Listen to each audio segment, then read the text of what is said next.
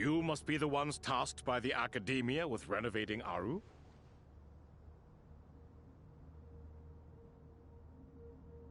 That's right. Good afternoon. I'm Kaveh, and these two are Termezi and Naisaburi. Hey, I'll hate them! Come and introduce yourself! We've met before. This is Thoth, the Ibis King, and everyone knows these two. Afternoon, gentlemen. I've only ever seen these two in murals! Ah, the paintings in the temple. They show us chatting, playing cards, playing chess. Precisely the activities we most enjoy, funnily enough. No, only you enjoy playing chess. We were just humoring you. I wouldn't go that far. Back to the matter at hand. A preliminary assessment by the Academia indicates that this project requires expertise in various disciplines, including the deciphering of ancient texts, mechanical engineering, the restoration of ancient ruins, and elemental theory. The most capable minds in their respective fields are here before you. If there are no objections, we'd like to begin our work. The artisans who built Aru for Al-Ahmar gave their very lives to create this splendid work. Follow their example by giving your utmost devotion to this project. I didn't know that. We'll do our best, of course, but we certainly won't be sacrificing our lives. Such brazen words. Humans these days are a far cry from their ancestors. What little respect you show for King Deshret. No, that's not what he meant. Please, don't mind him. He shares your sentiments, just not your, penchant for hyperbole. Assuming that's what you were going for? I just think it's important to manage expectations.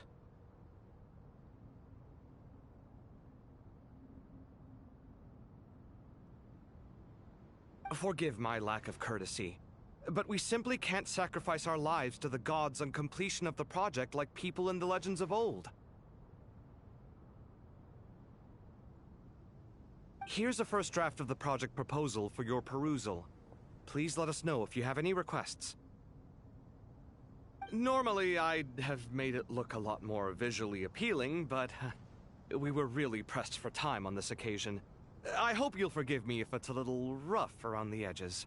Naturally, naturally. If my fellow ministers deem this meager display of respect sufficient, I suppose I can consider agreeing to their proposal. Why are you so preoccupied with the ostentatious displays of respect to Al-Ahmar? We should be trying to make things easy for them. You never know. We might have to rely on these young people to look after us in our old age. Exactly.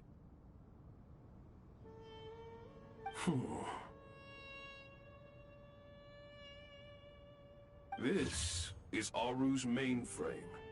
Be reminded to use it with great caution. We certainly will. Thank you for your assistance.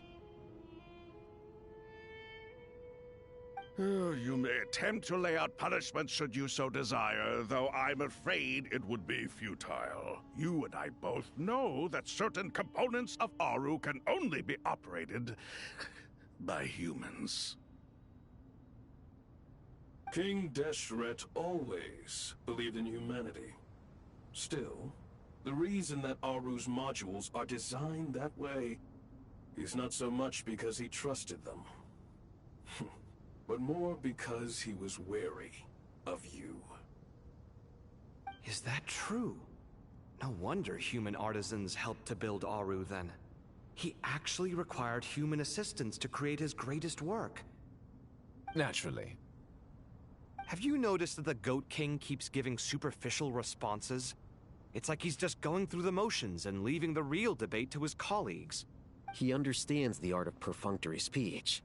That's what earned him his position as the Minister of Ministers. It seems the rumors about King Deshret being a poor judge of character are baseless after all. Excuse me for being blunt, but it sounds suspiciously like you're putting yourself on a pedestal and mocking me. You're mistaken. And while there's nothing strictly wrong with making every conversation about yourself, It's not exactly a positive tendency either. You? Ah, whatever. I knew it'd be like this working with you. All right, let me past. I need to look at this console. It's your job to activate it after all. Let's begin. Everyone, please proceed with the external checks and preparations as per the procedures outlined in the engineering plan.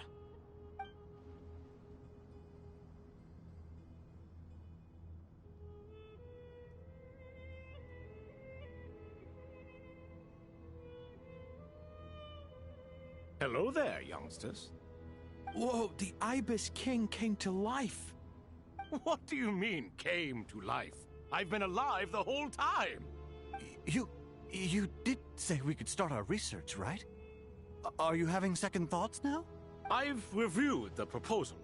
The work you're planning to carry out on this grand device is ambitious in its scope. You have ample confidence in your abilities, I take it? I wouldn't say I'm feeling hugely confident, but given how bad things are, I'd rather at least try something than sit around waiting to die. You are the top scholars of your day. I trust you are aware that there are countless links between Aru and the Akasha? Aru and the Akasha? But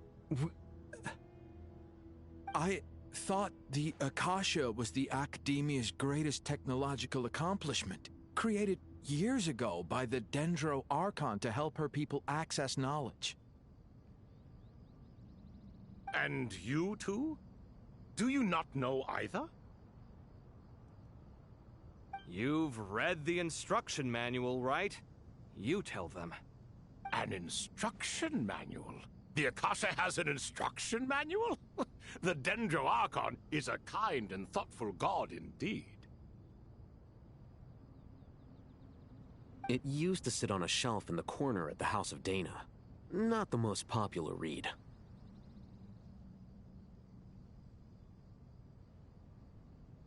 If the manual is to be believed, Aru was in fact the original inspiration for the Akasha system.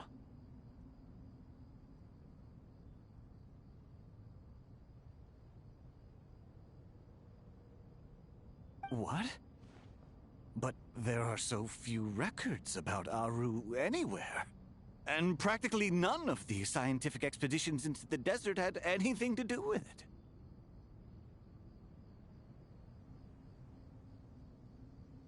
Ah, but this is something you could not possibly have known. You may have heard many stories about the desert, but what is the most important aspect of history? Consider this a quiz. Anyone from Vahumana present? I'm from Vahumana. It's, well, veracity.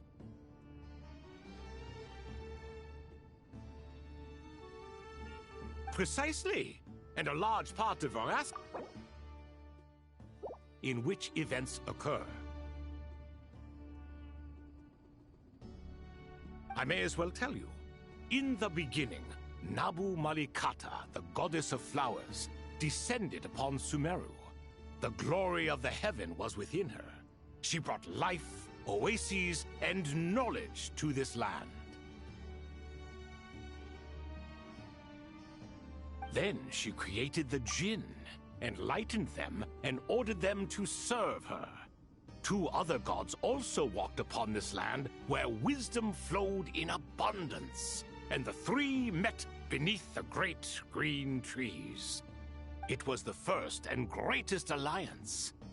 We should speak with reverence of this covenant between the three, which transcended both time and life. For they promised that in Sumeru, wisdom would be shared with all. All the great changes in Sumeru's history began with the goddess of flowers.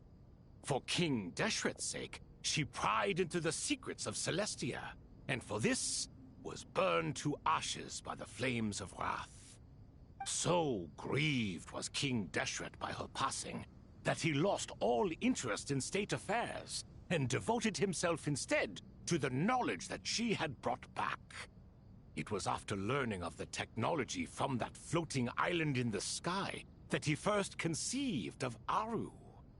And so, the Akasha was inspired by Aru, while the basis for Aru itself came from Celestia's technology.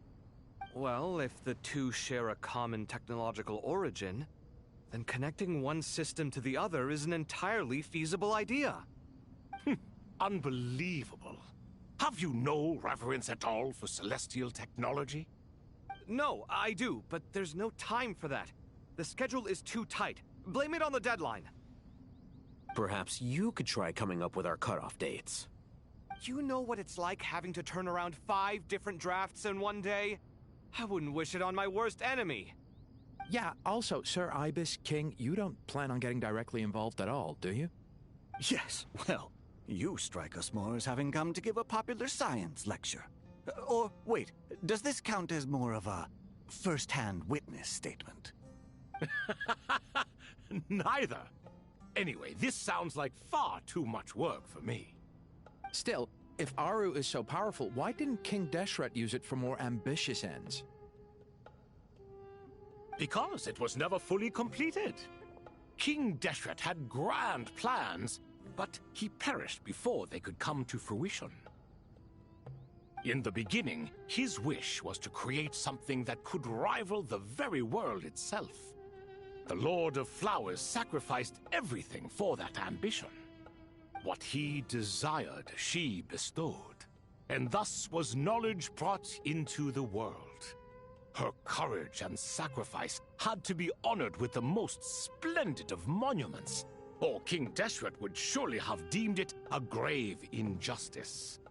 And that monument, built from knowledge and technology, etched with a sacrificial and courageous love, even in its unfinished form, it deserves to be treasured.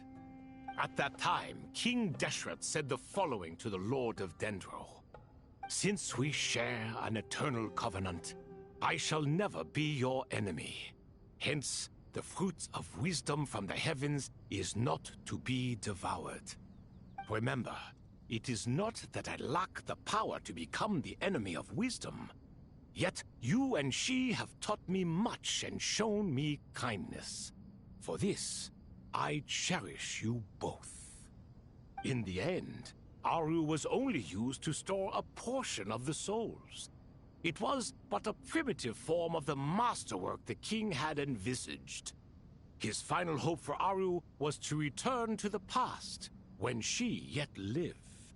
So the point you're making is, King Deshret was both powerful and ambitious. You could see this as an act of mercy, but you could also see it as the sentiments that lay between these three gods placing constraints on him. This was, after all, the foundation of the alliance between them.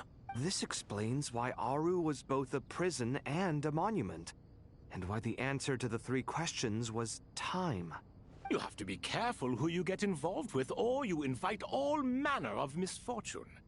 This is as true for gods as it is for humans. Love is the same. It is both a prison and a monument. All right, let us pause the story here for now. Seeing as you've been so diligent, I'll offer a little help. Who's in charge again? Is it you two? Ah, yes, me and him. Now then, close your eyes. Wisdom hides in the space between the tangible and the intangible. It is to convey the incommunicable through the simplest of mediums. By the power of King Deshret, I shall grant you a glimpse into the unseen secrets that lie at the threshold of existence.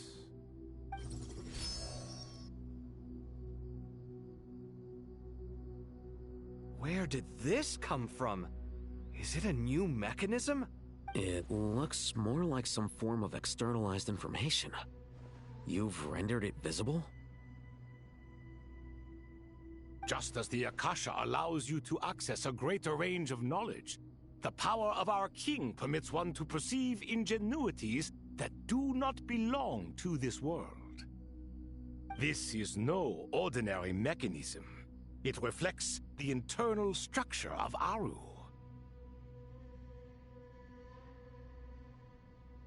Whether you choose to increase or decrease, keep or discard.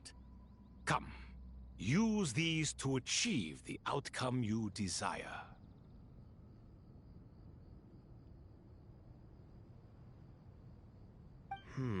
Looks mechanical to me.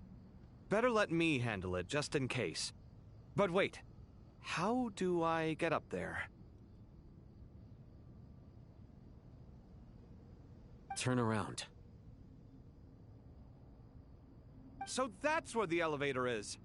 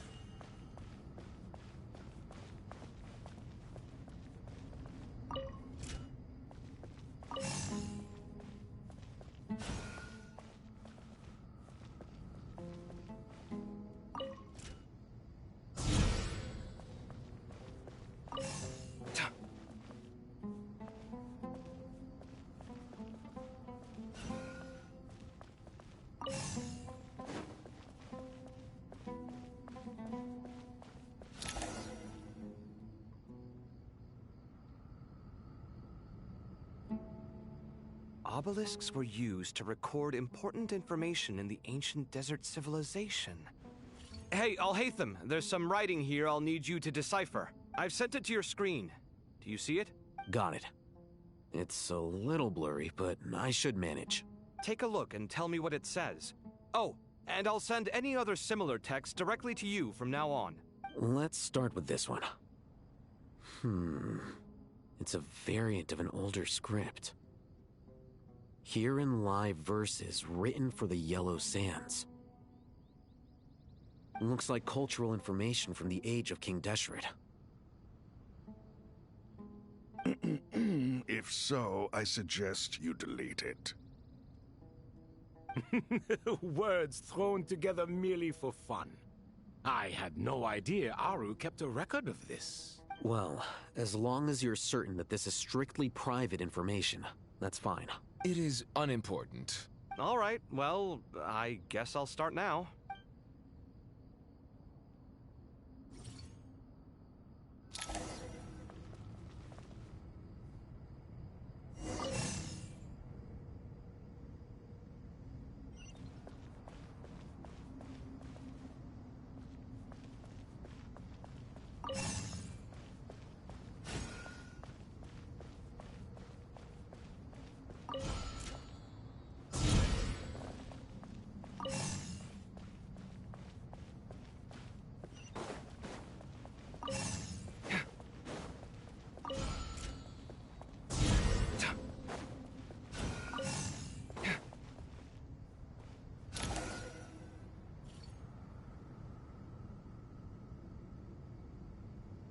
Found some more. Sending them over to you now. These are all reports about the Gurubad conflict. Can we delete them? I'd say so.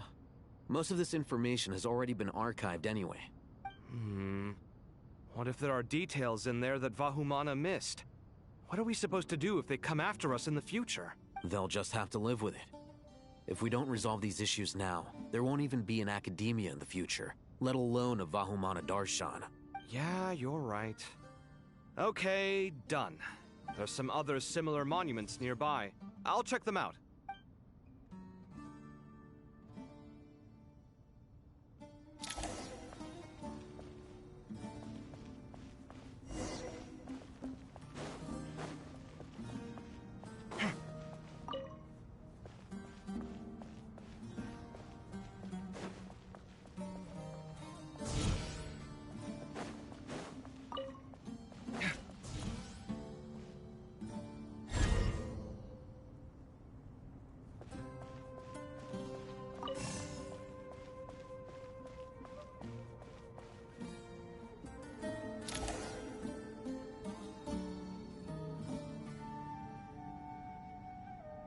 Another monument.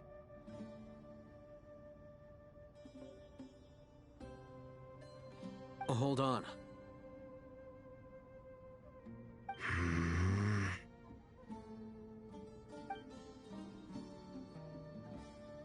You're still reading it? How long is it? It records the development and governance of the Oasis civilization. Most of it concerns the Jinn, but it also contains records left by the artisans who built Aru. Is it important? Some of it. There was no way for me to read the whole thing in its entirety, so I had to rely on my intuition to pick the parts worth keeping. What about the artisans' records? What do they mention? They're speculations, mostly. For instance, they were wondering how to protect themselves if King Deshret decided to silence them after the construction of Aru was complete. Sounds like pure mythology to me. Surely that kind of thing didn't really happen. The records do emphasize that this was merely their conjecture based on various myths. Still, the artisans did leave details of their plans to survive, including blueprints for their escape route. Even that got recorded? Okay, well, I'll make a copy of this first before I delete it. Is that truly necessary? You won't be needing those. No, the blueprints are important. I want to keep them as a memento.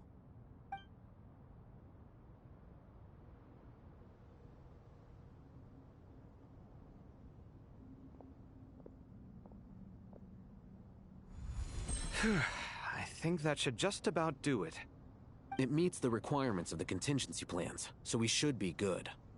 I gotta say, it's the strangest feeling, this cross between reality and the intangible. It's like drifting between life and death, or in and out of a dream, using my own hands to manipulate illusions that are forever out of reach. Chasing dreams in the most literal sense. Definitely a novel experience. What happens if my spirit just floats away? That won't happen. Anyway, I wouldn't celebrate just yet if I were you. There's likely to be a phase 2 of this project. All right. I'd better keep my wits about me then.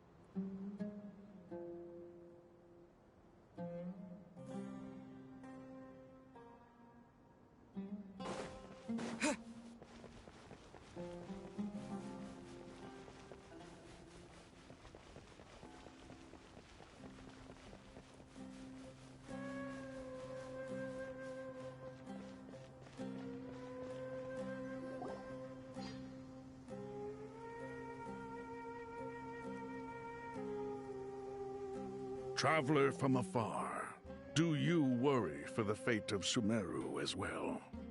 Whoa! It's so big the Crocodile King! Greetings, Crocodile King. Please be at ease. I'm just here to chat with you about Lesser Lord Kusanali. Sounds like you really care about her. Yes, although to be exact, it is a mixture of both concern and curiosity that I feel. Speaking of Nahida, Paimon was wondering how she's doing. Wait a moment.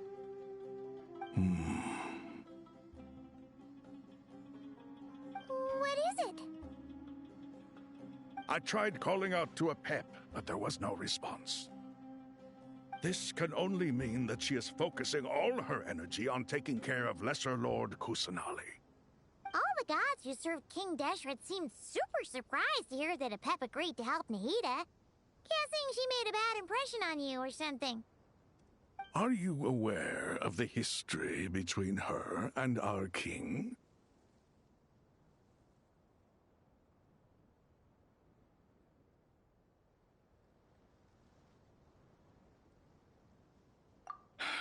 Then you are learned indeed. I'm glad to know that Sumeru has the support of someone like you. At the end of his life, King Deshret tricked the Dendro Dragon into swallowing him whole, leaving her to bear the torment of his sins.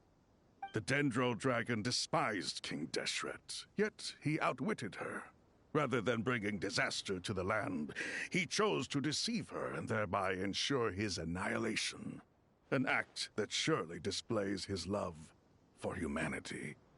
The Dendro Dragon stands for the glory of a bygone era. She hated Al-Ahmar and what he represented. All the gods, all the power they wielded. And so, her willingness to help the Dendro Archon through this crisis comes as a great surprise indeed. It makes one wonder whether, perhaps, the Dendro Archon assisted her in the past. Yep, Nahida did her a huge favor.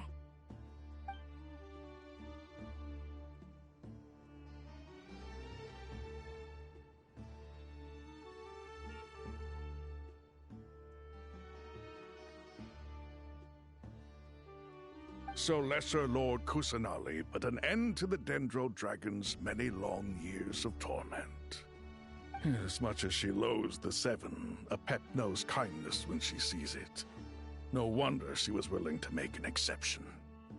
Yeah, that's the sense we got from dealing with her too. She is not incapable of coexisting with other living things. Rather, she actively chooses to avoid coexistence. And this despite the fact that she symbolizes life itself. How ironic. All of this being said, I wouldn't expect too much from her if I were you. Nothing will change her hatred towards humanity and gods. We'll keep that in mind. Anyway, how much longer do you think Nahida needs to stay with the Pep?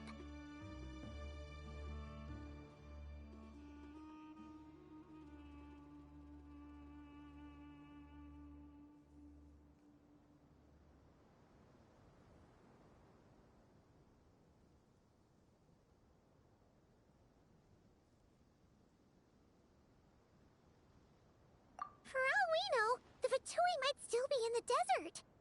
Just to be on the safe side, why don't we grab anyone who isn't busy right now and go look for her? I'm alright, Paimon. Huh? Was that Nahida's voice? It seems the treatment was effective. Since when do my deeds require your evaluation?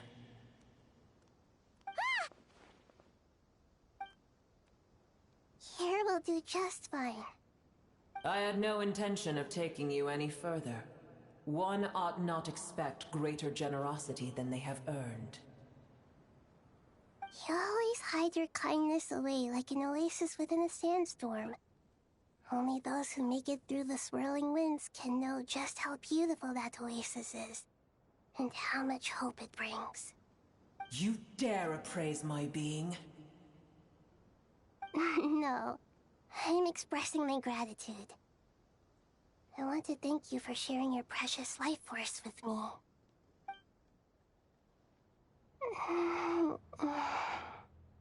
Awake already? You are more resilient than I thought.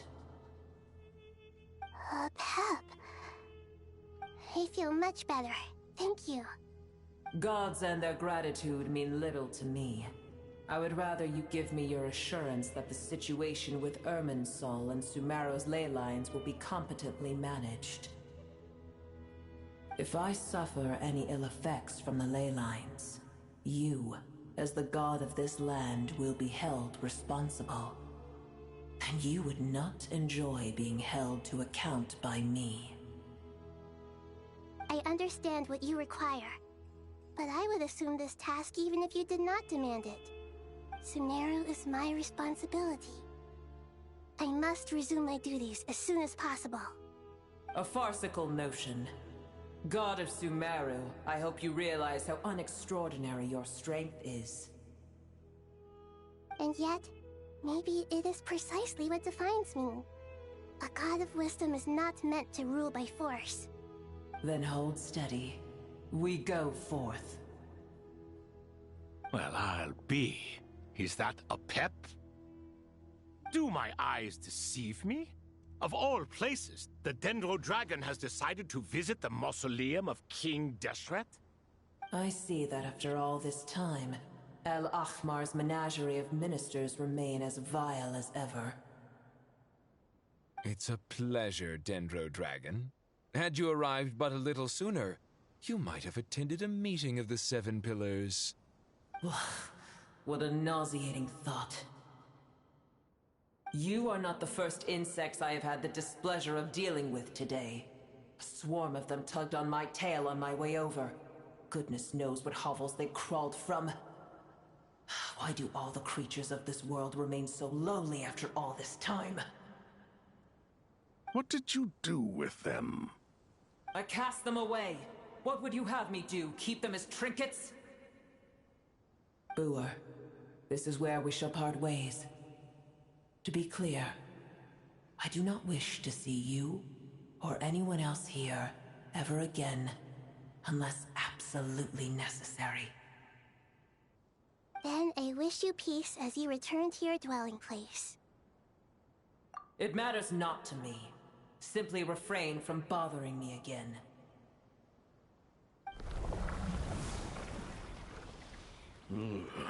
A force to be reckoned with. At times like this, I feel glad that she has no interest in any of this. Hold on, just hold on, okay? We're almost there. We made it! Huh? Wait, that voice! It's... Uh-oh, I'm gonna fall!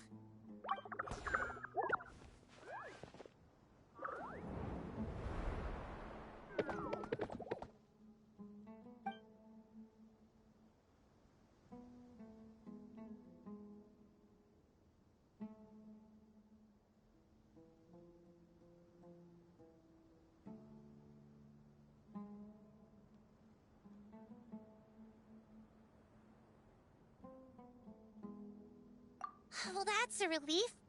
A pair of safe hands indeed. The Dendro Archon's familiars. They are the last thing I expected to see here. Huh? Wait, what are the Aranara doing here? Don't you guys hate the desert? Obviously I was worried about the Dendro Archon. I've been supporting them with my Pari powers the whole way here. Oh, you seem pretty nervous. Is it because there are too many people around? Not just people. It's all these non-human beings, too. It's hard on them. I can't believe you made such a long and dangerous journey just for my sake. I appreciate your support so much. Thank you all. I'll have to ask everyone to wait while I help our new arrival settle in. Once I'm done, I'll gather everyone to discuss our next steps. Traveler, Paimon, shall we find a place for our friends to stay? Awesome! Let's go! Well, first I have some questions.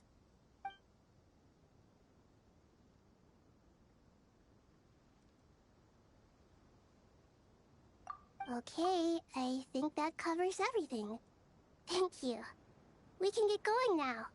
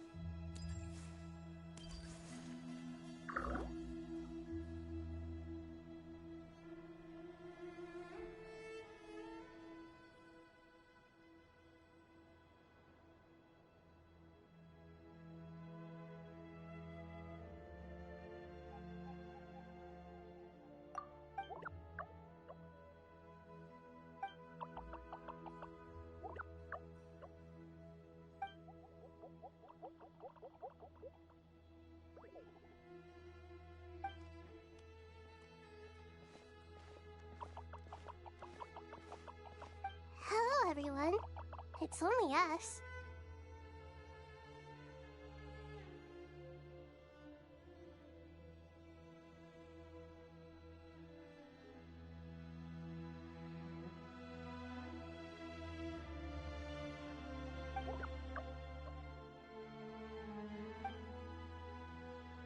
It must be very tough for you coming all the way out here, especially since you don't like the Voluka.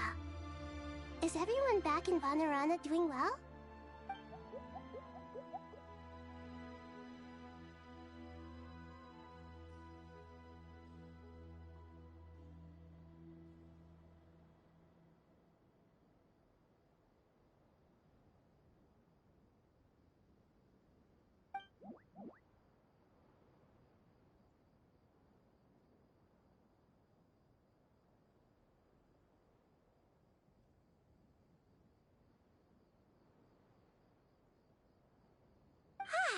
Everyone's here.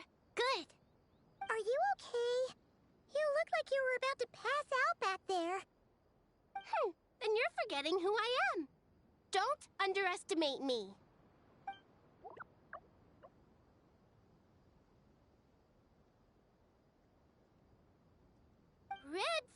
Oh, excuse me! Are you comparing me to Paimon?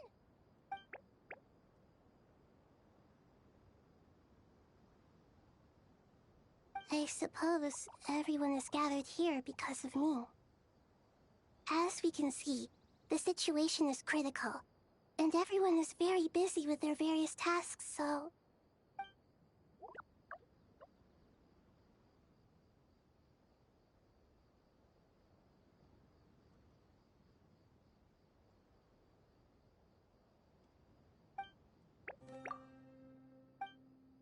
I can't thank you enough.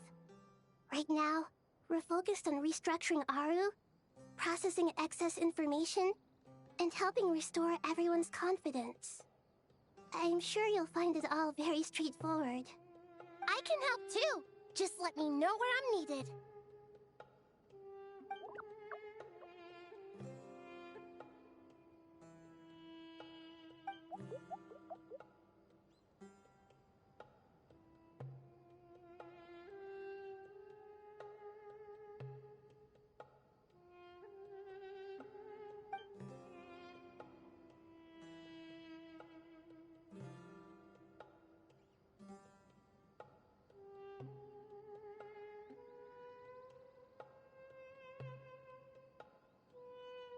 Up to no good?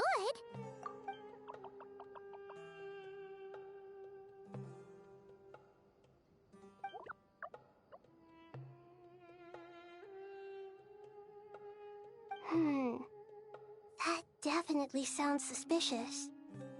Traveler, Paimon, I have other work to attend to here that needs to take priority. Could I trouble you to invest? No problem. Leave it to us. Thank you. I'm counting on you.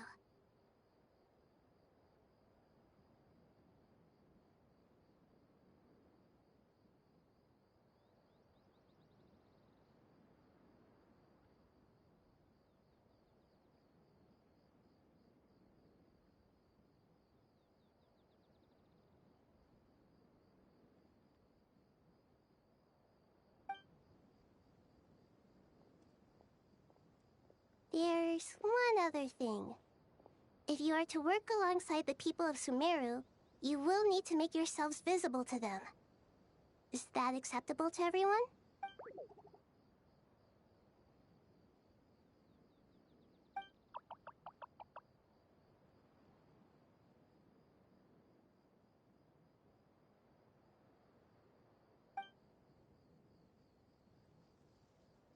There's nothing to fear.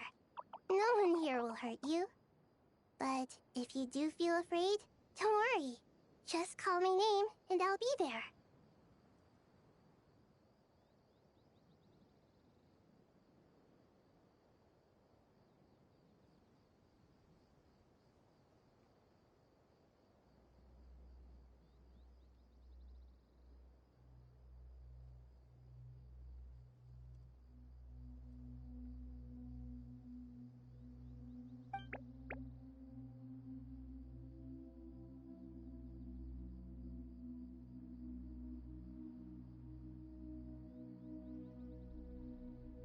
Very well.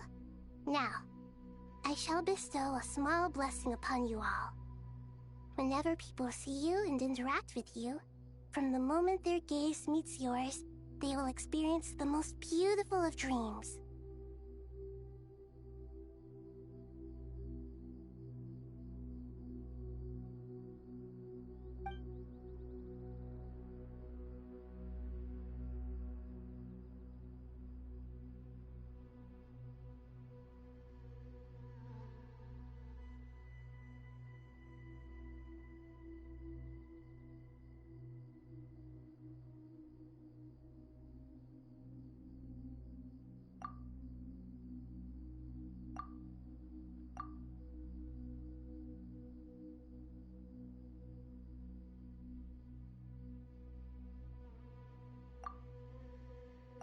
Do not fear. We will face it together. This too shall pass.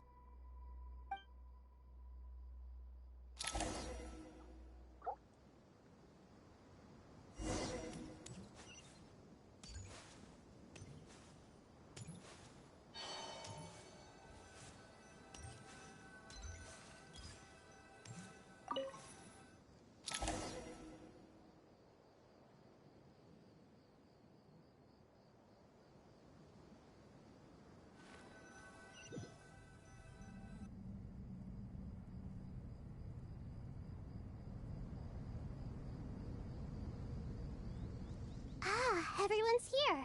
Wonderful.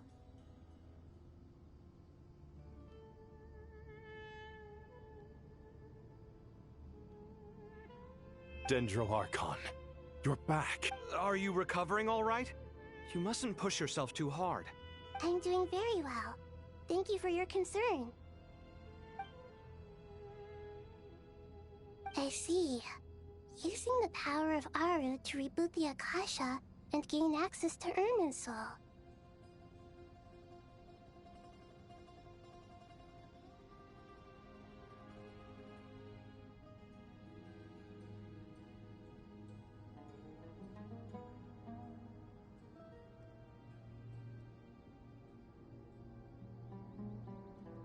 It's a sound plan, although...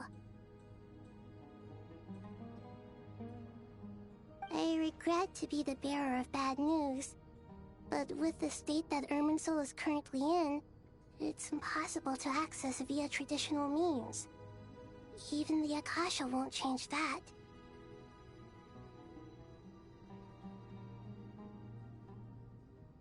Alas, we had feared this may be the case.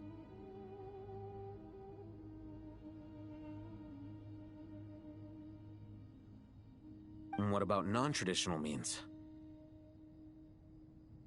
Non-traditional means?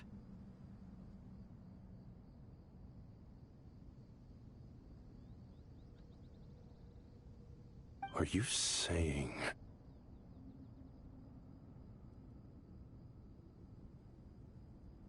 Desperate times call for new measures.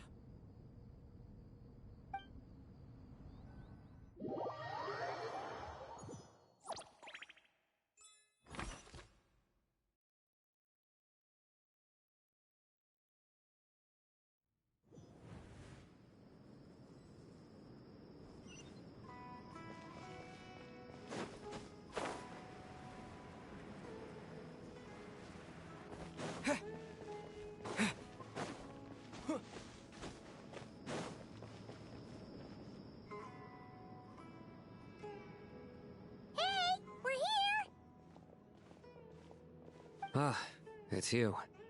Is there a situation? The Aranara have good intuition when it comes to people. In other words, there may well be a traitor among us. Given everything that's going on, I'd be more surprised if there wasn't. Miss Nefer, as a professional intelligence broker, I trust you have a solution? Not one that I'm willing to volunteer. What's in it? Let's say I'll treat this as a pilot project aimed at expanding your intelligence operations. Whatever business you're in, an avenue to demonstrate your abilities could never hurt. I like the sound of that. Glad we're on the same page. Given that you rarely set foot in Sumeru, practically no one at Caravan Rebot knows who you are. I take it you've read the files on everyone in the area? Yes. I also skimmed the list of evacuees, and am more or less up to date on where everyone stands. Any initial suspects? Limiting the scopes to males whose recent activity could be viewed as suspicious, I've identified 3 names. The Aranara saw 2 people talking, but currently we only have 1 suspect. The other person was probably— Everyone is heading for the desert per the evacuation order. Anyone willing to turn back at this stage is almost certainly with the Fatui. There's no way it was a spur-of-the-moment decision to act at a time like this. This spy must have been planted long ago. We need to smoke him out from wherever he's hiding. Sounds like you have the beginnings of a plan.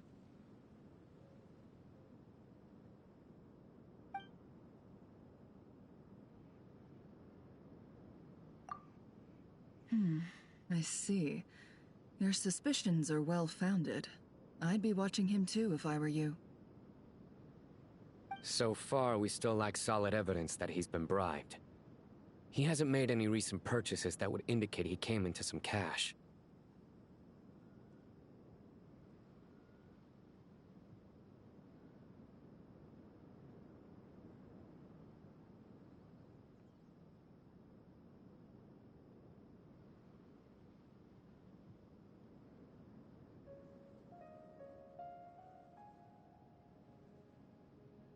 Then let's get closer to him to confirm before we make our move. I can handle it. I'm not based in Sumeru, so barely anyone at Caravan Rebot knows who I am.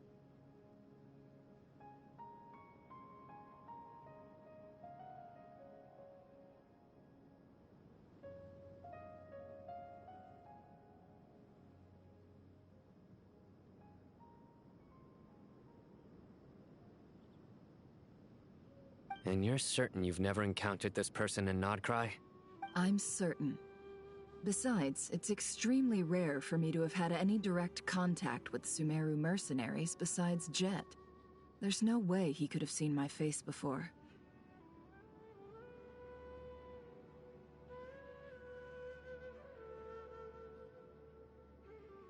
Sino, stay out of sight and wait for my signal. If he raises any red flags, I'll bring him toward the main road. Understood. I'll take it from there. Excellent. Well, it's a pleasure working with you.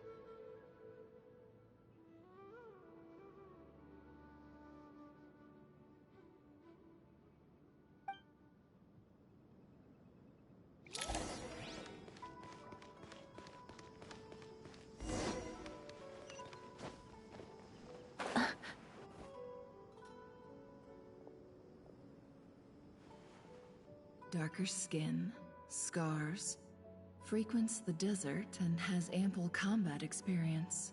Nothing unusual about how he dresses or acts. What's that he's looking at? A coin. Interesting. Could that be how his contact paid him? Conveniently discreet for someone trying to hide any— Sorry to bother you. Has everyone here already left? I don't suppose you happen to see a lady wearing a hat?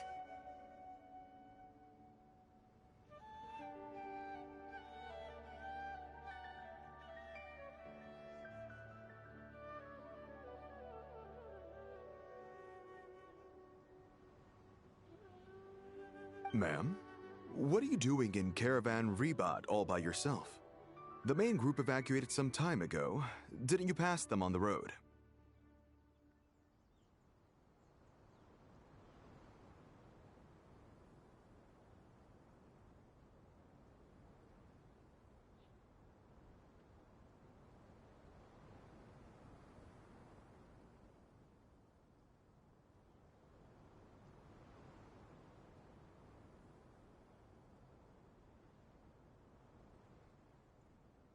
My friend and I lost some of our cargo along the way. I didn't want to miss out on potential business, so I told her to go on ahead and meet the client while I retraced our steps. I didn't think it would be so late by the time I found it.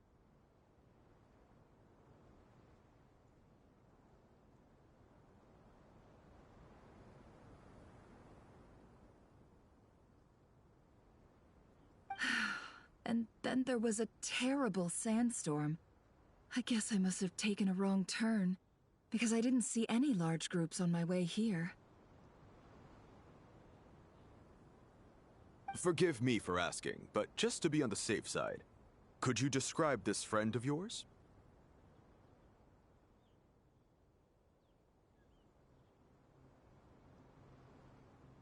Sure. She has blonde hair, and she was wearing a hat and a white dress. You'd definitely know if you'd seen her. Yes, I think that does ring a bell. Ah, my apologies.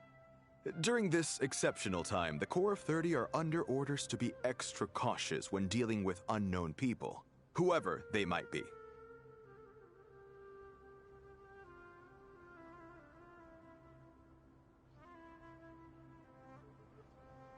I understand. Well, sir, is there anything else you need to know? If not, I'd better try and catch up with them.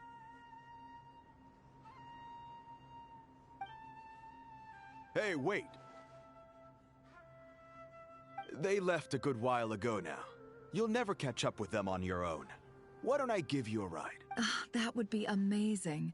Traveling with a group will be much safer. Hey, let's not worry about the money for now. Wait here a moment. Once I'm done packing up, I'll take you to join the rest of the group. All right, thanks. Let me know if you need a hand carrying anything. No need for that. I'm strong enough for both of us. Okay.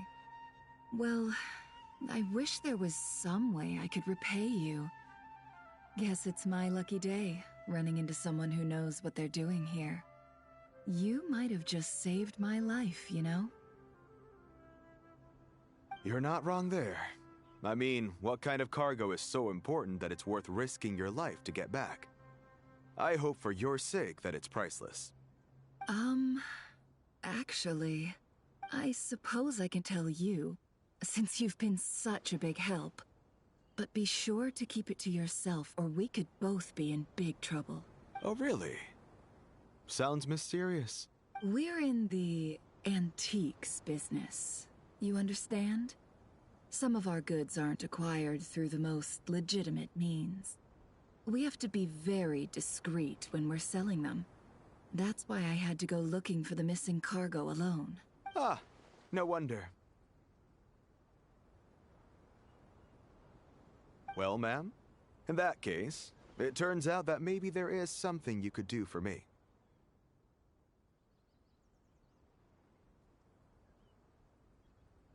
I'm all ears.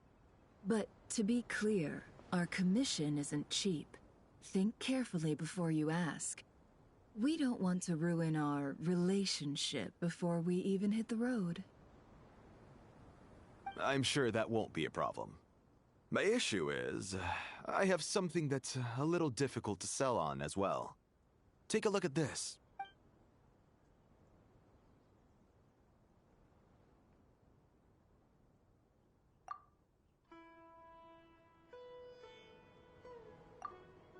Pure gold. That's quite something. How'd you come across it? Dig it out of some ancient tomb? If you look hard enough, there are many treasures to be found in the mausoleum of King Deshret.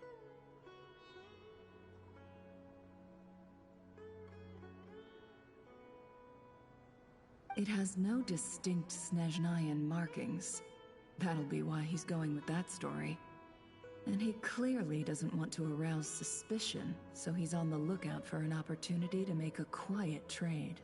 Surely you have an existing business partner. Won't they take it off your hands? I hope I won't be attracting the wrath of my competitors by helping you sell this. The shop I used to work with is having cash flow issues at the moment after losing some money. I'm under enough pressure as it is without having to deal with them. On the off chance anything went wrong, I'd never get my money back. I understand. Gold is the last thing that traders with cash flow problems want to see. Well, in that case, I think we can work something out. As it happens, I'm just about done packing. Shall we make a move? Sure. Let's walk and talk. This evacuation was a huge operation. They needed a few people to stay behind and tie up loose ends. And I ended up being one of them. You're lucky you ran into us in time. I certainly am. I don't know how this happened. One thing led to another, and look how it ended up. I just hope our client doesn't get spooked and cancel their order. Fingers crossed. But either way, life goes on, and we all have to make a living somehow.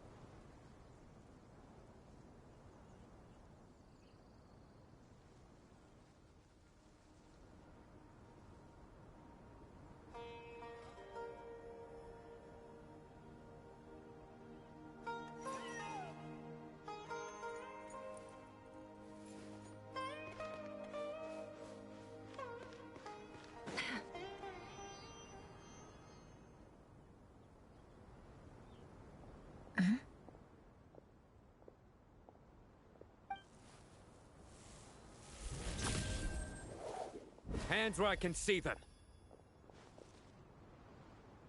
General Mahamatra! No, wait! What are you doing?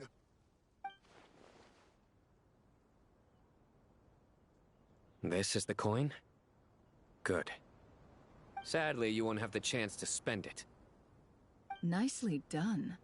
Looks like Sumeru's Matra are a well-oiled machine nowadays. Unmarked gold coins are quite difficult to trace. Thanks to you, we have secured the evidence.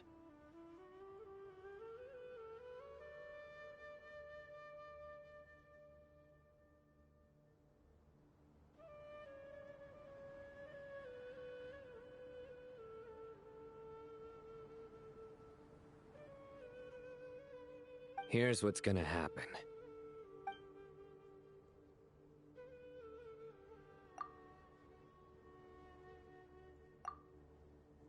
Southeast from here, leeward side of the hill. That's where he's meeting his contact. Great work. Candace tells me your interrogation skills are highly effective.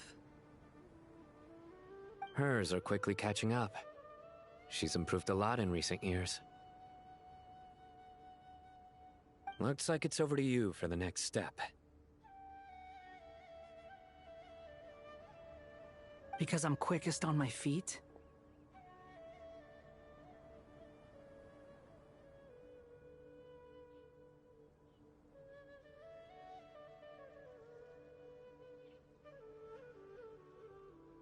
Because you know how to trail a target. Plus, it'll be easier to monitor their activity from the air. Fine. I'll be quick. One more thing. The Traveler just brought a message from the Dendro Archon. Once you're done with this, we're to meet up at the mausoleum of King Deshret.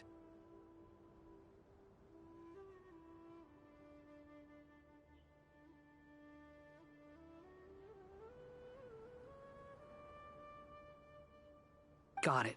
Will do. Are you sure you'll be okay on your own?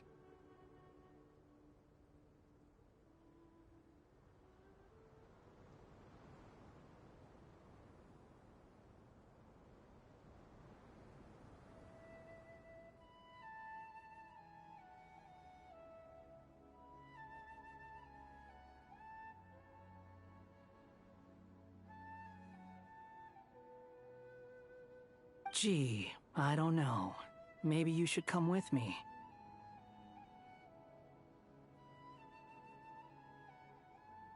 Okay. Then. Really? You do know this is a stealth operation, right? Meaning, You have to be quiet. Paimon, are you sure about this?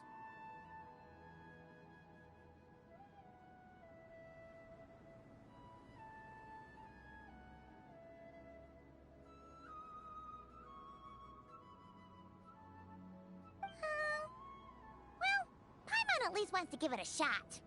Like everyone says, if you never try, you'll never know. Besides, being the best guide into that has to count for something. This should be a piece of cake.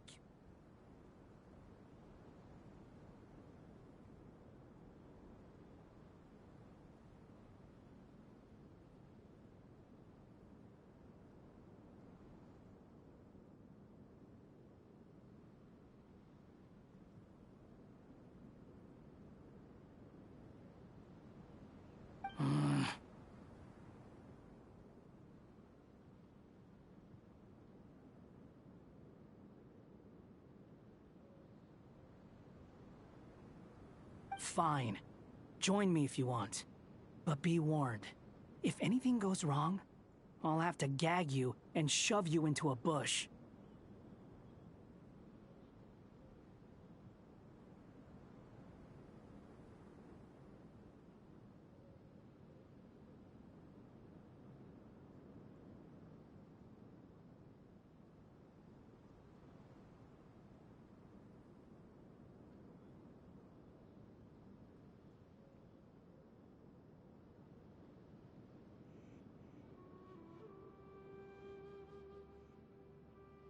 No need! Paimon will be super careful. Promise!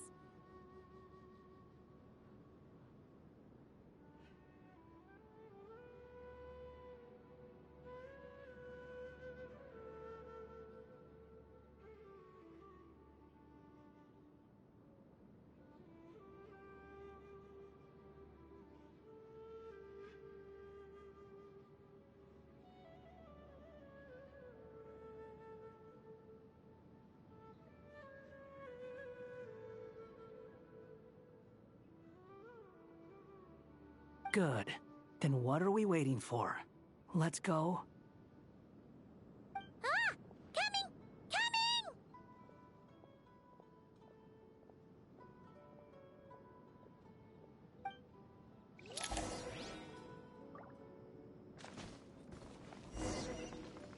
Behold!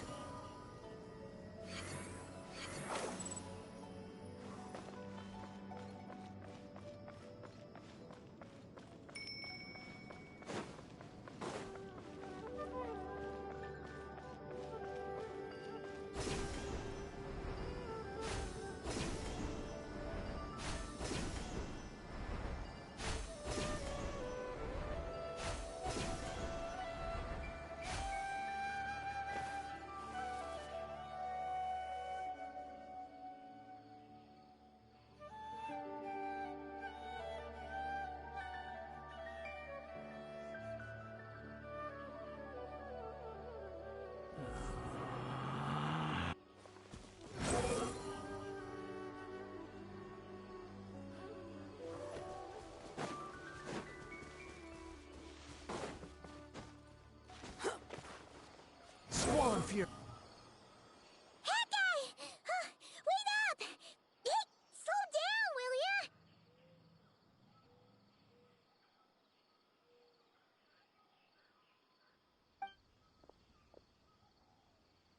We're here. Now we wait. Okay, yeah, cool. Cool.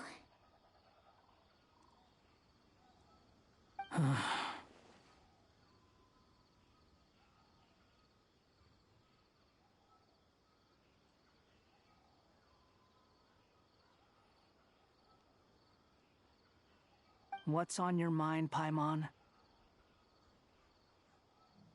Huh? Oh, nothing? I thought all you cared about besides being a guide was food and sleep. Why the sudden urge to go on a dangerous mission?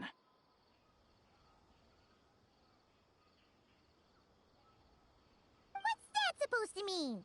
Paimon's been on plenty of dangerous missions before. But never on your own. You hardly ever leave the Traveler's side.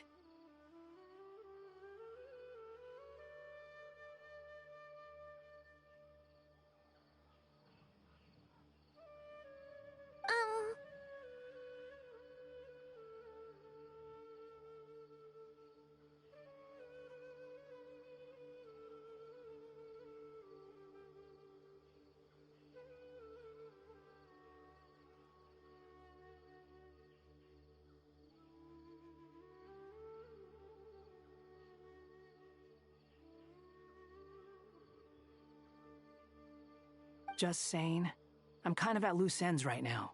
So if you did want to share, I suppose I'd have to list.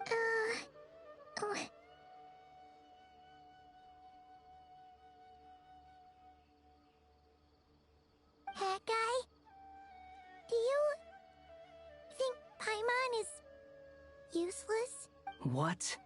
Where's that coming from? When we were in Notcry, Paimon suddenly realized something. Even though Paimon's with the Traveler every single day, whenever we face real danger, she can't do anything to help. Paimon doesn't get like this very often. She just got really scared when the Traveler got kidnapped that time. What if he never came back? What would Paimon do then? And the more Paimon thought about it, the more useless she felt. But Paimon doesn't want to be a burden.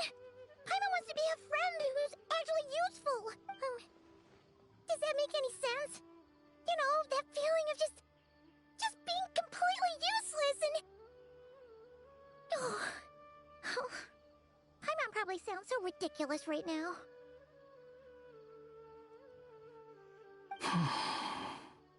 You asked the right person. Boy, do I know that feeling. Oh, that guy.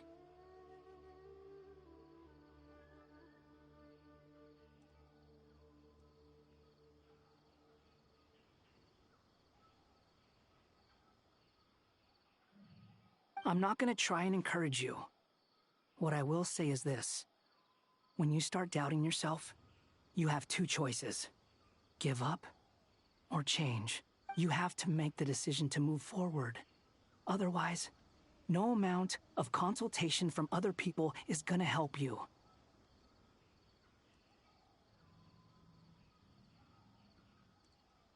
So ask yourself, what do you want? To get stronger? To learn more? Whatever it is, go do it. You won't have any regrets if you can at least say that you tried.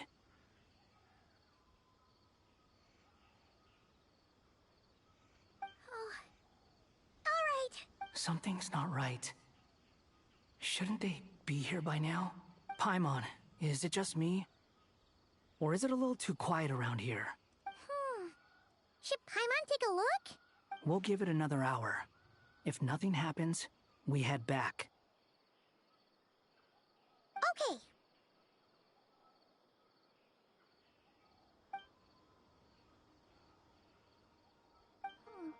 How strange. We've been here for ages. Where the heck are they? Have we been stood up?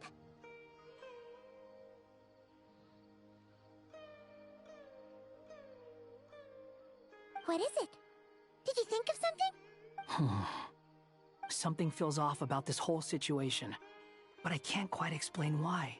We know for sure that the guy Sinocot had something set up, yet somehow his contact is a no-show.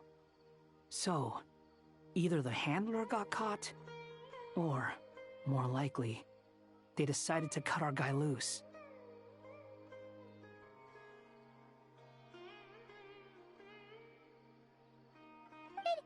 How would they know to do that? Wouldn't they at least send someone here to check things out? That's the problem. They couldn't possibly know what's happening here. Unless...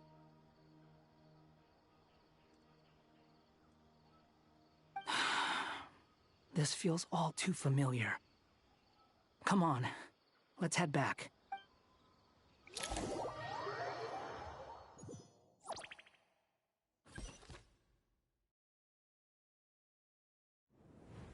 Even though this isn't a formal meeting, I'd still like to start by saying how grateful I am to each and every one of you.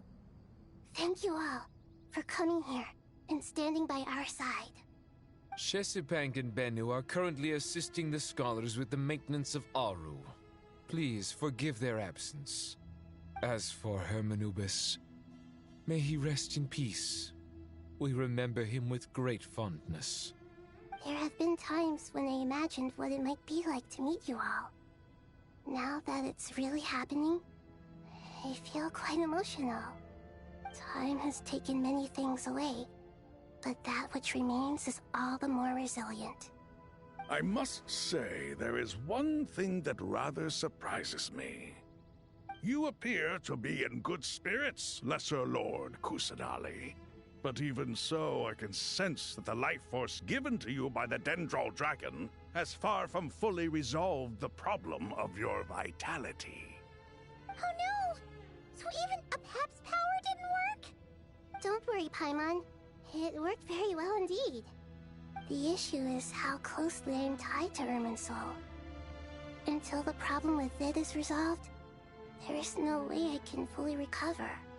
Sumeru has undergone tremendous changes during your absence.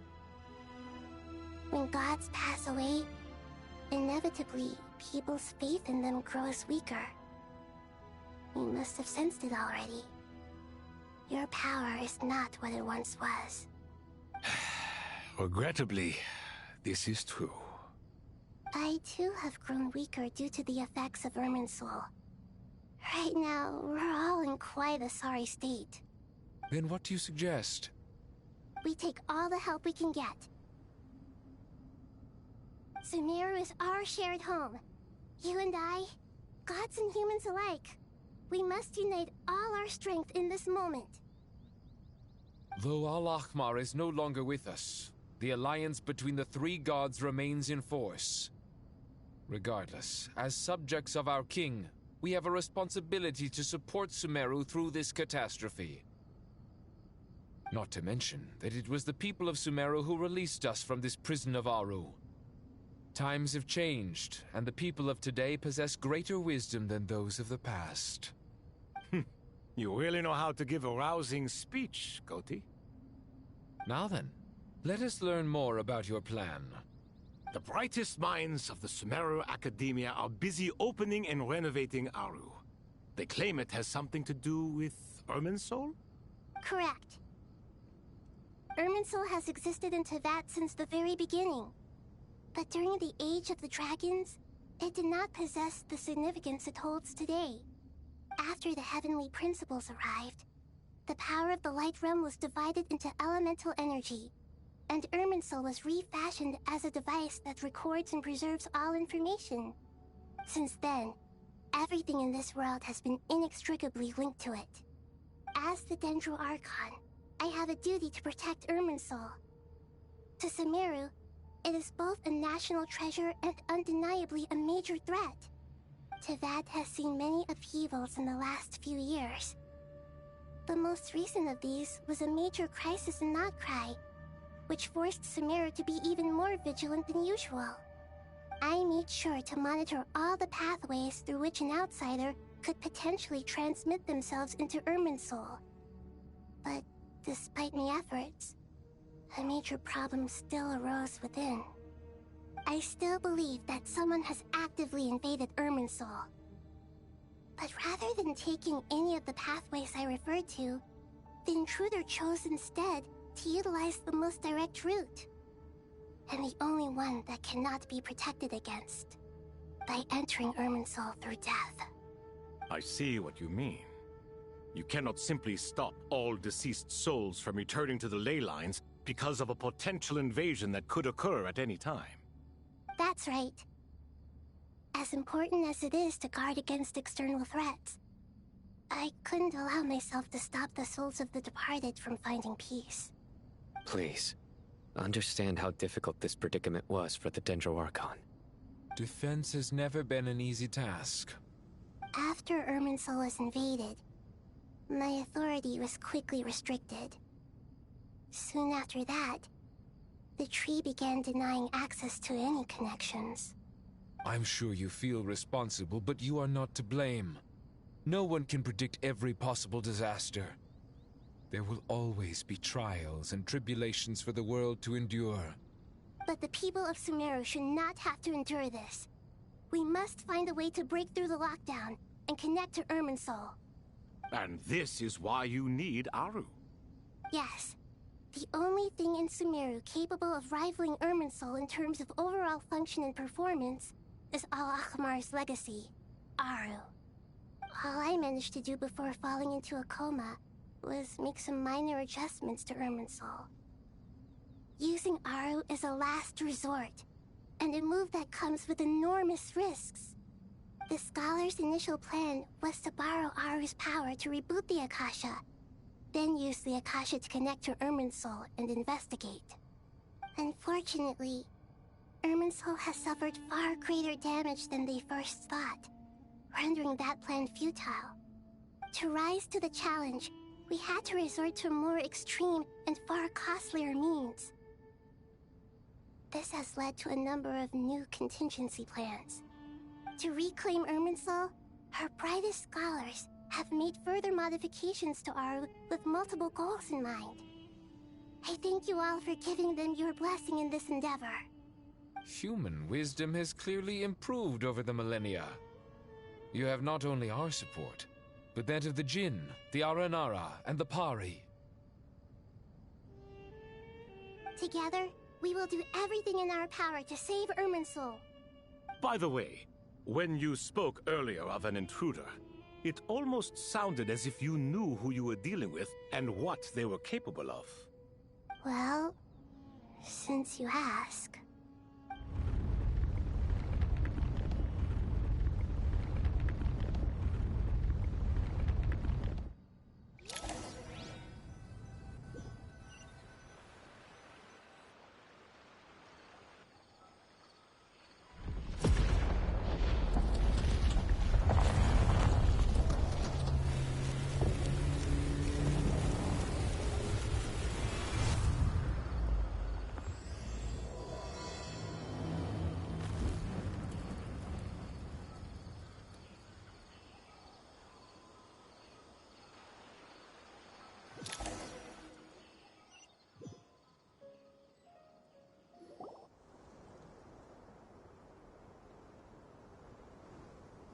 Master Tainari!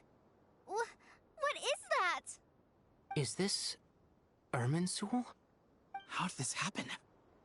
What's going on inside? Luckily, we managed to evacuate everyone. What in the world was that? That was terrifying!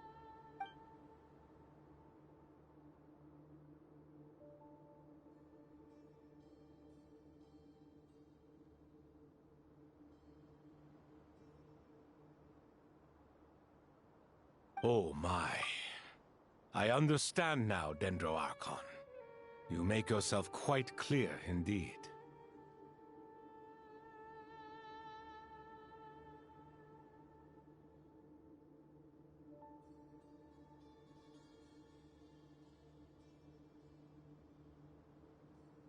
Not once over the millennia has Irminsul been so terribly afflicted as this.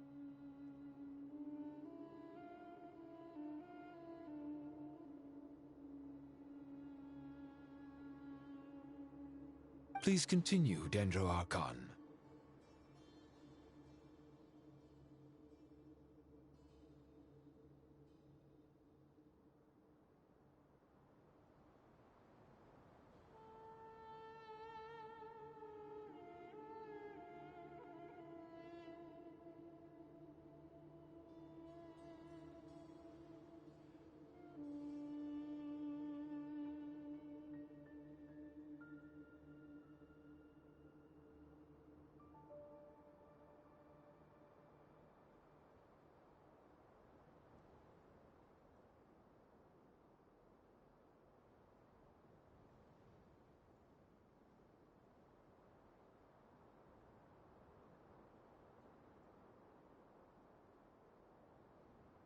Irminsul's root system is what comprises the ley lines. In the past, it has always been hidden away, going unseen by the general populace. But now, an evil intruder is making it reveal itself. It has become a tree of unbridled greed. A clear sign that a deranged experiment has advanced to a new stage. Blasphemy. From where I stand, an experiment in the name of blasphemy sounds rather improper.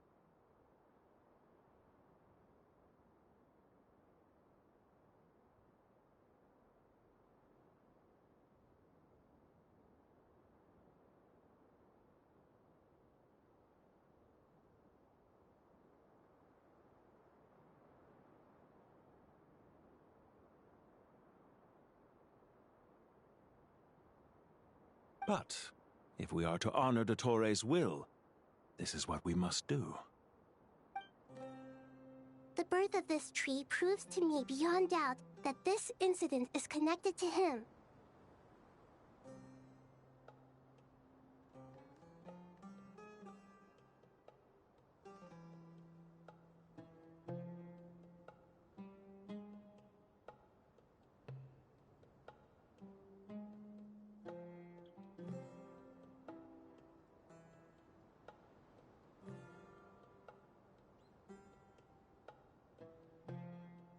But to explain the situation in full, there is someone I need to tell you about.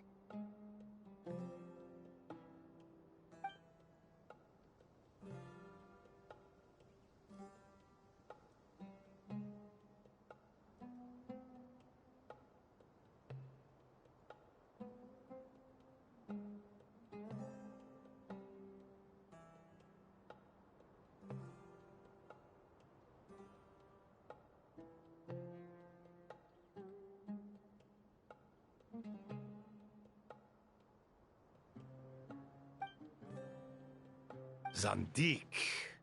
So it was him. I saw him in the desert once. A man of supreme arrogance. So this is where it has taken him.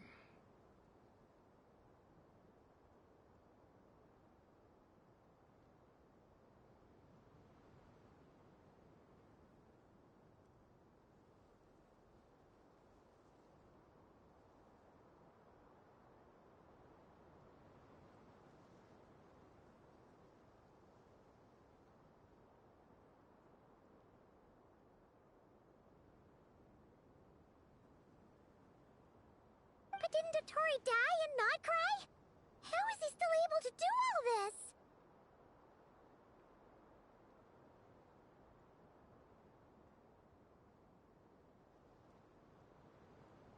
He must still have loyal followers amongst the Fatui. Even so, I'm still unclear as to how he has been able to wield such a profound influence over Irminsul.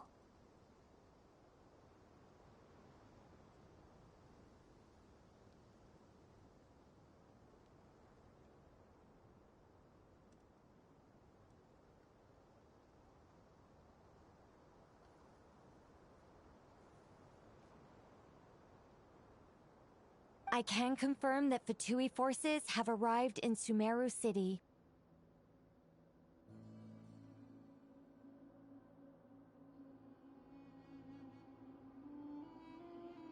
Furthermore, Irminsul seems to be undergoing some kind of mutation. Evil branches are beginning to grow. Things that do not belong to this world are slowly but surely materializing. Sorry, I couldn't think of any other word to describe it. They don't seem to be fully formed physical entities yet, after all. But they are gradually becoming real. A baleful tree climbing up into the heavens. Speaking of Dottore, I have some information on that front as well.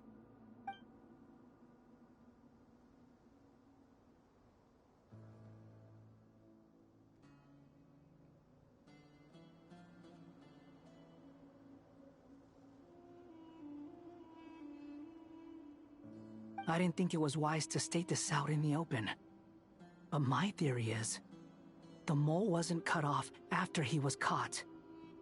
They wrote him off from the beginning. You mean, the Fatui never intended to follow through with him? Then why plant a mole at all? It's hardly a conventional strategy, and the rationale behind it is pretty twisted. But as it happens, I know someone who works exactly this way. And when it comes down to it, his goals are very simple. He just wants to confuse people, so they can't figure out what he's up to. He's been a collaborator of Dottore from the outset. That fact alone confirms that Dottore is involved with this somehow.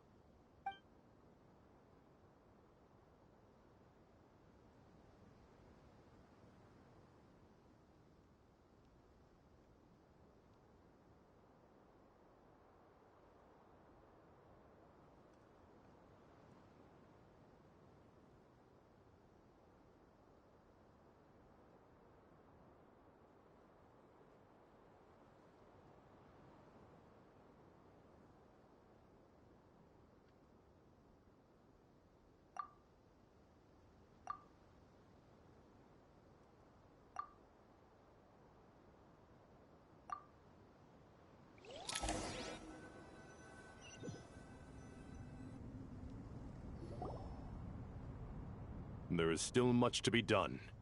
Everyone. As per the discussions, the following groups must act immediately. Mr. Al-Haytham and Mr. Kave, the next phase of the Aru renovation project must begin right away. Godspeed to you both.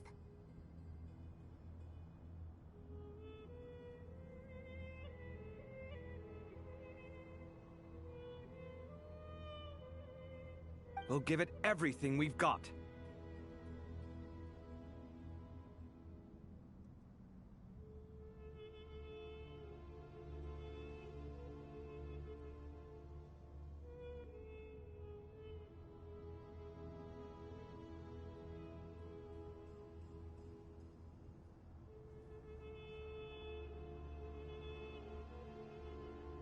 The plan looks feasible, but the implementation will require certain resources. General Mahamatra Sino and his team will help to procure the materials required for modifying the terminal.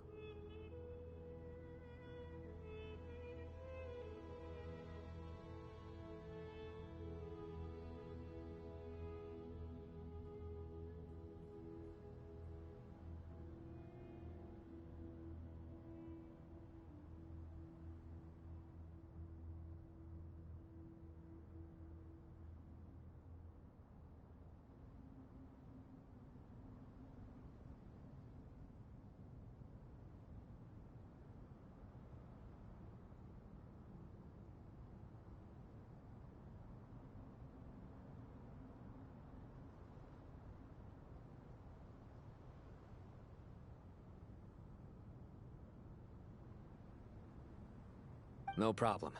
I've already spoken with Sethos and Hack Guy, and they've agreed to assist me. This kind of thing is best left to the fleet-footed, right?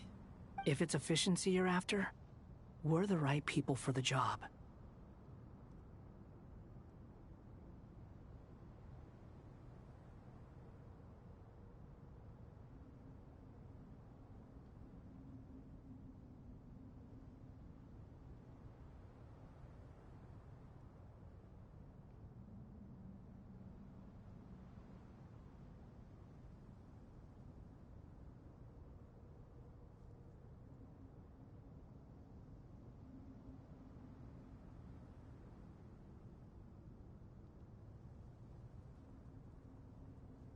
Following up on the elemental energy amplifier we discussed. Ms. Dory, I assume you're the one most familiar with the status of this project. Aside from the Dendro Archon, of course. Yep, that's right. Leave it to Lord Sangama Bay.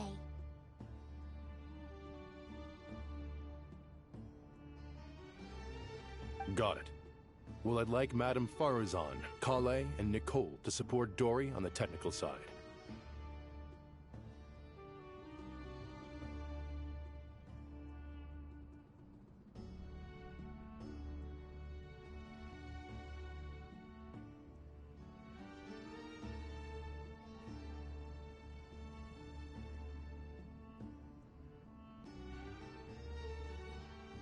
You can count on us.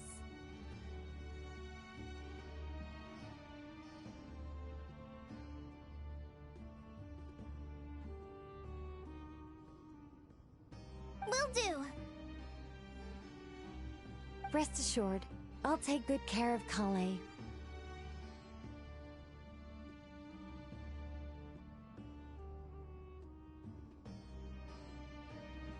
Dia, Candace, and Nefer, you'll be in charge of negotiating between the various parties. I trust you remember our goal.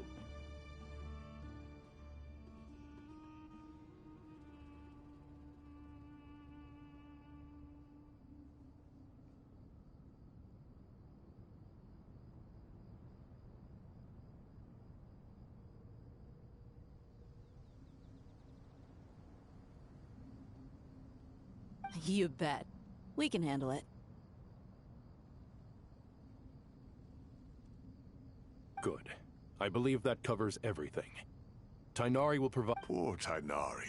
Hey, don't try and drive a wedge between us, you old rascal. All it says to me is that Master Nephis has faith in everyone's abilities. While I'm nominally here as backup, I doubt there will be many situations where my help is needed.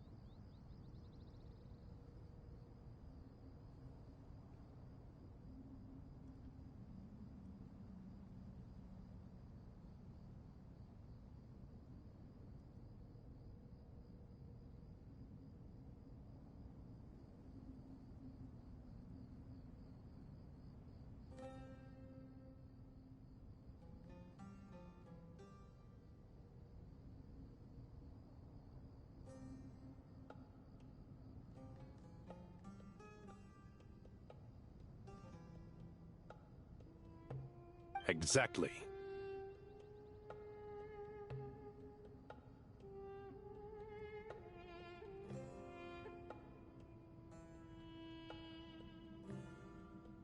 Finally, once that task is complete, I'll be asking some of you to accompany me to the Eternal Oasis. The Eternal Oasis? I thought that was just a legend. So it does exist after all. Regarding your trip to Natlan, under normal circumstances, a meeting between our two nations would be a far more formal affair. Unfortunately, Sumeru is all but completely cut off from the outside world, so regretfully, we won't be able to give the Pyro Archon Mawika the grand reception that she deserves. My apologies for the inconvenience. No point putting too much pressure on yourselves. That goes for everyone. Right. Especially you, Dendro Archon. I'm sure you're still feeling quite weak. Don't worry about me. The Dendro Dragon's life force will sustain me. Plus, we'll be there every step of the way. Nahida will be just fine. Yes, I believe in myself. And I believe in every one of you. Well, time to get going.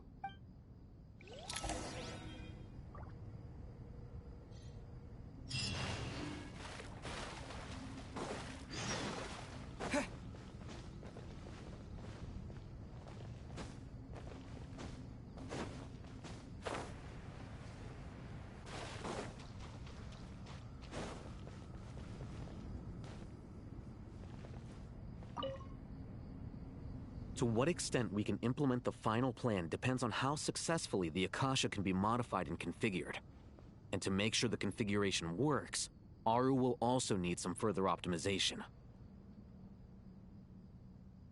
Yeah, no surprises there. Once we roll this out, any Sumeru citizens who already have Akasha terminals can simply continue to use their existing devices. This still leaves us with a significant equipment shortage, though. Many groups of people were never issued Akasha terminals, including mercenaries, the desert folk, and many others.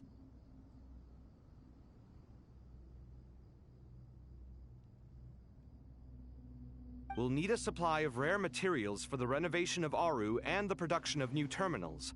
Right now, the best place to source these locally is from the primal constructs within King Deshret's mausoleum.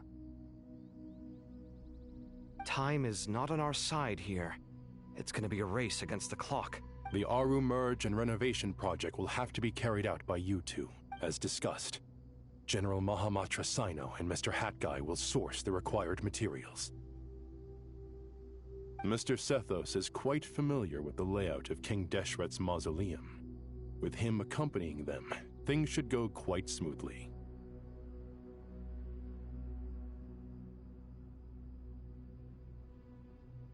I have every confidence. In the meantime, we may as well take a breather. Makes sense. There's not much we can do until the materials arrive. Get information and stay close. What is this, boot camp? Knock it off. It's just Sino being Sino. You know what he's like. Everyone clear on our mission objective. Look at the excess primal constructs, dismantle them, and extract the required materials. And King Deshret's 7 pillars agreed to this? If they're just sitting there doing nothing, we might as well put them to use. Thoth's words, not mine.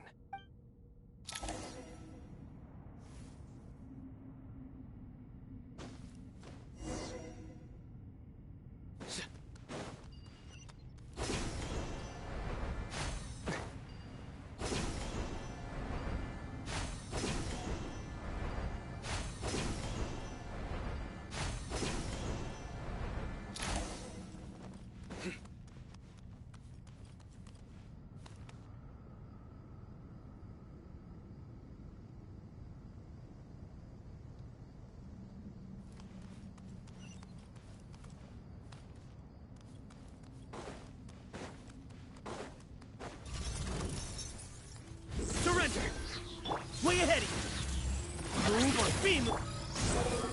Bow your head! Your sins weigh upon your soul!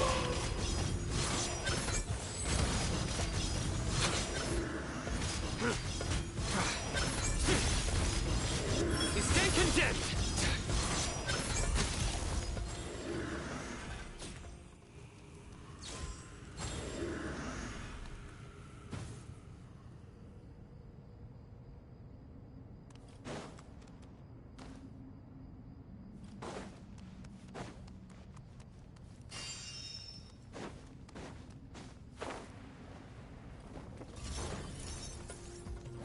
Into space. Search for it.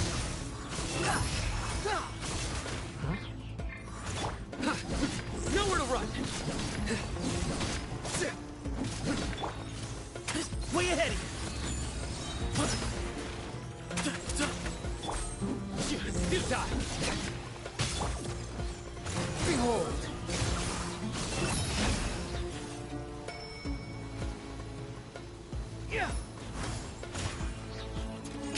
Excuse me? Squall Fury, know your place!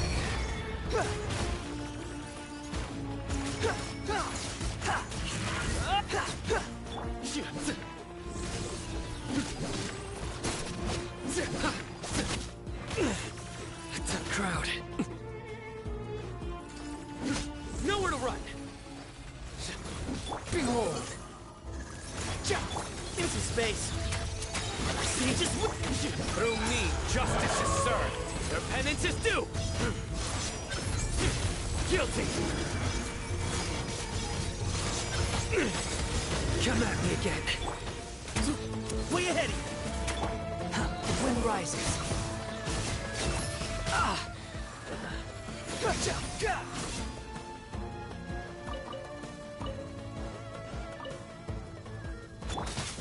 Excuse me? Futile! Behold! You dare to gaze upon me? These devices should still be usable even though they're broken down. Take them back for the others to review.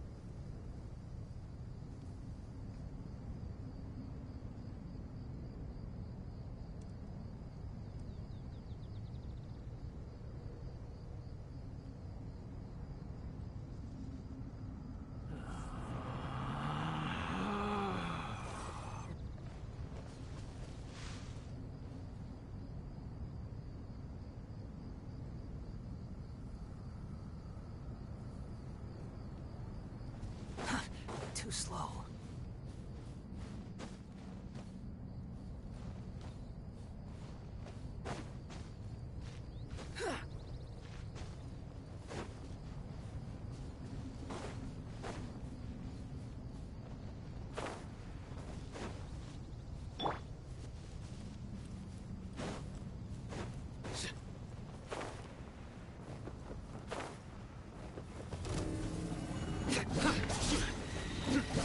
The wind rises. Give me some space. Move on, beam! Judgment is upon you.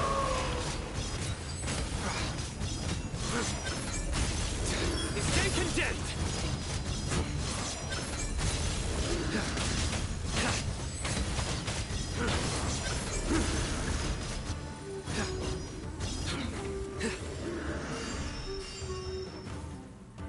Squall Fury.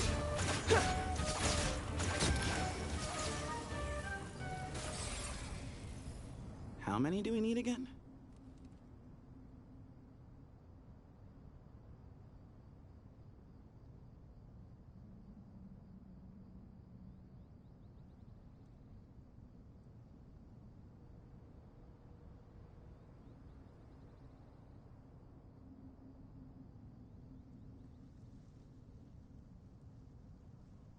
Enough to make an Akasha terminal for everyone who doesn't own one.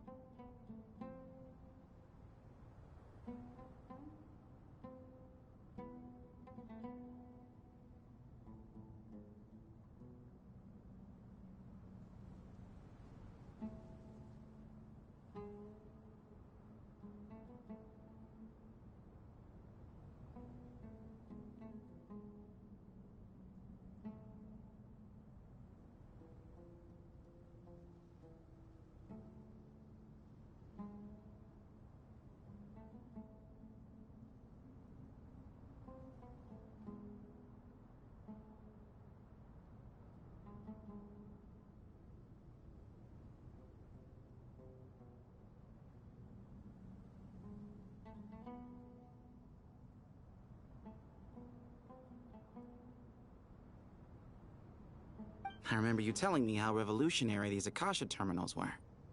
You've used one before, right? The Academia declared the Akasha to be the most powerful and comprehensive wisdom dissemination system in history. That should give you an idea of how powerful it is. Certainly sounds impressive.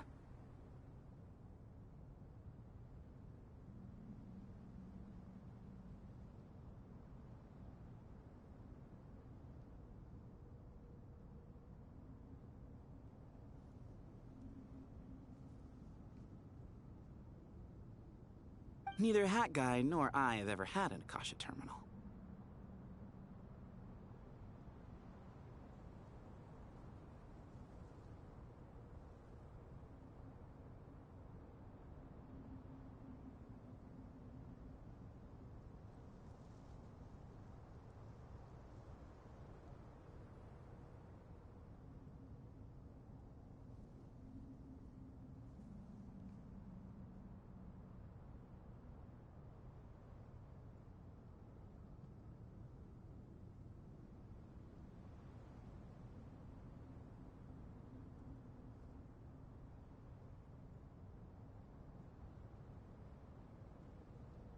Well, if it all goes to plan, that's about to change.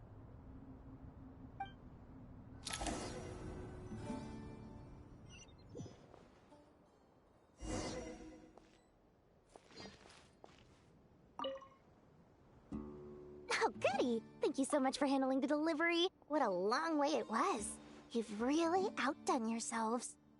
I'm well aware what a bumpy, dangerous journey it must have been. Now, I would have loved to oversee the process myself, but of course, those of us who know the plan can't leave the mausoleum. Oh, trust me, I'm patting myself on the back for my assembly work here. Simply flawless work. But will you really be needing all of this? According to our plan, yes, this is the quantity required. I have no complaints about the quality either. Only the price. So expensive. I heard you covered a lot of the funding out of your own pocket. Oh, that's an exaggeration. The academia provided most of the funds. I just offered a small token of my goodwill. Of course, the real tragedy is how little profit I'm making on this. You know, it's a serious crisis when you can't even make money out of it. It's really quite a beautiful design. And I'm intrigued by how such a diminutive device is able to output the power of the Light Realm. Did you attend the lecture on Light Realm energy, Madame Farzan? I don't believe I saw you there. Of course I attended. I was just a little late, so I had to listen to the whole thing from outside the back door. Anyway, I have a perfectly good understanding of Light Realm, elemental and abyssal energy, as well as the relationship between the three. Good to know. Master told me in private that the conversion process between Light Realm energy and elemental energy involves highly classified knowledge that shouldn't be disseminated too widely. But even so, the scholars still shared said information. Well, you can't enforce a rule that everyone breaks. Is that the idea? At first, the Dendro Archon was reluctant to explain it in great depth for safety reasons. Later, she came to terms with it, and simply informed my master that we would all have to face the question of survival together. To protect someone from such dangers means keeping them in the dark. But for someone to know and embody the wisdom within, they must understand its very essence. It's an information hazard. We're exposed to danger just by knowing the facts. And just like bait, it lures us in by offering us the solution to our problems. But if you're not careful, you'll end up pursuing it down a dark path. A tricky problem. But today, this big problem has been broken down into many smaller, more trivial ones. What do you mean? I get it. For instance, you and I share secret knowledge, while she and I take on the risks of life, death, and fate. Something like that? Hey, what? That is not what I call a trivial problem. Well, as they often say in Vahumana, an event that is monumental to the individual is negligible in the grand scheme of history. Generally, the fate of the individual is an insignificant affair. Being from Amorta, where the subject of our research tends to be a lot more personal, I have to disagree. It's hard to dismiss the individual as insignificant. In other words, the big problem of survival has been broken down into many small, interconnected factors, and each one of us represents one of those factors. When the same secret is shared with a group of people, the same fate binds them together. Most people would find this unimaginable, but to us scholars, this is the path that has always beckoned to us. Sharing knowledge is a good way to fight against fate. I will always believe in that. All right, I think that's everything. Thanks a lot. But don't go anywhere just yet. I'll still be needing you to calibrate the equipment.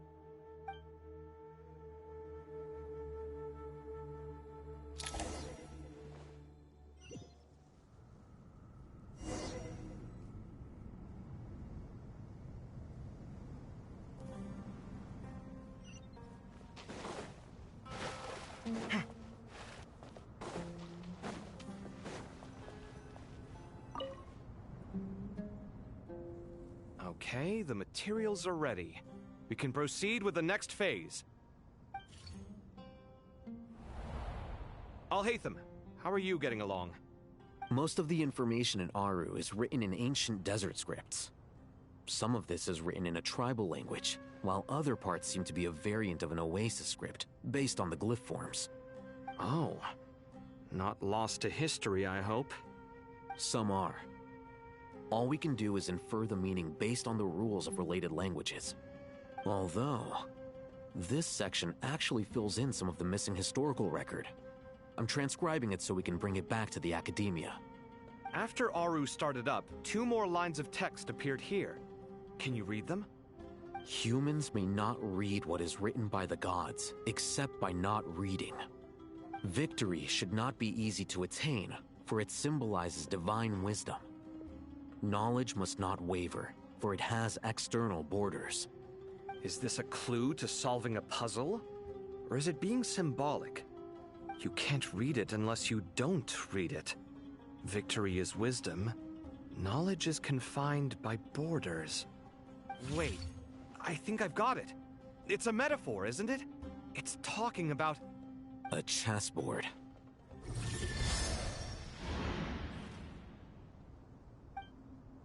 You were right. The youth of today are skilled at solving riddles. Have the secrets buried in the desert not been unearthed over the years all the same? Since Aru is a place reachable through wisdom, this day was bound to come sooner or later. I've always been against overly cryptic sentences. Don't you get tired of reading and writing all that? Ah, it's you 3. Just in time. We've been delving deep into Aru, and now this board has appeared. I've heard this was how you'd while away your free hours. You must be quite the experts by now in that case. It is true. King Deshret's chess games are some of the most well-loved of all his wonderful creations. If you have ever been to Safhe Shatranj, you may well be familiar with the chess pieces you see here. Is this chessboard supposed to be another visualization of the interior of Aru, then? Naturally. Visitors, everything is ready. Only by completing the challenge on the board in accordance with the rules will you be permitted to overwrite Aru. 1 second. It's not dangerous, is it? Dangerous? Why, yes, of course. I should be the one to go, then. Wait for me here. Sounds like the self-confidence of our present company has rubbed off on you. Don't be ridiculous. I'm your upperclassman, and that means I have to look out for you. I appreciate the sentiment, but a game of chess typically requires 2 players. Besides, I'm sure they won't let things get out of hand. Keeping things relatively safe is in your best interest too, isn't it? Fair enough. I mean, you guys are controlling the difficulty, so please don't go too hard on us, all right? Ah, but Bennu said he wanted to put some respect into these whippersnappers. All right, all right.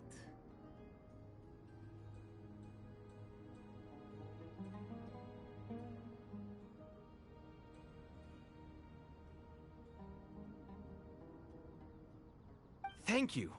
Obviously, we'll still try to be careful. This doesn't seem like ordinary chess. Is the goal to defeat the opponent? No, you must enter the board and pass the trials we have placed there. Ready? Let's do it.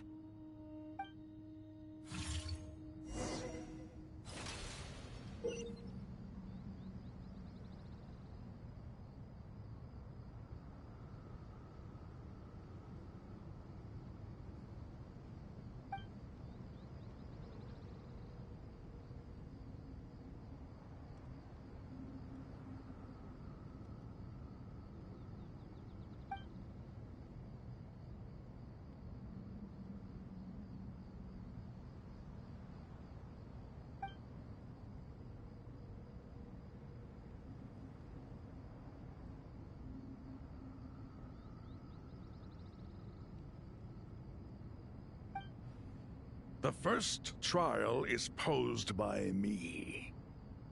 I don't think this is gonna stop us. Ah, but the key to this game lies in working together. Otherwise, you will be deemed to have broken the rules. Looks like it's up to me. Marak, can you open it? King Deshret's favorite primal construct.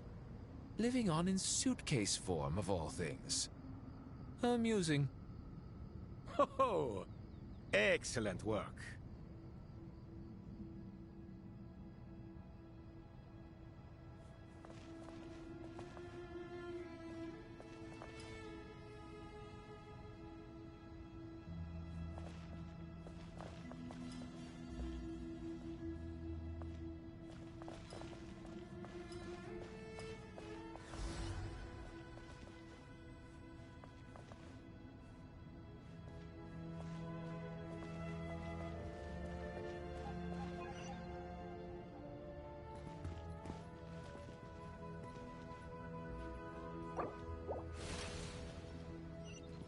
The first trial is posed by me. I don't think this is gonna stop us. Ah, but the key to this game lies in working together. Otherwise, you will be deemed to have broken the rules. Looks like it's up to me. Marak, can you open it? King Deshret's favorite primal construct, living on in suitcase form of all things. Amusing. Ho ho! Excellent work.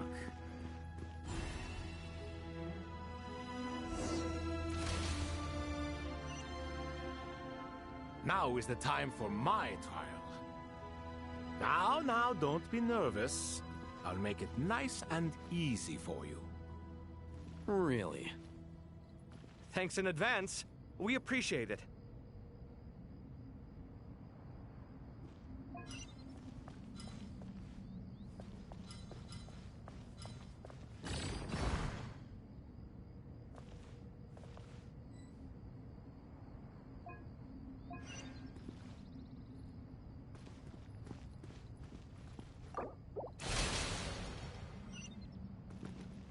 Now is the time for my trial.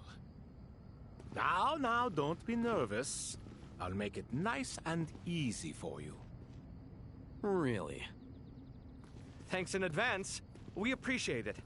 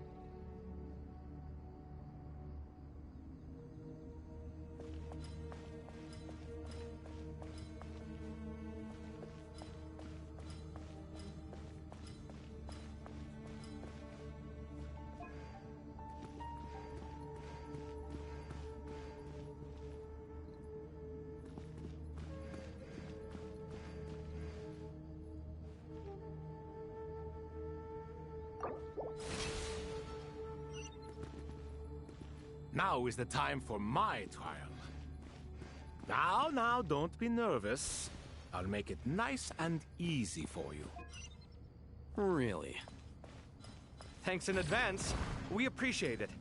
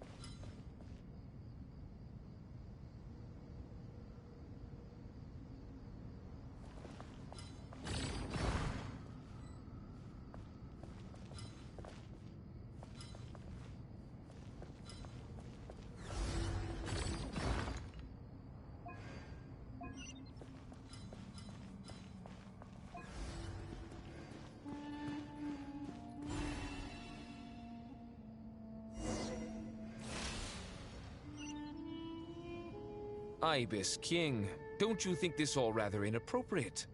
You may as well be handing them victory on a silver platter. Do not expect me to follow your lead. Ha! Suit yourself.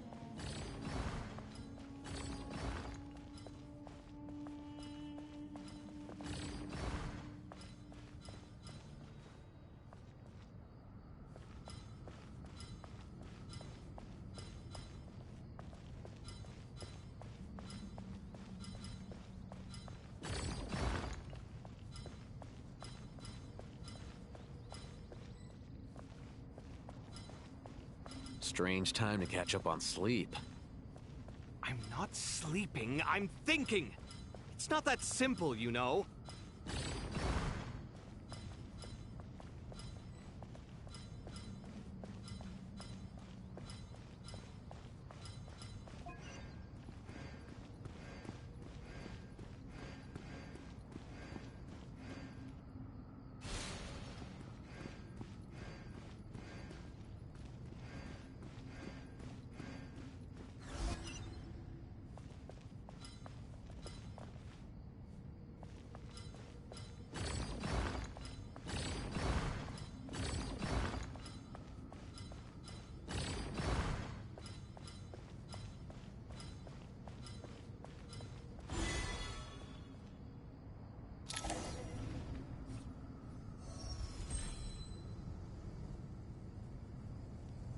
Done. Finally. It's over. But seriously, that was incredible. Standing on the chessboard felt completely different from standing on solid ground. And also... Oh, sorry. I'll save my thoughts for later. Thanks to the three of you for helping us out with this. Is it just me, or were you giving us quite a lot of guidance along the way? We made but a humble contribution. You lived up to our expectations. Bravo! Our aid was not given for naught. In addition to the existing functions, I'd like to ask you for another favor. Since Aru's interference shield can cover the entirety of the mausoleum, it should be possible to extend its range even further. Perhaps you can find a way. So, building upon the existing functions to... Ah! I'm with you! Imagine for a moment. What would the ideal outcome look like if this function were compatible with the devices? I agree. This is the best solution possible. Please, everyone, we beg you to help us. Me, oh my! Well, since you ask so very nicely, I suppose... Goti? Croco? What do you say? Naturally.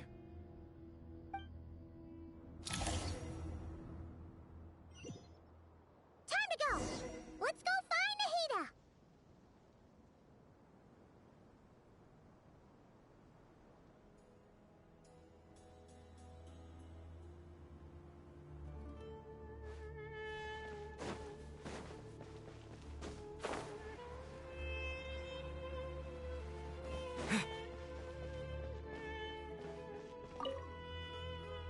There you are.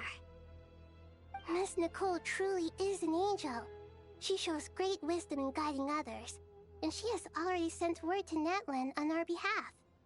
She said that while the other members of the Hexen Circle are busy with important work, she is quite free, and she's more than willing to accompany the people of Sumeru for the entire journey. Oh, there's Nicole, all right. Always super patient and loves to help everyone out.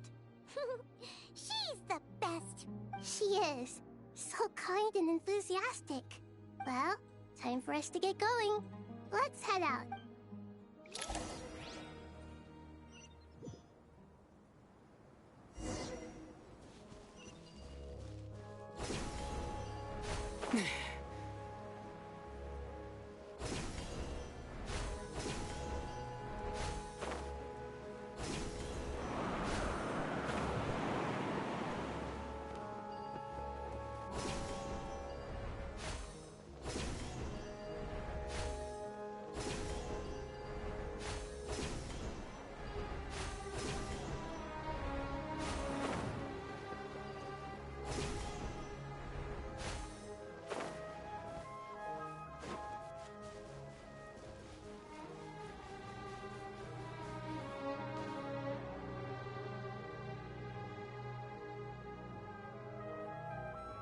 This should be one of the closest places to Natlan in all of Sumeru.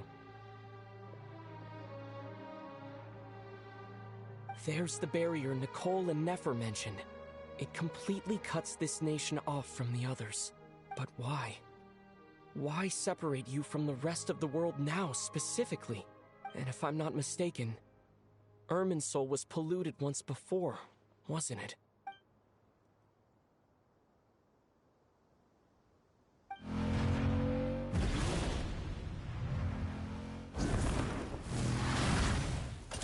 Good question.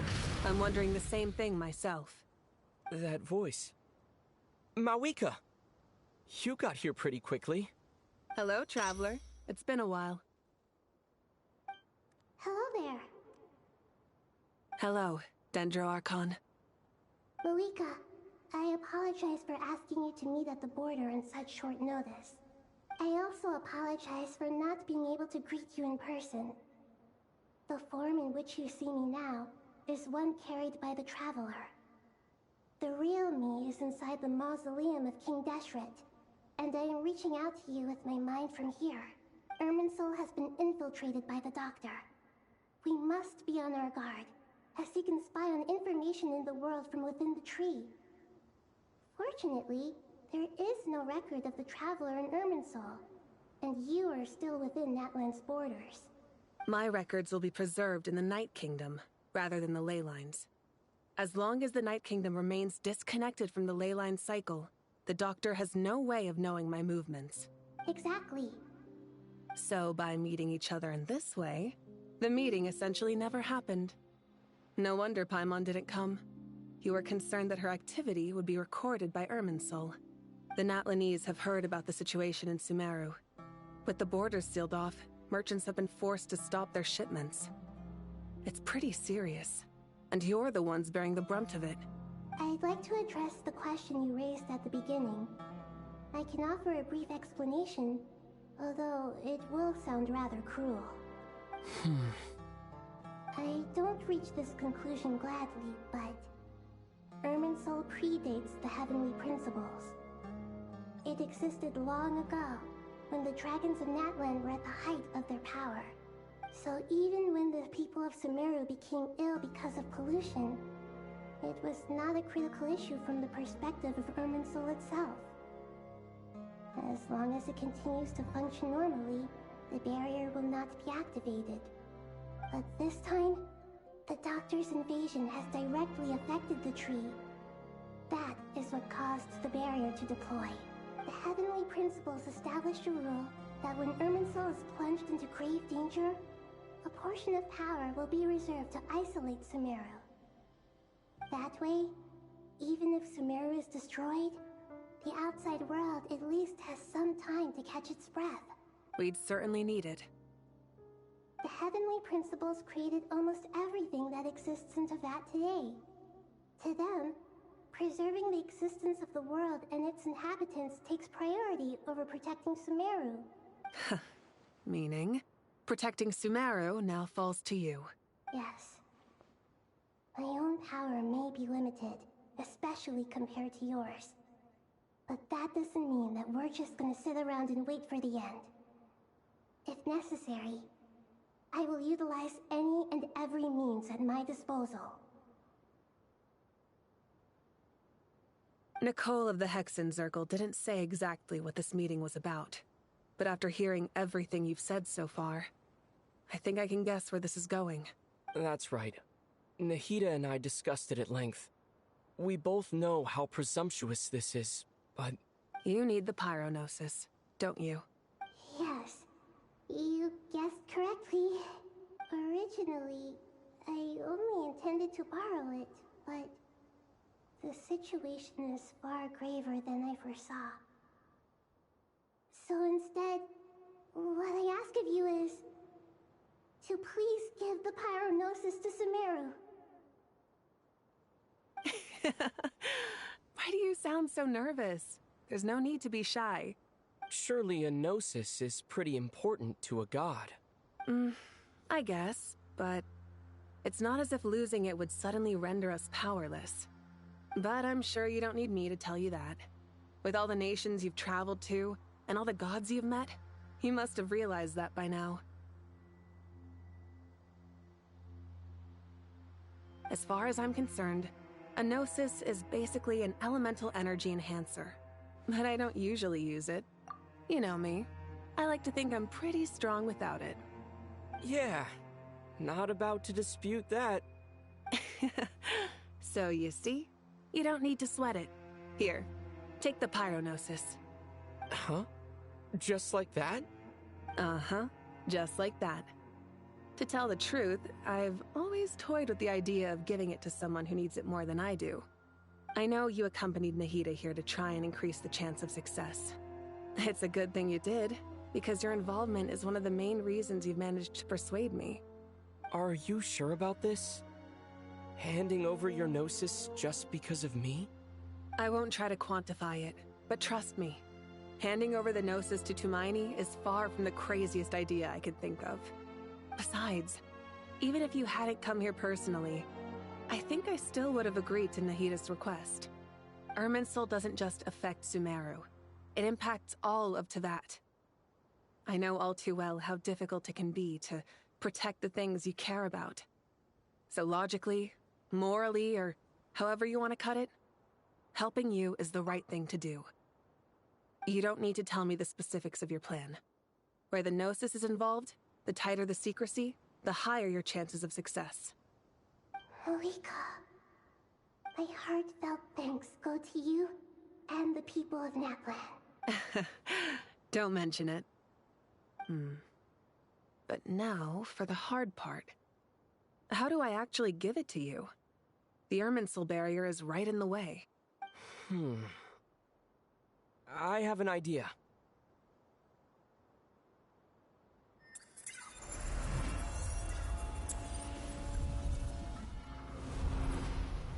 Just as I thought. Incredible. What did you do? Just made a lucky guess. This seems to happen quite a lot. Things that apply to everyone else don't seem to apply to me. I figured the same might be true here. Irminsul usually produces effects based on the records it holds. Since the Traveler is a Descender, Irminsul contains no records of him, and thus has no way to impede him. Is that right? You really are full of surprises. Catch. Whoa! Thank you, Mawika. Thank you for trusting us with something so important. All right. No need to get so formal. It's not like we're strangers. Besides, there's still one problem. You might be able to pass through the barrier, but I don't know about the Gnosis. Any other surprises for us, Traveler? Let me try something. I have the Pyrognosis in my hand. It feels strangely ordinary. Not particularly heavy, and yet this tiny thing symbolizes the mighty authority of a god. I need to think hard about my memories of Pyro. My memories of journeying through Natlan. All those important experiences I've had.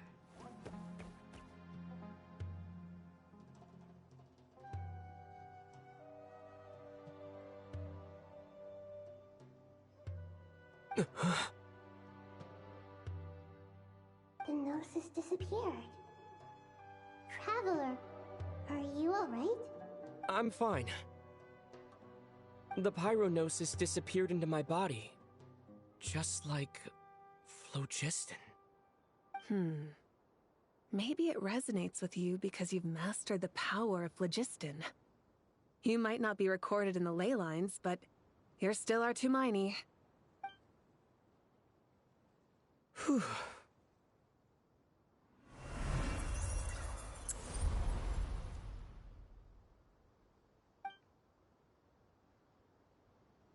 Please allow me to express my gratitude once again, Malika. Pleasure. Well, I've given you all the help I can. The rest is up to you. Good luck. We won't let you down. Yeah. We aren't about to lose.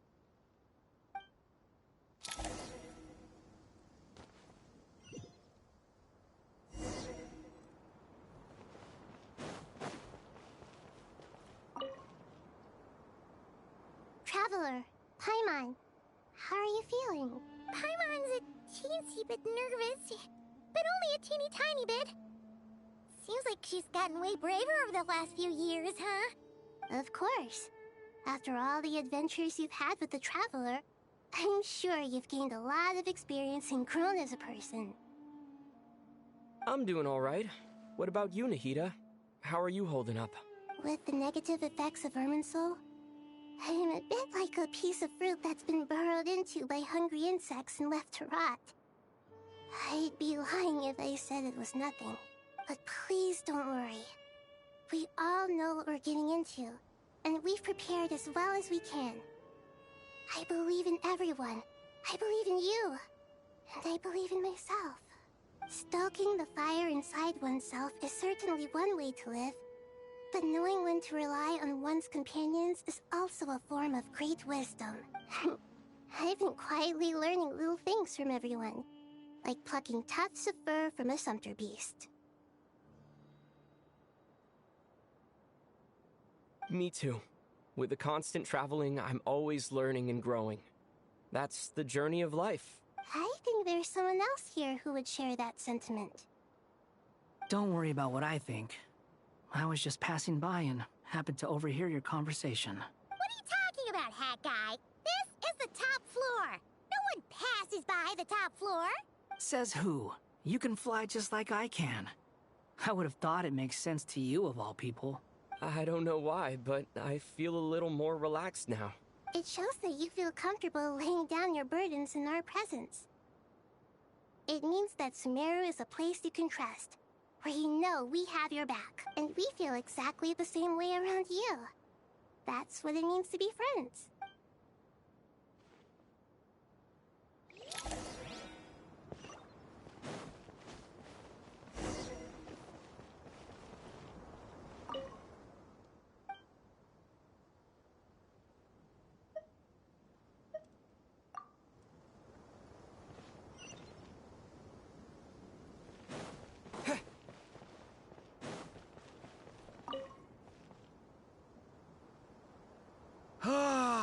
It's finally done. Ugh, but I have a nagging feeling that there's something I've forgotten. Oh, there you are. Everything wrapped up on your end? Okay, fair enough. That was a pointless question. We were working in tandem, after all. You must really be exhausted. Well, it's been a busy day for both of us. When work ends, you clock out. No looking back. Yeah, we're definitely due a break. Probably a little late to start drinking now, though. I'll stick with water. Here, this one's for you. Thanks. You want a bite to eat? I can grab us something. Or wait, I think there's a stove nearby. Let me take a look. Are you nervous? A little, yeah. Unlike you, it seems. How are you not feeling at all nervous? Because everything that happens next is beyond my individual control. I don't worry about things I cannot influence. What do you mean, cannot influence? You're the one who came up with half of the strategies we ended up using. There's only so much I can do. I was only doing my duty. Was it like this last time, too? You mean with Azar and his accomplices? Yes and no. The situation back then was easier to control, but we weren't as prepared as we are this time. So the enemy is stronger, but so are we. I still vividly remember the way you interrogated me in the library after the fact. Where were you when Sumeru needed you most? If your memory is so vivid, you might also recall that it was you who came looking for an argument. You're often the one who initiates these things, you know. I came for a conversation! I didn't know it was gonna turn into an argument! Anyway, at least I showed up this time. So, what do you think? What do I think? I think we're certainly better off for it. It's good having me around to help out, huh? Absolutely. As a citizen of Sumeru, you displayed a remarkable sense of responsibility in the face of disaster. Certainly feels that way. I just shudder to think how the world would have ended up if we hadn't gotten control of the situation. So, do you think this is what impending disaster looks like? The sky is so clear. And there isn't a whiff of decay or destruction in the air. It's hard to imagine that the fall of humanity could happen on an ordinary day like this. Awful things happen all the time.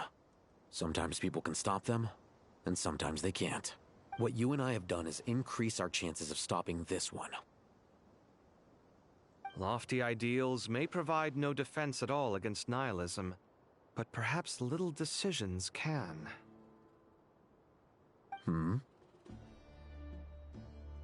Oh, nothing. It's nothing. I hope everything works out tomorrow. It will. As long as we stick to the plan, our chances of success are good. It's really strange. You're my junior, yet you always seem to act more like an upperclassman than I do. I think it's mostly a matter of temperament. Ugh. Walked right into that one, didn't I?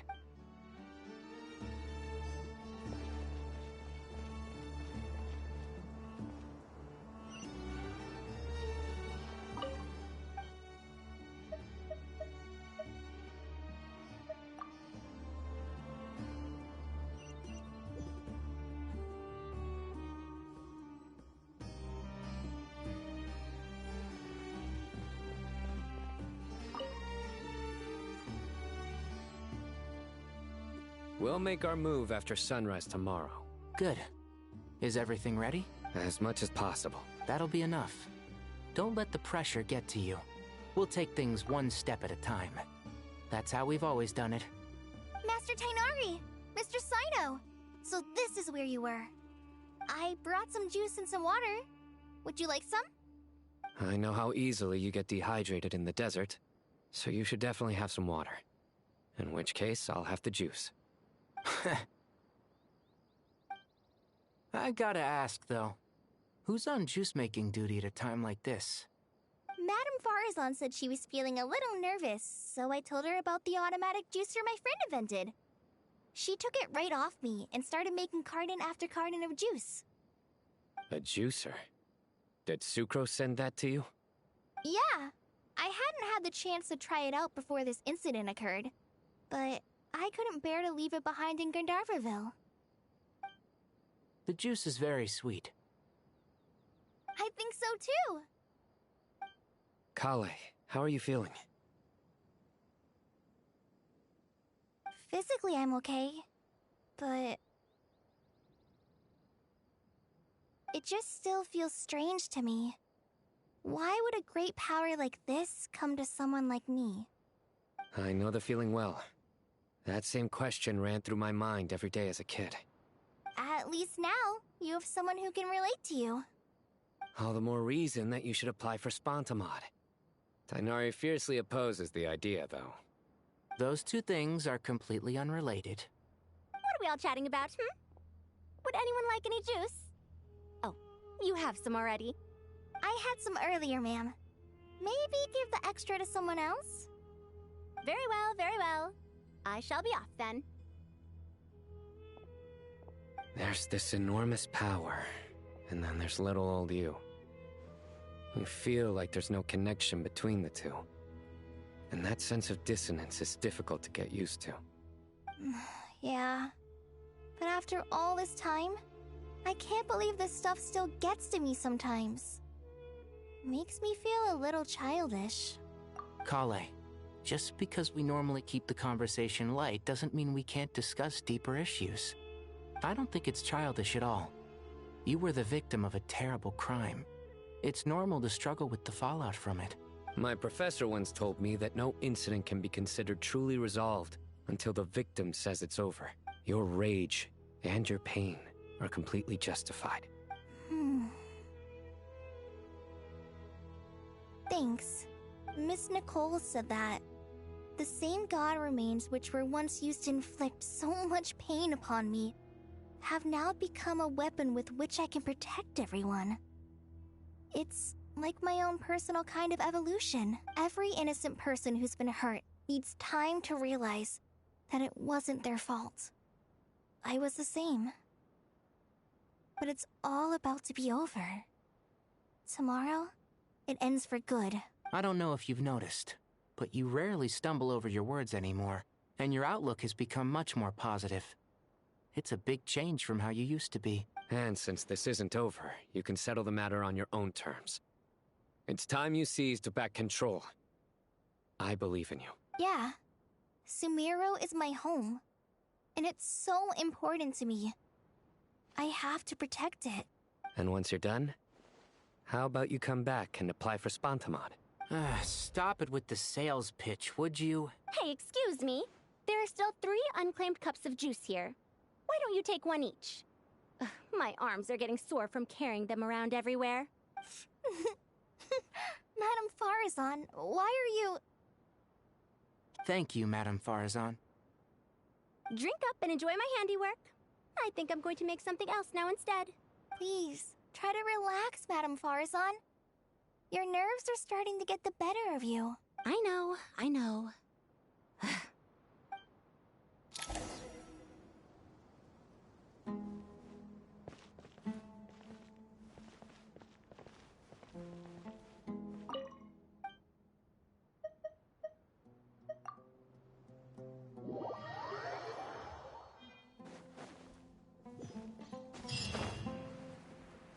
Time to go! Let's meet the others at the mausoleum of King Deshret.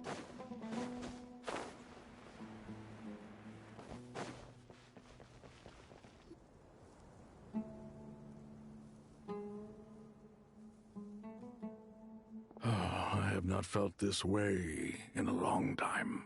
Standing up high, gazing out at the rolling dunes. One cannot know what freedom truly means without first losing it. The Golden Slumber truly lives up to its name as a dreamland. Though desert sands exist there too, no mirage, no matter how glorious, can compare to true beauty. Dendro Archon, what is on your mind?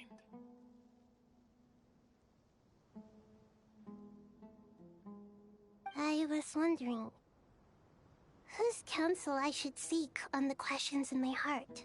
What kind of questions? So many. More than can be put into words. As I once said to a friend, we look, we see, and we comprehend. But the question still troubles us. What are the many disasters that this world faces but the sum of all irresolvable questions? The biggest question you should be asking is how to seize victory. Yes. Although, I would express it differently. I must not fail. And so the question I am most curious about now is whether the path to victory will be an arduous one.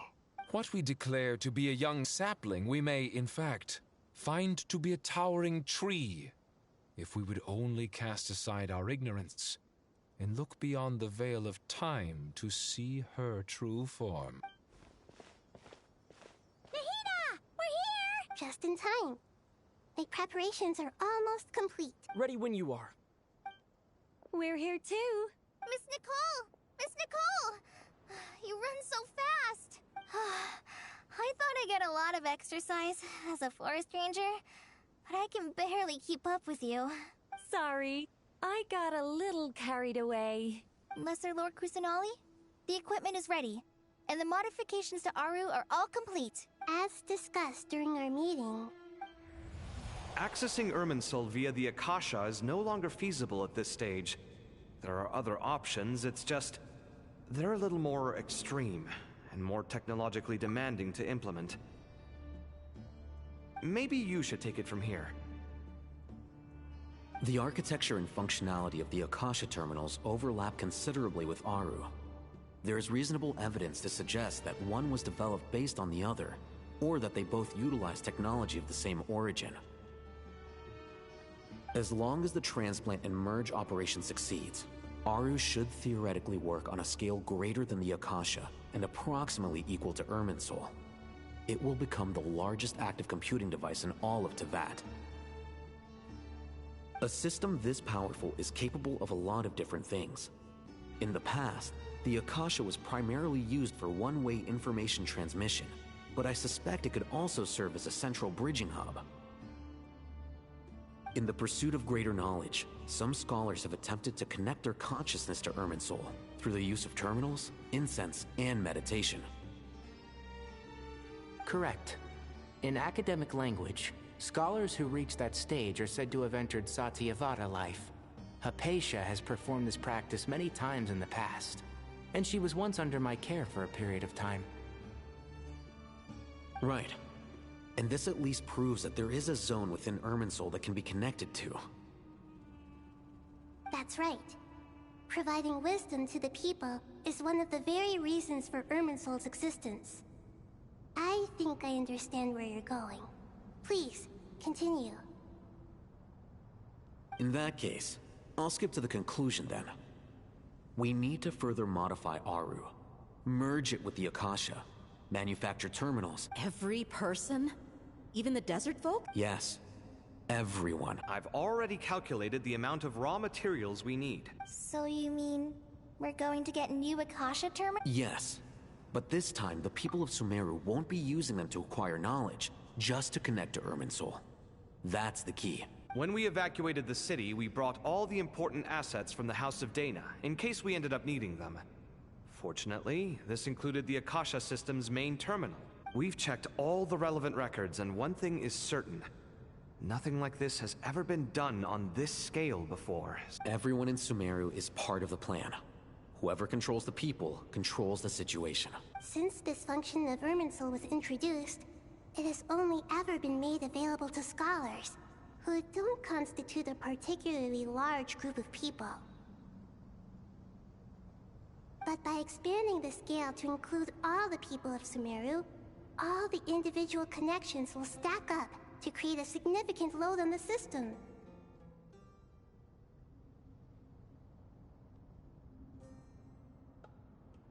Under normal circumstances, Irminsul would be able to cope with the additional load. But with it already being under strain from other activities, its remaining capacity is limited. Thus, it might be possible to shut it down completely by overloading it.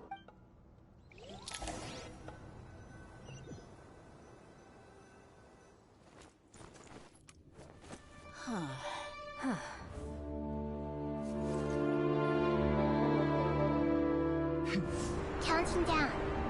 3, 2, 1. Are you ready? Ready!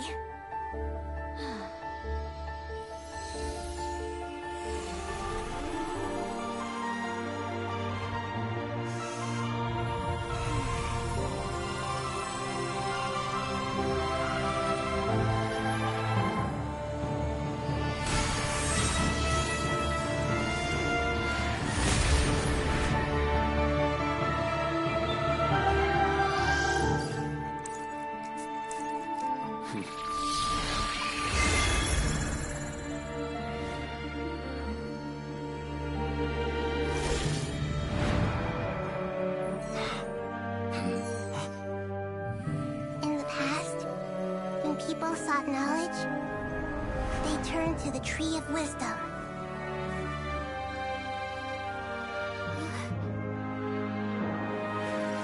Today, we use it to save Sumeru and the whole world. These boughs that nurtured learning must not become tools for destroying the world.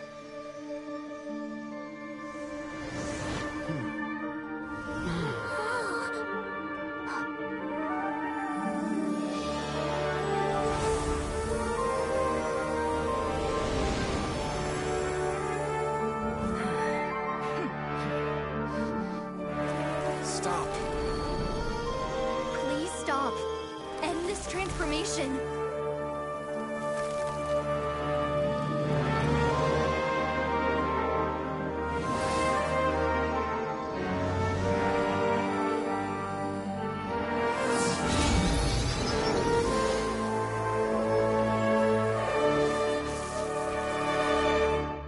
You would shut down Irminsul just to stop me? You fools. I have all the time in the world.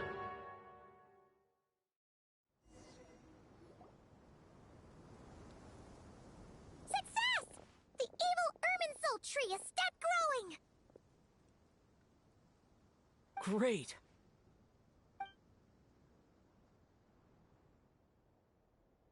What a display of true courage. The courage to think and the courage to act. I never thought I would witness the shutdown of Irminsul with my own eyes. Perhaps this is human wisdom in action? Indeed, only humans could do such a thing. Gods are few and far between. What was once created for spreading knowledge is now used for another purpose. A rather ingenious plan. I am grateful to you three for your help. Only thanks to you were we able to extend Aru's interference capabilities to cover all terminals. Now, nobody who wears a terminal will have their activity accurately tracked by Irminsul. No matter how many eyes Dottore possesses, he will not be able to see us clearly. Now for the next step. I will need the help of your supreme powers once again. How might we be of service, Lord of Dendro? I need to reach the Eternal Oasis immediately. Right now? In that case, Ibis King, would you agree that this is a fine opportunity to dust off our old tricks? Never. I assume you have that chess set with you? You mean the one you gave to me as a gift? Asking for it back, are you? How could I? You misjudge me. I just wanted to show you another way you can use it. Connect to Safei Shatranj.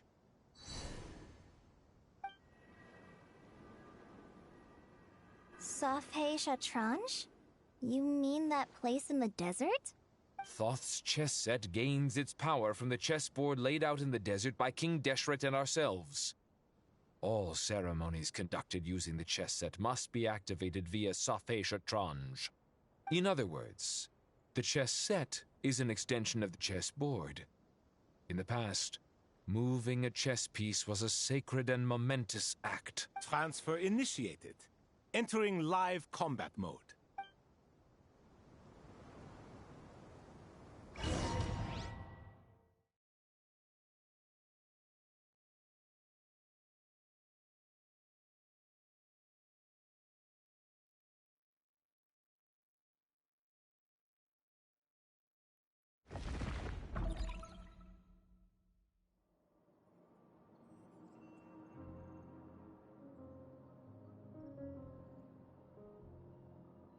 We haven't heard a single word from our spy in the desert. I'm afraid he might have been captured. Never mind. But we spent years turning him. And a lot of Mora. Nothing comes for free in this world, but the loss is not without its purpose. For a small price, we have wasted a precious amount of the limited time they have. Quite a bargain, if you ask me.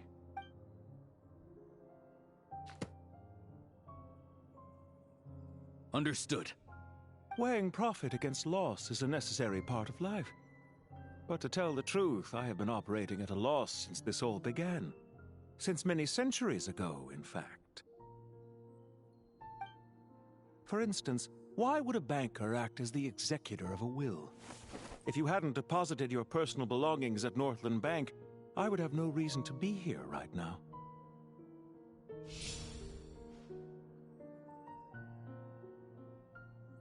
Dottore, I've placed your final data backup into the ley lines as per our contract. I trust we are now square for the safe deposit fees you paid. Is it not a little petty to split hairs like this, given our amicable relationship? I consider sound bookkeeping a matter of principle. Do not forget that you only live to see this day thanks to me. In fact, every day of your life since you met me, you've been living on borrowed time. Why, that's hardly a fair assessment. I will concede that my survival was perhaps at your whim, but I became a harbinger on my own merits. Managing money is not like other professions. Mine is not a role I could have acquired based on your recommendation alone, and certainly not one I could have lasted so long in without genuine ability. The information stored in the ley lines is quite comprehensive. Rest assured, I have not forgotten how strong your pride is. Well, I presume you have no sense of fragmentation while talking with me. How could anything possibly go wrong with such strict measures in place? The remainder of your soul was split in two, with one half sent to Nodcry and the other stored in the most secure vault of the Northland Bank. Though I must say, your disdain for the other segments is quite amusing. Zandik is you, and you are Zandik. Zandik created the segments, yet you, a segment yourself, reject him.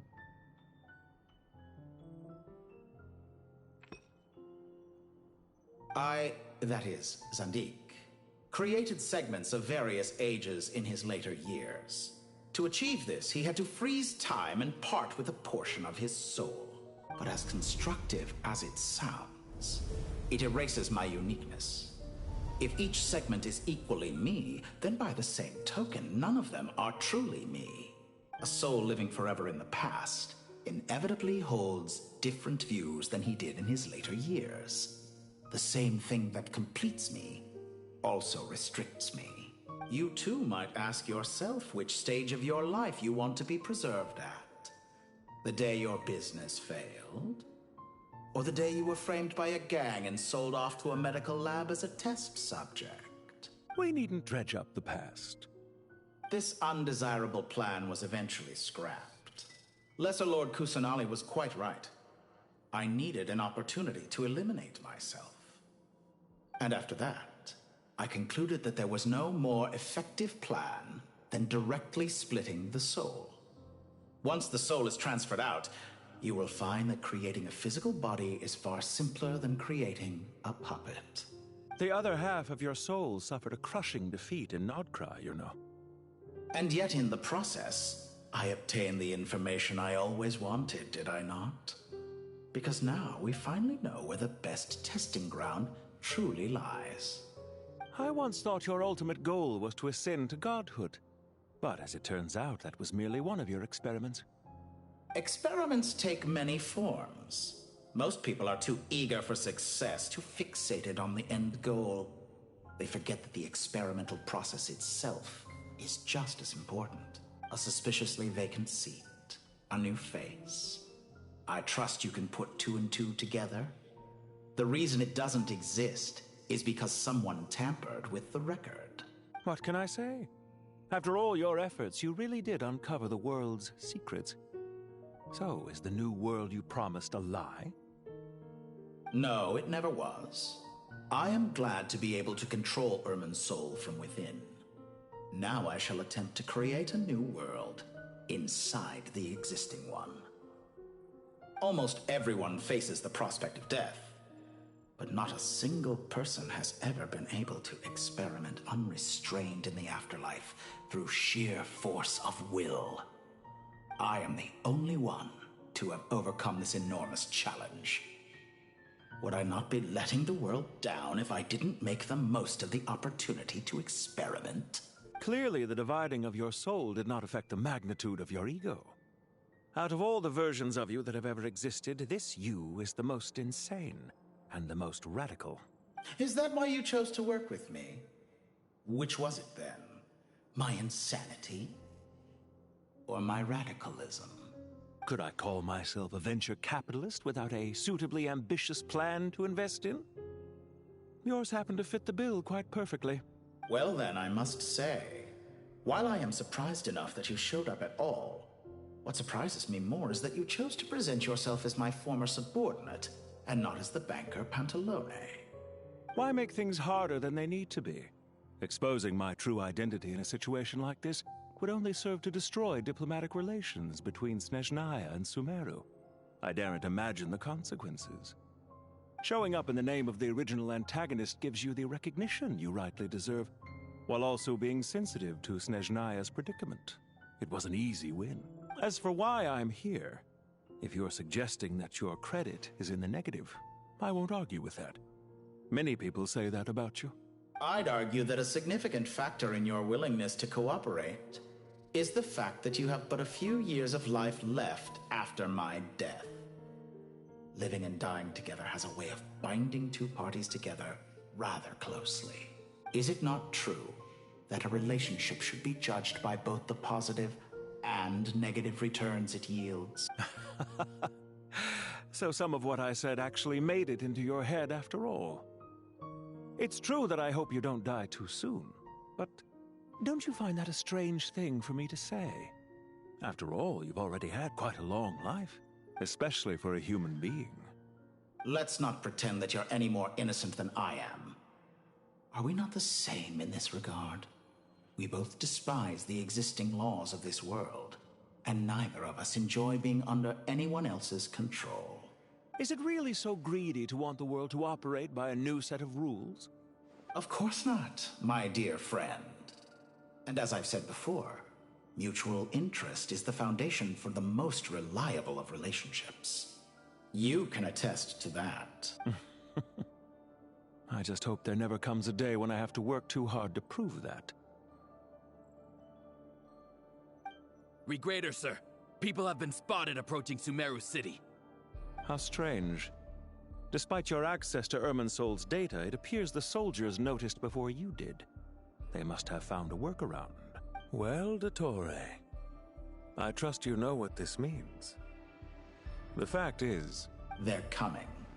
They'll breach the city gates any moment now. But even so, I would say Irminsol is a wonderfully convenient thing on the whole. If you do manage to create a new world, perhaps you could plant one outside my office, too. I'll consider it. What do you need me to do? Stall them? The experiment will take time. Stall them for as long as possible. Very well. But you're really asking for the moon here. Have you heard this story? There was once a guilty man, kneeling in the center of a church while an angry mob outside waited to bring him to justice. He pleaded with the gods, begging them to grant him one final request: the chance to finish confessing his sins before he was sentenced. Many suns and moons passed, seasons changed, and still his confession continued, as if he intended to speak until the end of time.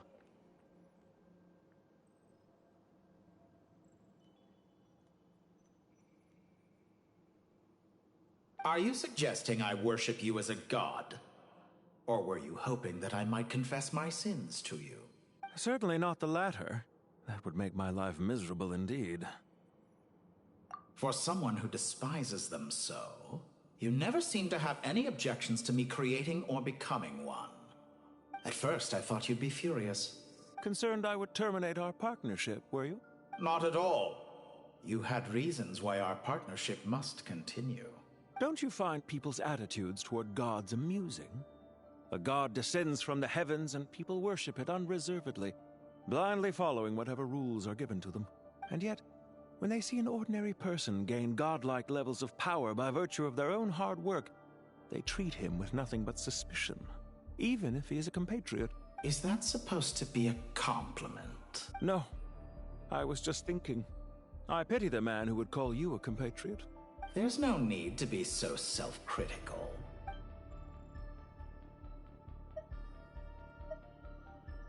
Do you have anything lined up for when this is all over? Hard to say. Field work always takes quite a toll on me, as you know. Once I'm back at Snezhnaya, I'll start with a well-earned cigarette. Why are you so eager to ruin your lungs after I went to the trouble of replacing them for you? If you have an issue with it, feel free to try to stop me. What's on your mind? The limits of humanity. It's a pity. Despite running countless calculations, I find there is simply no way to reduce any further the amount of one's soul required to sustain an individual. It's rare to hear you admit to being unable to achieve something. I beg to differ. For instance, as I've told you before, the original me was prone to motion sickness and couldn't make long train rides. Ah, yes, of course. One of the reasons you often sent yourself out on errands. What are you thinking about now? A new experiment. In the event that my soul was depleted, say we extracted my data from someone else's memories, yours for instance, and then combined it with your intact soul as the base material, what would we create? Such a scenario would be impossible. Oh? As long as your current soul survives, there will be no need to create a new individual. Don't forget, you were the one who approved of the present situation wherein only one Dottore remains. And if you ceased to exist, who would be capable of performing this experiment? Since the day I met you, you've always excelled at talking your way out of a quandary. Isn't it a little too early to be saying goodbye? Not that I wish to keep you from your business, of course. Very well. Let's leave the conversation there for now.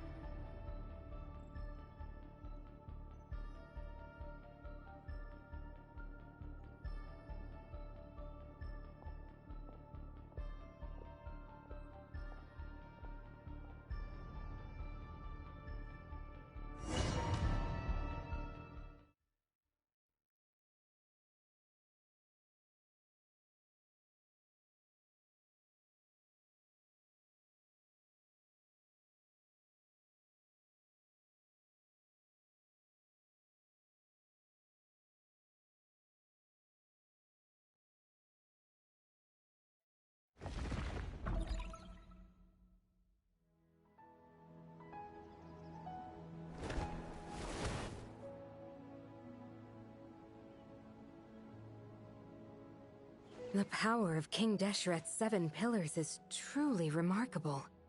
With just a chessboard, you can move an entire unit across the material plane. Yeah, sets us up for a much easier fight. Really makes my day. The last time we stormed the city, it involved a lot more running around.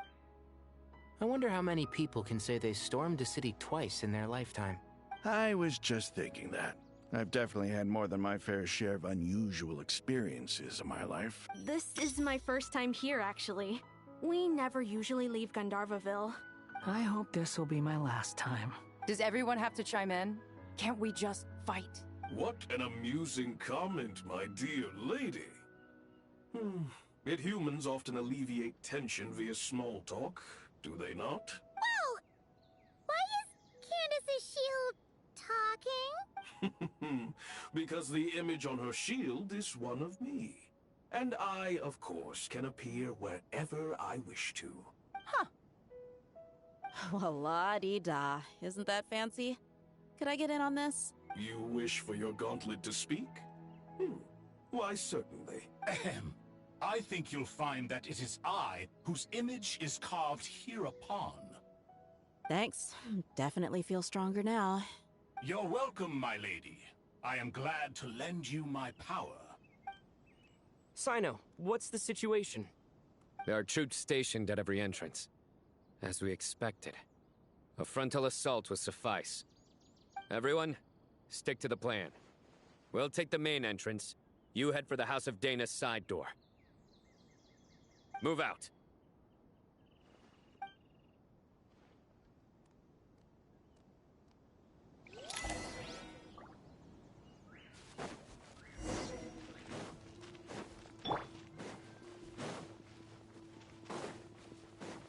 Out of my way!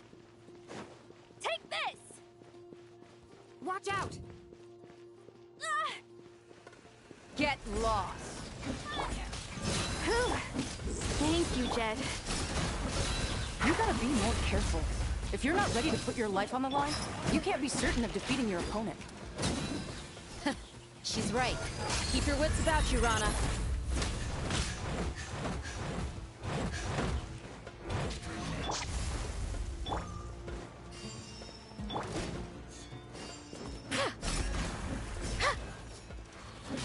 Your sins weigh upon your soul. Repentant, pointless. Guilty. Your penance is due. You stand condemned. Can't run from death. Take them out and secure the harbor. Reinforcements will arrive by water. Consider it done. Show no mercy. Shouldn't get careless. Through me, justice is served. Let's move.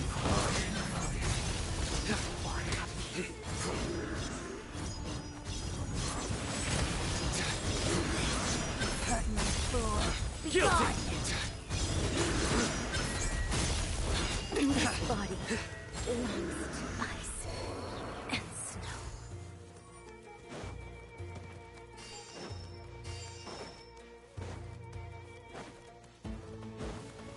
Looks like we're in Change of plan.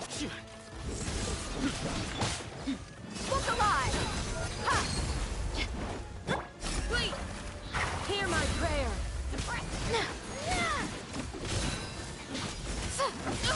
to it.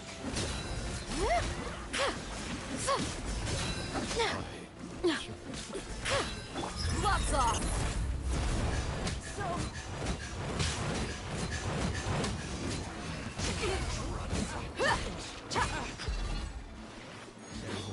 Let's get it on! Do your work! We shall prevail! Judgment is upon us. You stand condemned! Intel!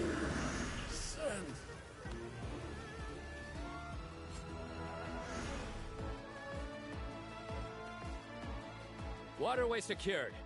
Brothers! Sisters! Perfect. Just in time. Welcome. Once we've linked up, we'll continue the advance. The team has arrived at the north entrance, as planned. Good.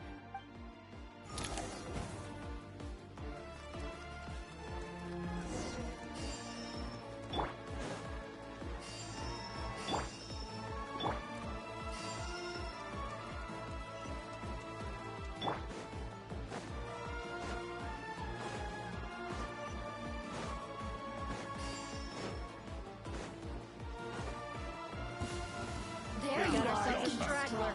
Look alive! Hi! Here! Surrender!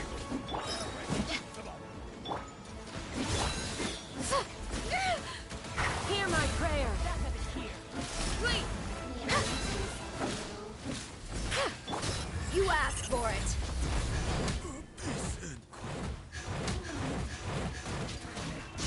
Buckle up! Yield! Futile!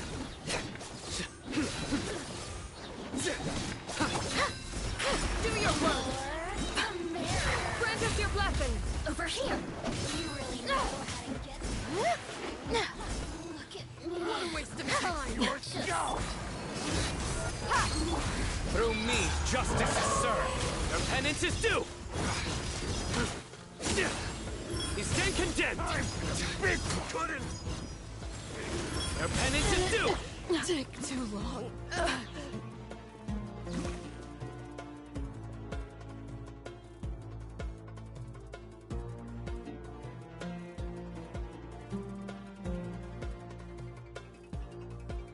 Look out! It's an ambush! Finally. We need to hurry. Take the middle road now. Mahamacha Sino, area clear. Don't relax just yet. More Fatui approaching from the right.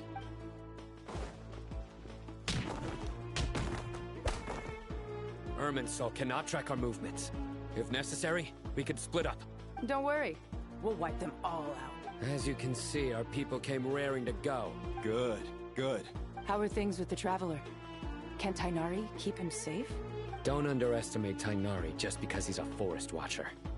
He can handle it. All right. You know that's not what I meant.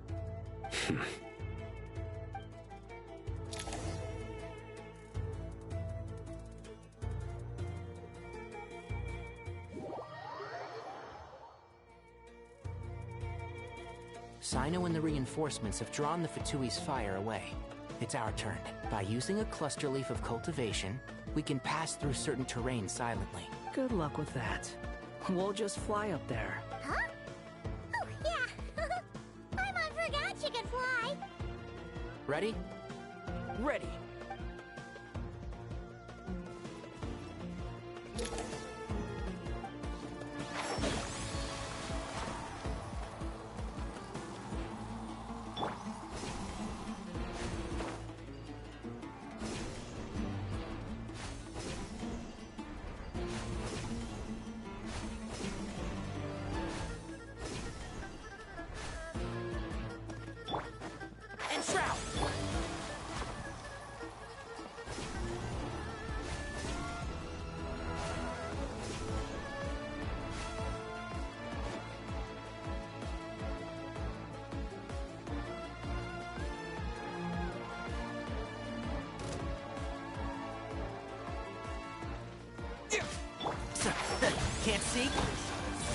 burn!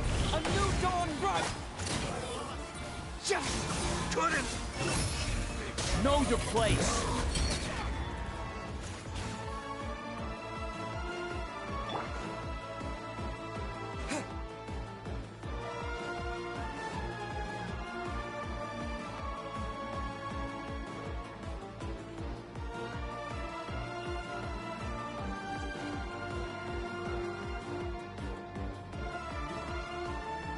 Fatui soldiers up ahead.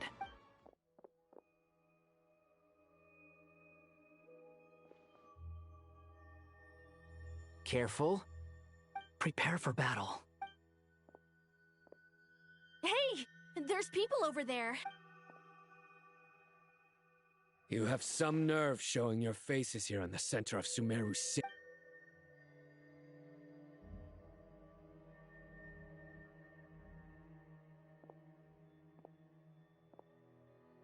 You're right on schedule. Well, this guy sure as heck isn't your average Fatui sergeant. They've stationed quite a few people nearby.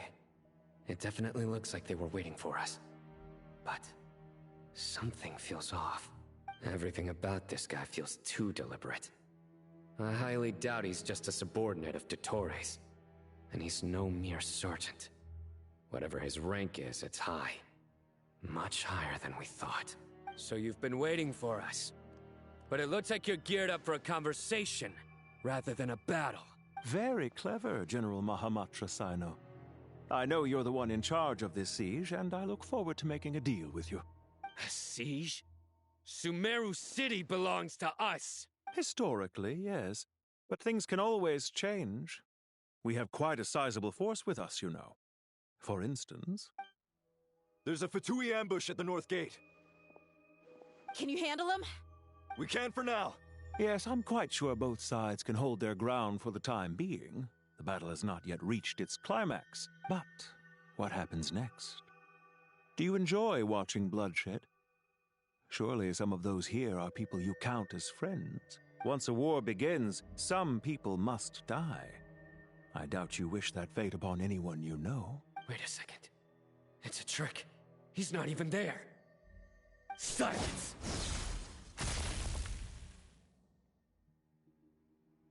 He disappeared. What was that? A ghost? Curses. He was never there to begin with. That was just a shadow projected there to lure us in. Enough talk. Attack! I apologize for being unable to accompany you at this crucial moment, but I am compelled to leave for reasons beyond my control. Please excuse me. Sumeru's General Mahamatra is quite ruthless. It's a good thing I wasn't there in person. Your illusion held them up for a time just fine. But now that they have seen through it, they will realize you were just a decoy. Decoy or not, what matters now is that they will be heading your way imminently. Not imminently. They are already here.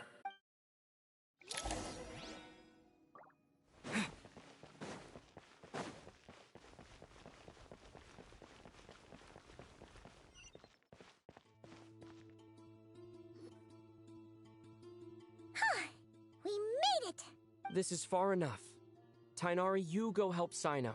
Don't worry about us. We'll manage from here. Are you sure you don't need me to stand guard? No need. Once the connection is established, we'll disappear from the sanctuary of Surasthana. Go help the others. All right. Goodbye for now, then. Please tread carefully.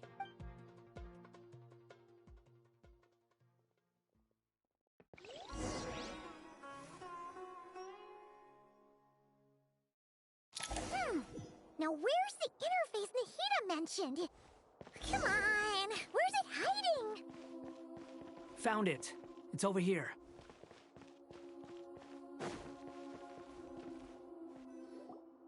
We can connect to the inside of Irminsul through the Sanctuary of Surasthana's built-in security system.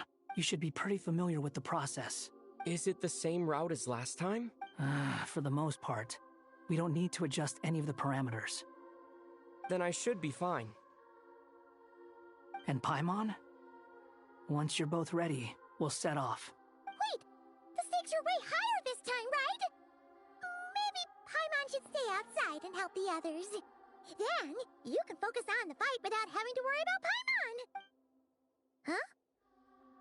Why are you staring at me like that? It's nothing. I just suddenly realized how much you've grown. Hey, you've grown quite a lot yourself. Don't you two start getting into it again. Well, anyway, Paimon thinks she's pretty knowledgeable. Who's the best guide in Tavatigan? And don't forget, Paimon's a college student now. If we say Alhatham's not a weirdo, it's hard to explain how he came up with the idea of you applying to the academia. But for all that he counts, you're doing surprisingly well in your studies. Just goes to show how important it is to have someone supporting you. And Paimon's not the only one. Let's not forget that you only became a student because of Nahida's personal recommendation. That's fair. I have learned a lot in Sumeru.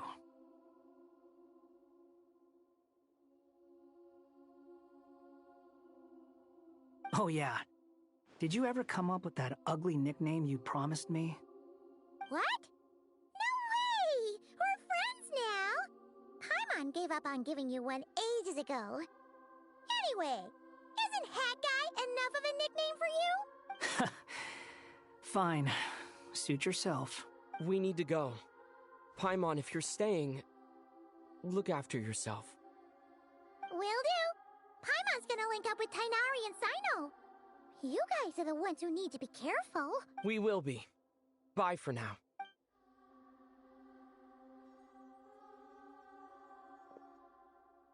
Initiating connection.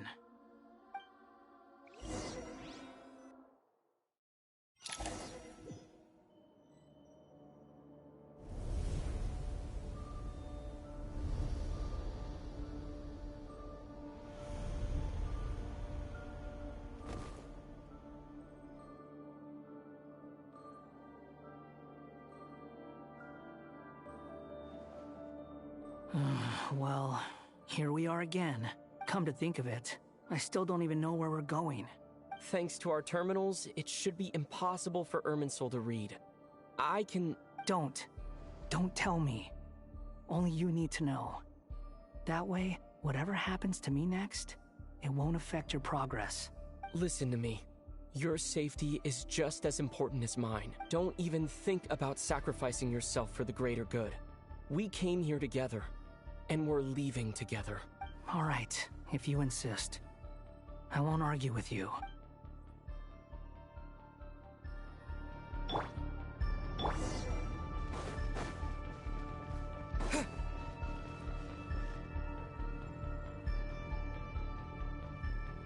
This place looks so different from how I remember. It's unrecognizable. It's a complete mess. Like someone's turned the place upside down. Must be Dottoro's doing. Either he's searching for some information he needs, or... It's still changing. He has to know we've entered Irminsul. But luckily for us, he can't pinpoint our location. Be on your guard. Don't let him find us. The red parts have probably been corrupted by Dottoro's power. Don't touch them, or you might alert him.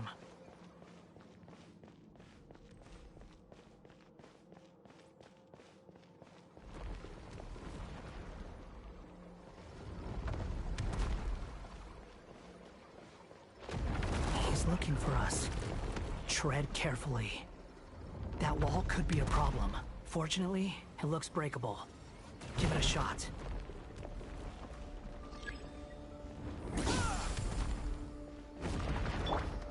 Behold!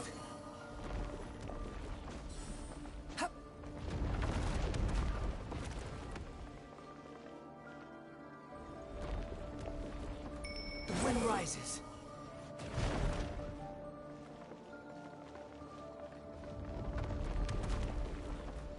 Squall and fury.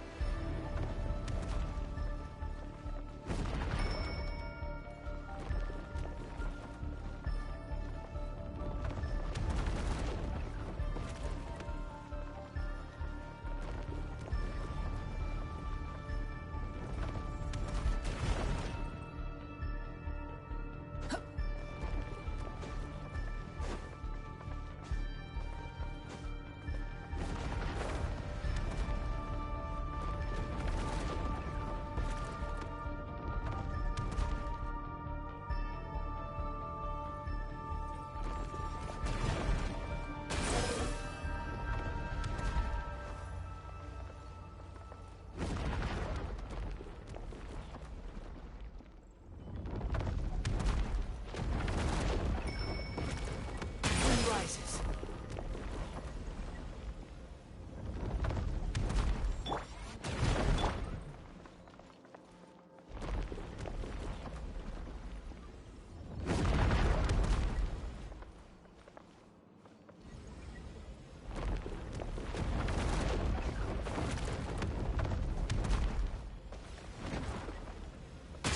Fury.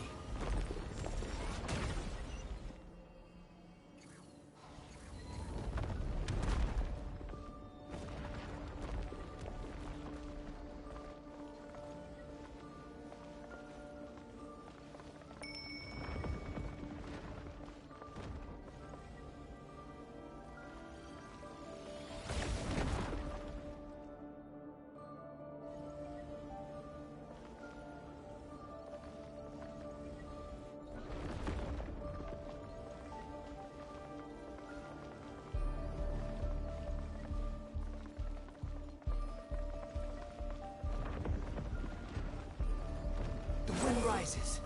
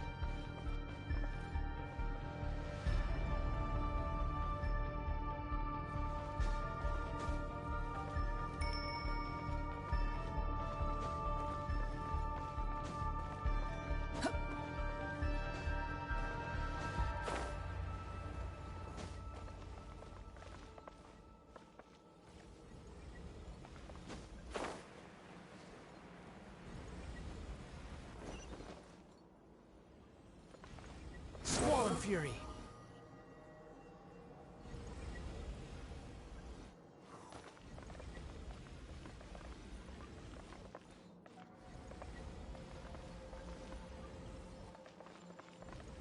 Behold!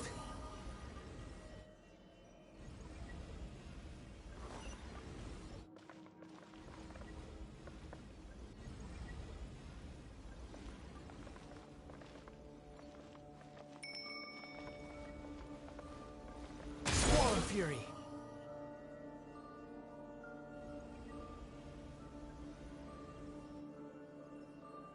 The same old trick again? Are you kidding me? Let's handle it just like we did before. This cheap trick isn't gonna stop us.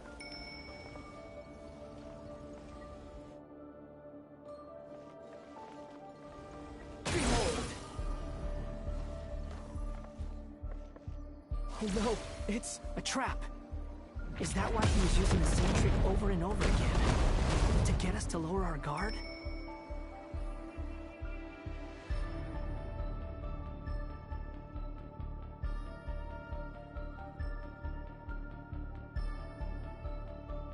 I'm trapped!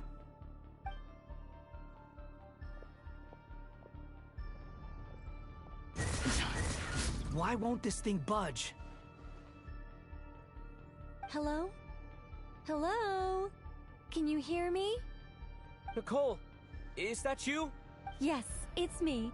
I'm monitoring your progress from inside the Eternal Oasis, and I have to say, this terminal is simply marvelous. It makes tracking you so much easier. I couldn't see anything at first, but now that you two are inside, I can use your location with support from the terminals to get a partial view of the situation inside Irminsul. It's not the clearest image, but it's better than not being able to help at all. So, here I am. I can't intervene directly, but I can help to guide you out of the jam you're currently in.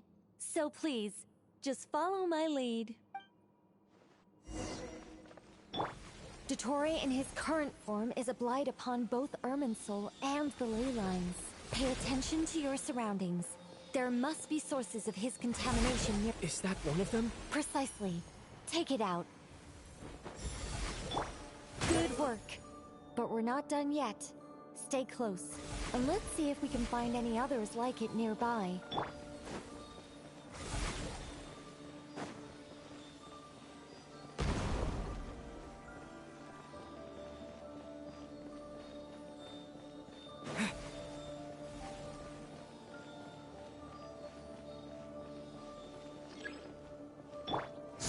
fury. This must be another one. Agreed. Now... Wait, watch out! It's Dottore. I think he's found us.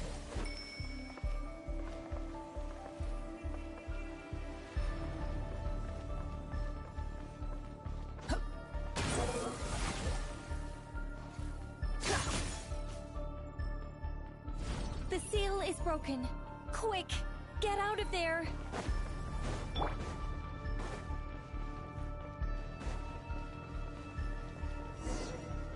And where exactly do you think you can run to? Wait, what is that? Pursuers! That's gotta be it! Run! Don't let that thing touch you. Dodge that attack!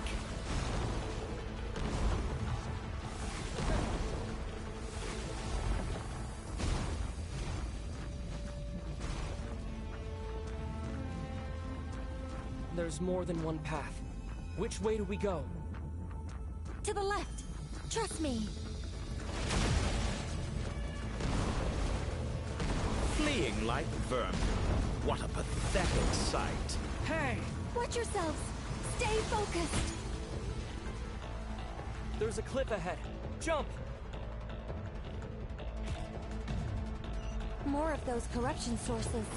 Destroy them as you did before, and open the exit as quickly as possible. They're relentless. Is he trying to wear us down? You'll just have to destroy these too. I think the pursuit is over. Hard to say. Stay alert.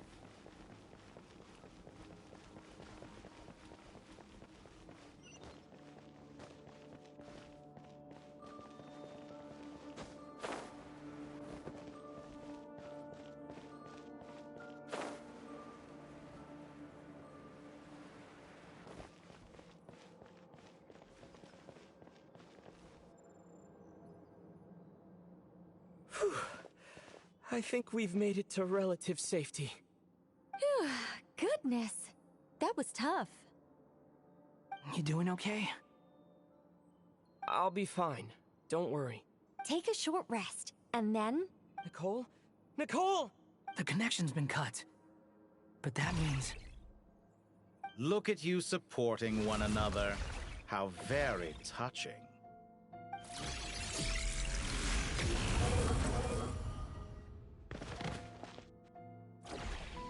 Dottore! Took you long enough to find us. You're more useless than I thought. Oh, really? I think I deserve a little more credit for my methods than that.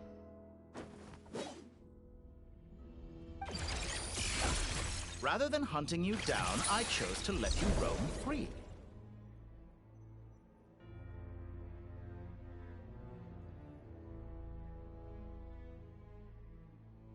I indulged your presumption that I was unable to track your movements. Played along with your clever little plan. Fleeing is for animals, but I rather enjoy watching you flee. Some things lose the will to run altogether as soon as you put them in a cage. If that's true, then why did you come looking for us? Because I wanted to observe you up close, of course. Don't misunderstand me, I'm not here for a fight. Is it so unusual that I wish to greet my old acquaintances in person? After all, it's been a while. Scaramouche.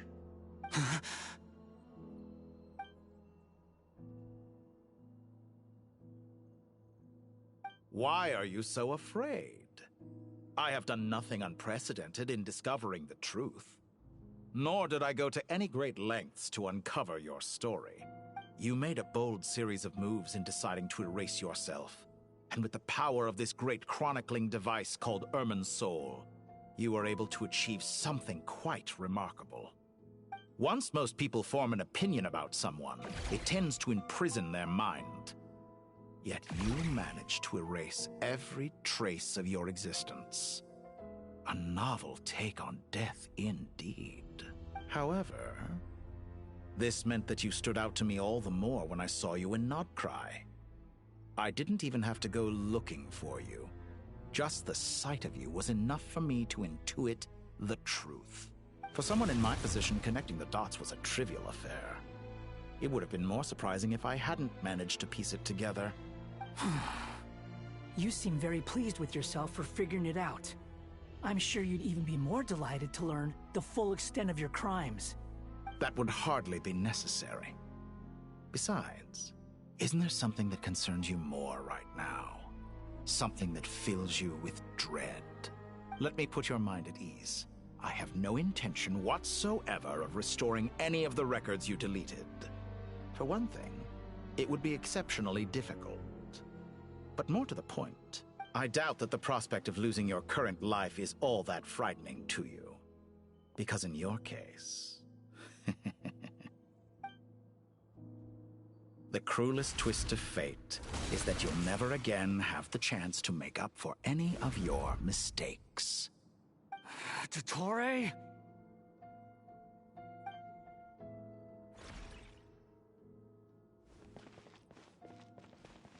All here shall bend to my will.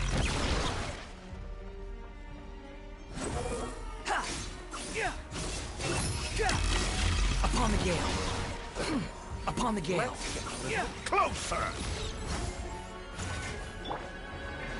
Time to ignite!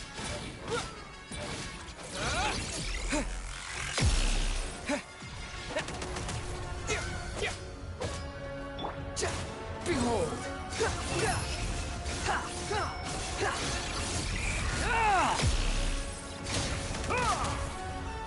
I'm afraid you'll need to do better than that to take me down.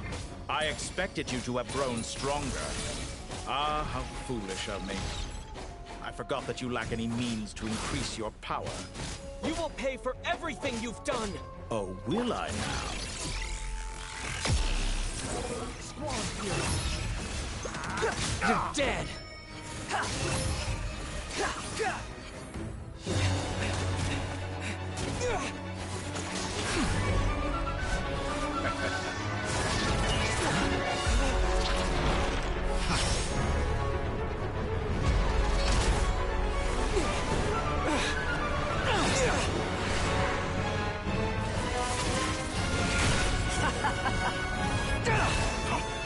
Does the prospect of death amuse you? I could ask you the same question! I'll distract Dottore. You focus on the mission. Got it!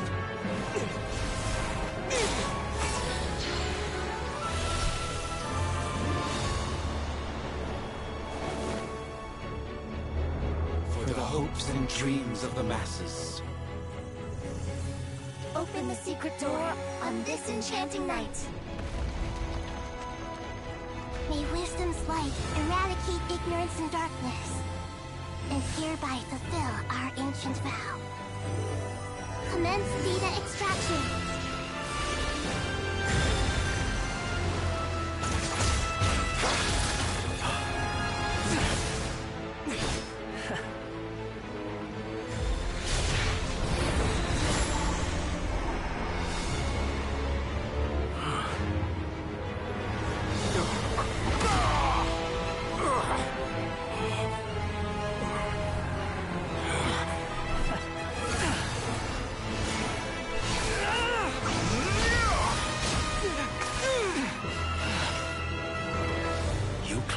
Outdated ideals and stand in the way of progress.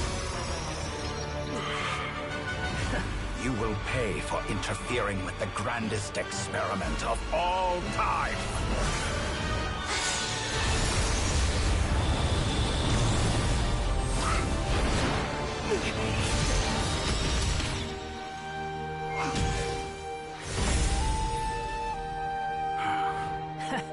Good timing. Dottore, as clever as you are, you fail to understand wisdom. Wisdom takes many forms, but the path you have chosen eschews them all. Huh.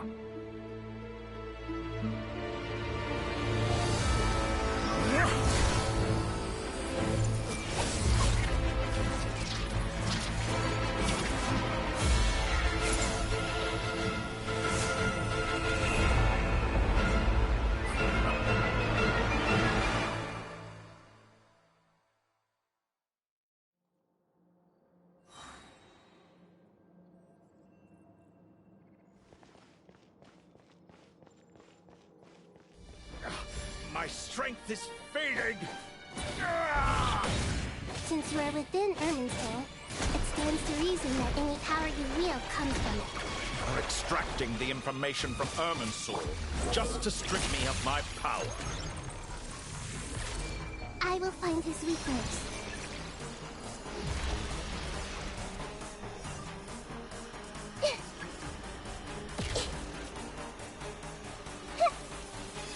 Everyone hold hands! Quit following me. Squall and Fury. Quit following me. Ow! I admire your attempt to introduce a new variant, But it's nowhere near enough! Time to ignite! Sharon my knowledge! Everyone hold hands! A petty trick! Squall and Fury.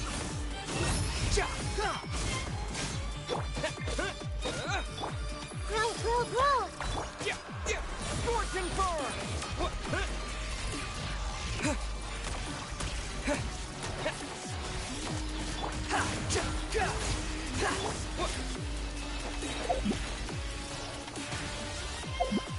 Burn all before you! Blade of the primal flame!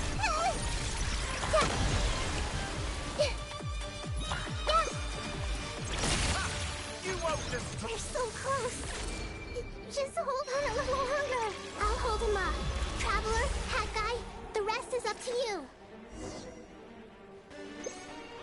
We certainly have a knack for surprising each other, don't we? I'm just getting started. It's time. Say your prayers. Stay on the defensive, but watch your back. The wind rises.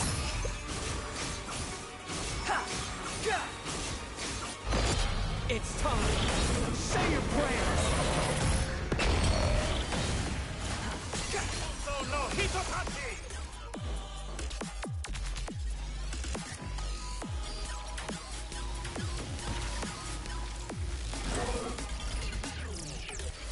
Upon the gale. Burn Time to all ignite! before you! Blade of the primal flame!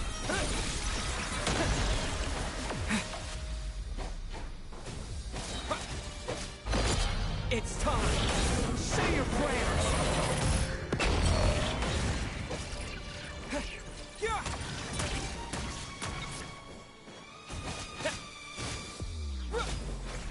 Let's try this. Muso no Hitotachi!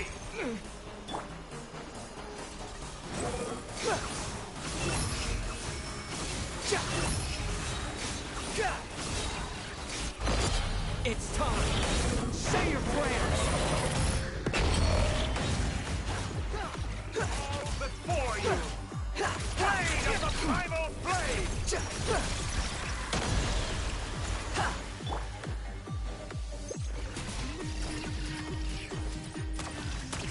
Time to ignite! Behold. Finally. It's time. Say your prayers. That's far enough. Scorch and burn!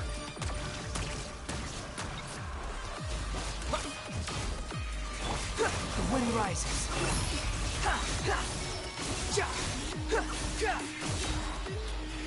Burn all before you!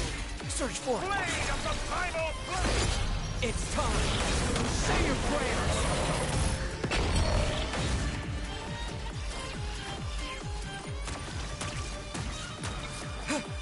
Time to ignite! Squall and Fury. Let's try this. Muso no Hitotachi!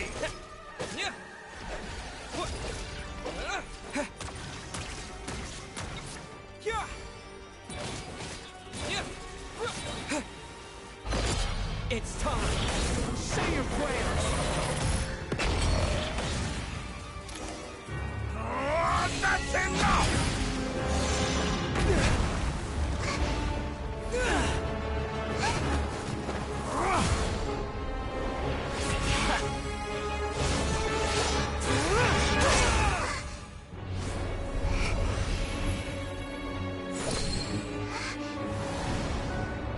It's all yours.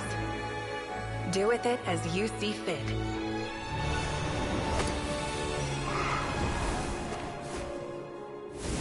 Just as you say, this world is home to some archaic things. And as you suppose, you are a formidable opponent. You have long coveted the secrets of wisdom. So now, I will demonstrate true wisdom in action. I invoke my supreme authority as the keeper of Irminsul. Command me or condemn me. But give your verdict now!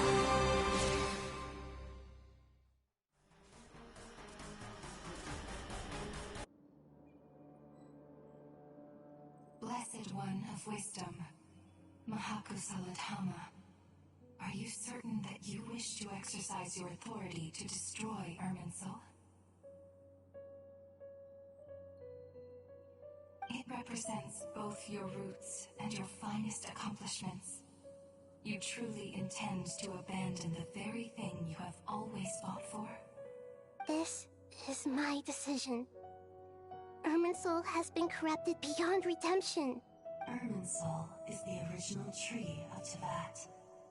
It is the means by which the heavenly principles maintains fate itself. The 7 Archons should honor and revere it, for their authority was bestowed upon them by the heavenly principles. It is precisely because I honor and revere it that I fight for the humanity it exists to protect. Wisdom is knowing how to weigh the options and make the right decision. If you truly care about the fortunes of this world, then it is me you should seek to preserve. Planting a seed begins the chain of cause and effect. Since you have become a great tree yourself, why should the loss of another tree be anything to fear? Till we meet again, Lord of Dendro.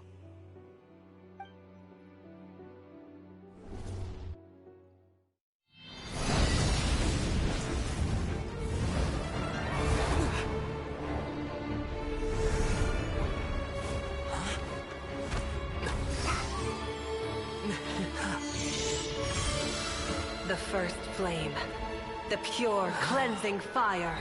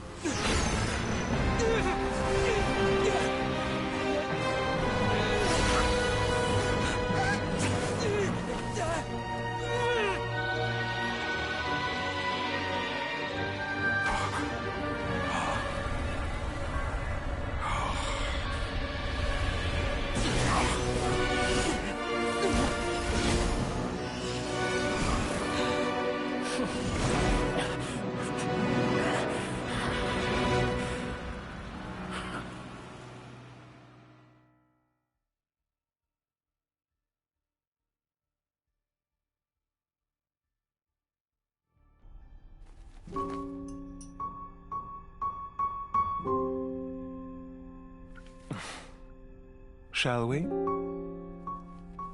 Where were we? I was suggesting that you needn't perform when signing a contract. You're only sitting here because your bank demanded an evaluation of the trustee. So you told a story about a young scholar from a merchant family in Sumeru? I told a compelling tale, didn't I? The post-expulsion story is far more captivating. The human experiments or the elixir of immortality? The part where you die. Ah, yes. My favorite part. The 35-year-old Segment thought of himself as Dottore. reserving the name Zondik for the original specimen. Of all the segments, he was the most selfish. After his expulsion, Dottore searched for a new direction. He joined the Fatui, studied Elazar in great depth, secured resources. He was rather fortunate in his career. Zondik turned to Conrian technology and successfully created his segments. But this was not immortality. Even with backup segments, his body would still age. Still, thanks to Snezhnaya, Zondik found the ideal base for his experiments. Then a perfect partnership materialized at a crucial moment.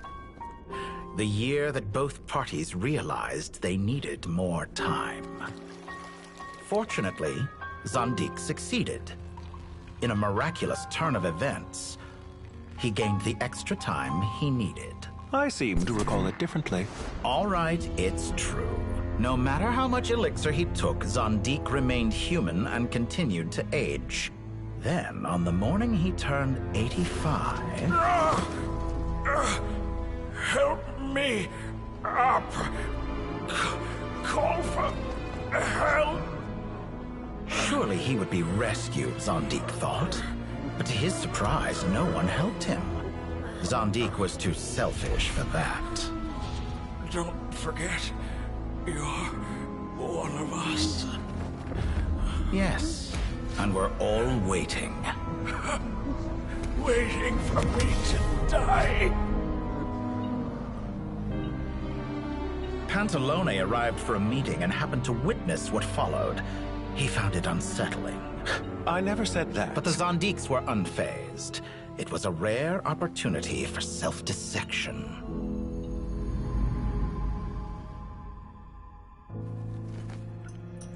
What does all that have to do with you depositing your data at Northland Bank? It has made me cherish my time in this world all the more. Fair enough. So you do have a sense of self-preservation.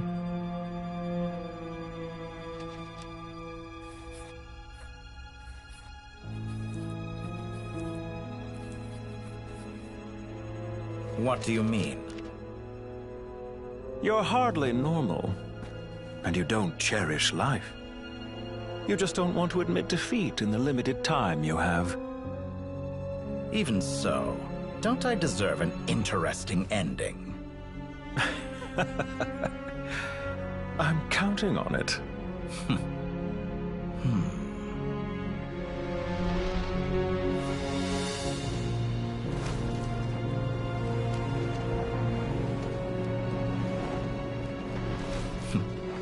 If nothing else, I expect my funeral will be a grand affair indeed.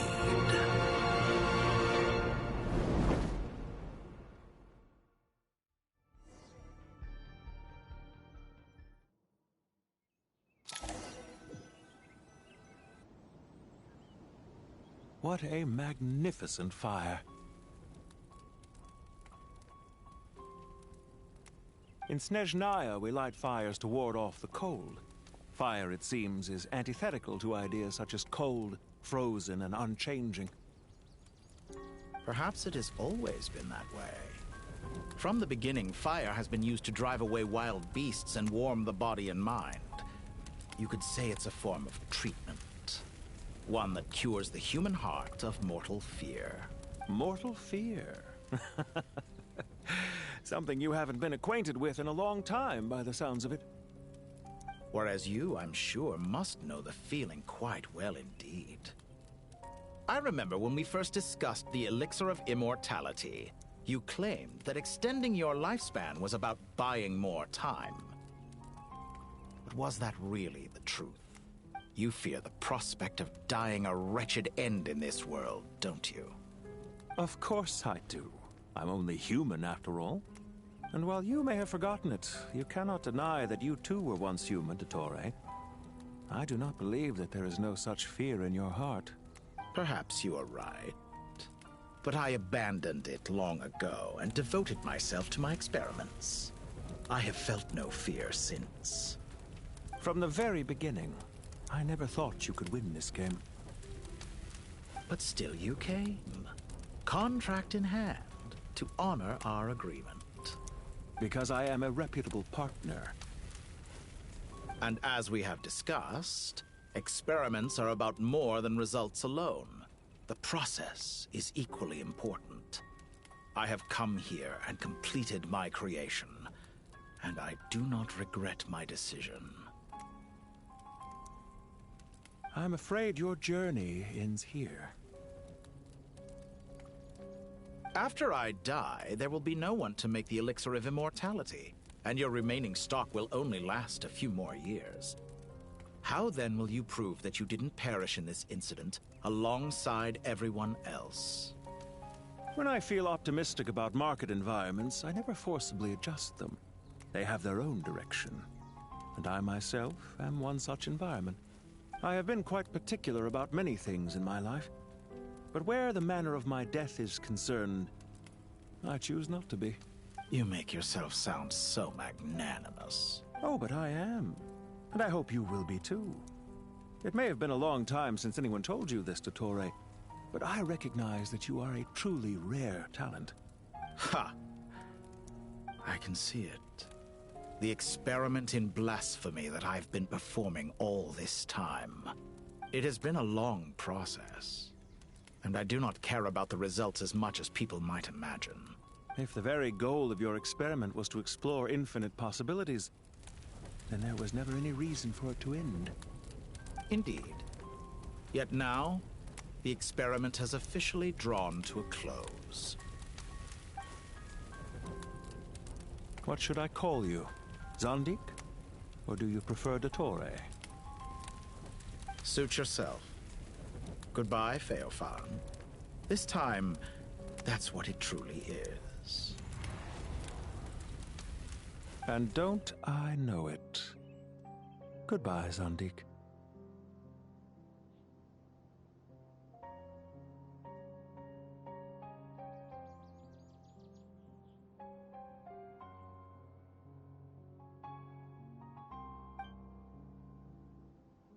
I could have carried out many more experiments, but to me, Lord of Dendro, this outcome is certainly not the worst. I believe you. But unfortunately, this is where it all ends for you. This experiment does not belong to you, nor do any of the results. Experiment? It sounds like you're trying to outdo me in my own field.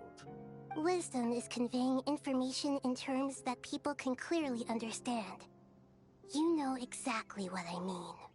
Indeed. I can see no further outcomes.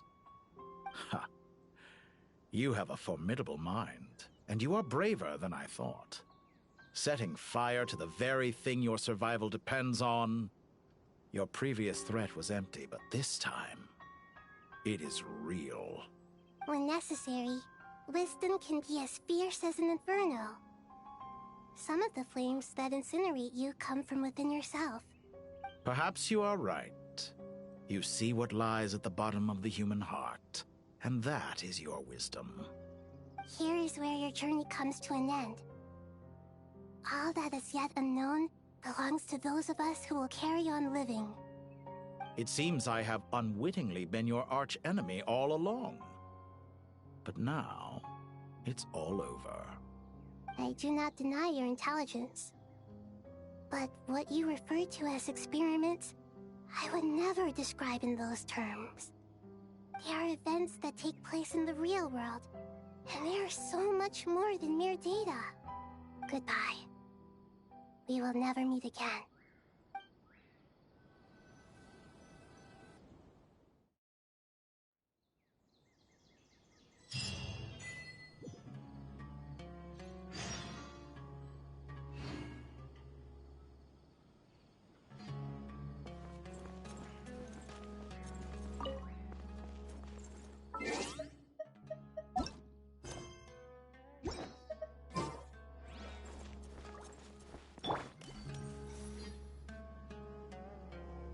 Well, that's the last of them. Everyone on the list is already back where they should be. It was a long, hard road, but we finally finished escorting everyone back. I just pray that we'll never need to leave again. I hope we can stay here forever in this peaceful paradise of our own choosing. Paradise. In the annals of the Temple of Silence, that word carries great significance. It represents the hopes and desires of the gods. Their longing for a place to rest. I wouldn't think gods need such a place. People always think they're the only ones who can lose their homes. They forget that gods too need a place to reside. As the Goat King once said, "A god without his people shall cease to exist." Gods need their believers every bit as much as their believers need them. Only we can truly understand how much the desert faith has faded over the centuries. But we still talk about the gods as though they're part of our lives. Given the myriad ways in which gods and humans interact, I'd say they really are. How else could Dunyarzad consider the Dendro Archon a friend? Well, that sounds about right to me. Describing them as friends sure makes us feel a whole lot closer. If you told me a few years back that I'd have this many friends, I'd have called you a liar. Belief is a choice, just like friendship. We've made our choices through battle. The right ones, wouldn't you say? I'll be heading back to the Temple of Silence. I heard the Goat King and the Ibis King decided to pay us a visit. How about you? It's back to Aru Village for us. Still plenty of supplies to distribute and people to help. Until next time, old friend. As long as you can find the time, you're always welcome to visit us in Aru Village. Right back at you. Make sure to drop by the Temple of Silence the next time you're free. Word is that 2 of the other 7 pillars, Chesapank and Bennu, might also be dropping by. Since you're wearing the symbols of their power, it'd only be fitting if you came to see them for yourselves. Dropping by? That makes it sound like they're visiting a neighbor's home. Well, the temple was founded by Hermanubis, so I guess to them, that's exactly what it is. Guess that's true. All right. We'll make sure to find time to stop by. Stay safe on your journey home. I will.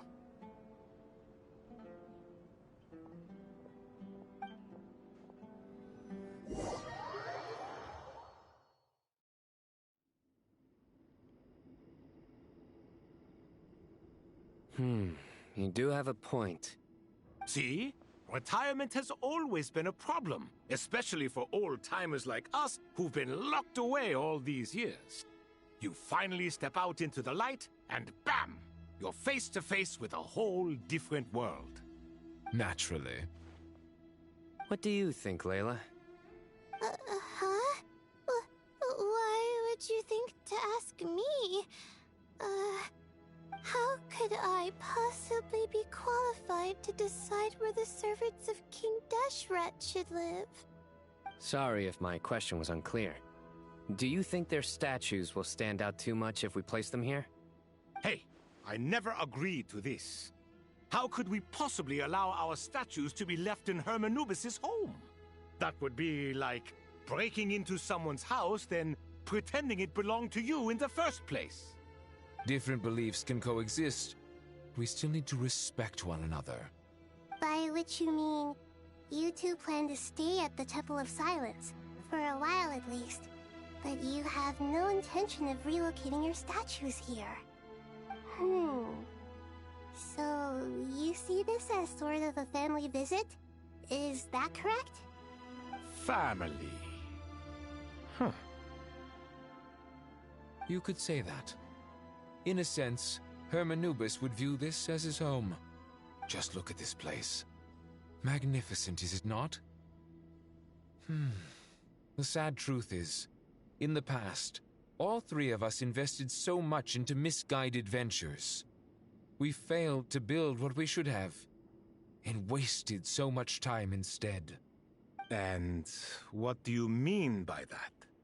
I mean that for the most part, time spent associating with the likes of Sobek, and, let's say, Thoth, might reasonably be considered wasted. Why does that not surprise me? Go on.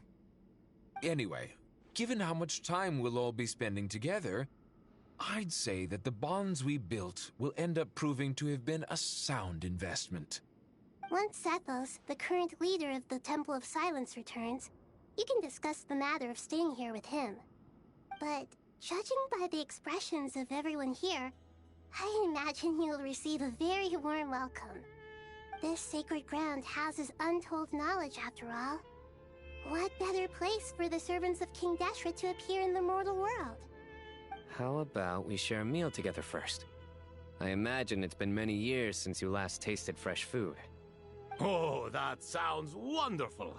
After so many hundreds of years, I can only surmise that desert cuisine has become a lot more varied. Are we having a get-together? If you'd like, I can help prepare some food. After all, Lord Thoth, you helped me so much in the desert, and I still haven't properly thanked you. Oh, my, that would be wonderful. I'm touched that you still remember. How the times have changed. To the people of today, it seems the Ibis King has become a kind and passionate god. And you, Mr. Herreshoff? What kind of god do you wish to be? To be honest, I haven't given it much thought. How about you, Dendro Archon? Do you have any hopes for your future? Me? I'm very happy with my current life. Forgive my bluntness, but you do not seem to derive your authority from majesty and might, like Lord Al-Ahmar. Clearly your approach has its advantages, but also its dangers, don't you think?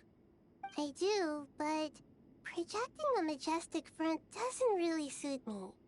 Besides, my relationship with others isn't simply one of a god and her people. Not putting on airs might earn you more adoration. Exactly.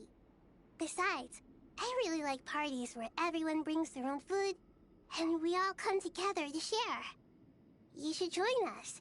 I'm sure you'll find it fun. Last time when we got together for a picnic near the Avidia Forest, it was quite the occasion. Seeing as you're already here, how about we hold the next one in the desert? Can we do that? Wouldn't Tainari have to transport a ton of drinking water? Don't worry, I can help out. Layla, would you like to join us next time? Me? Sure. The more the merrier. That way we... Don't take this the wrong way. I just think you should know. When it comes to passing the time, chess is more our thing. In that case, Dendro Archon, what do you say? If I were to compete against you, I can't say with certainty I'd win, but I certainly wouldn't mind giving it a shot. Where's Sobek? I'm sure he'd be good for a few rounds.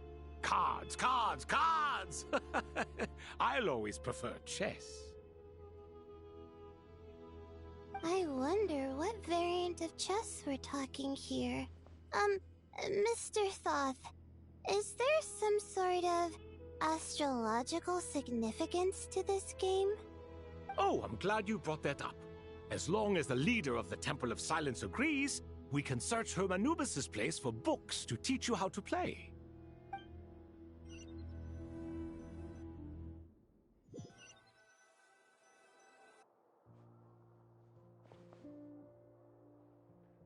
Such devastation visited on Sumeru City. So many houses destroyed or damaged in the fighting. Who could have foreseen this? Look at all of this. It's going to take me forever to tidy up. I suppose living below the academia doesn't always work out to your advantage. I would have thought a little appreciation of my sincerity and effort in helping to clean up this mess might be in order. Helping? Effort? This is your house! Of course you should be putting in the effort! If anything, I'm the one who's helping! So you see yourself as just a helper in this situation. I must admit, I'm rather shocked. If you're trying to say that since I live here too, I have an obligation to tidy up, fine, I suppose I do. Wait a second, stop changing the subject! Nevertheless... In the wake of a great storm, A missing roof is a predictable inconvenience. Can you stop making it seem like I care more about this house than you do? Doesn't it upset you at all to see your home in this state? I won't pretend it's ideal, but that's no reason to be upset. This is the roof over your head, your shelter from the cold. The furniture is scattered, the paintings have fallen off the walls, the windows are shattered. Don't you feel even a little disheartened? The way I see it, these problems are easily solved. Ugh, this is precisely why I hate talking to you about sentimental things. It's like banging my head against a wall. You simply don't understand just how much work goes into making a proper home. It sounds like this is causing you a lot of anguish. You mean the house or the paintings? I mean your sentimentality. Oh, well, yes. But I'd rather not dwell on such things right now. Generally speaking, when anguish becomes the norm, people usually make an attempt to improve their situation. But there are so many people and things in life that are difficult to change. It's not like you can force them. Besides, anguish can be a source of inspiration, and I'm not sure I could break my reliance on it.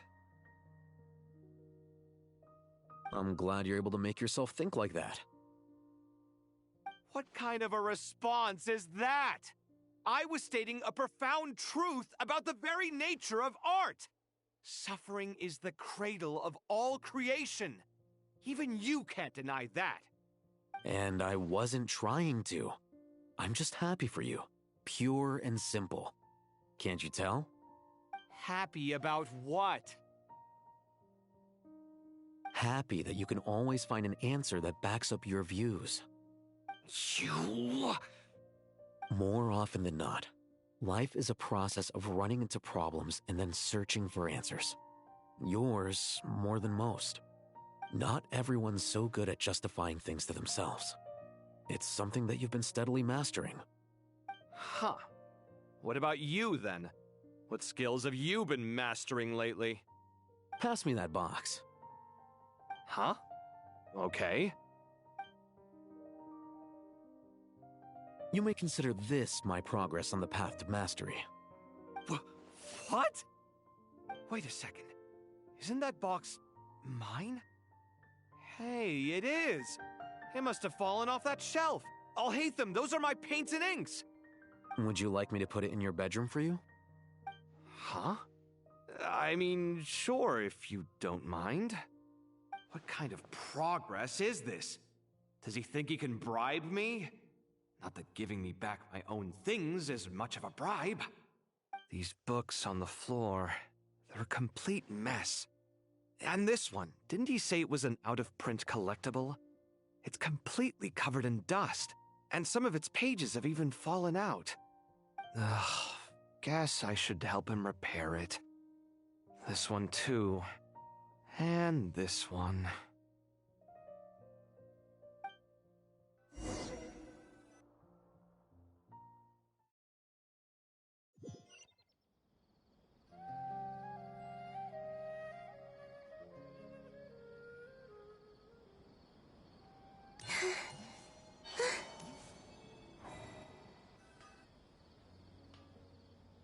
Local sumter beasts, imported goods, such a bright future ahead. I can picture the Mora just rolling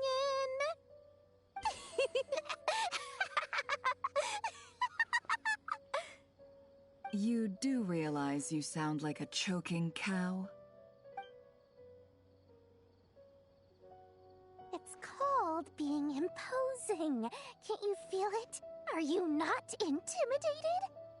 Oh, I'm positively shaking in my sandals. What commands do you have for me, oh mighty Lord Sangamabe? You've got a lot of nerve, Nefer. You went and told Candace and the others everything, didn't you? Seriously, do you have any idea how differently they see me now? Surely that's a good thing. I presume they're more disposed to actually like you now, maybe even view you as a friend. You traded my secret for sympathy! I Thanks to you, I've lost every last shred of my mercantile majesty.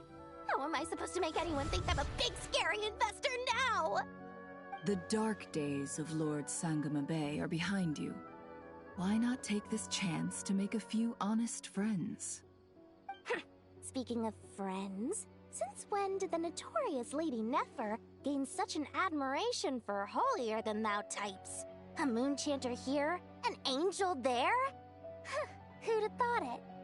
A coming together of fates, nothing more. No need to throw around accusations of admiration. Forget it. You're right about one thing at least. Making friends is never a bad thing for a merchant. So, I really took a loss this time.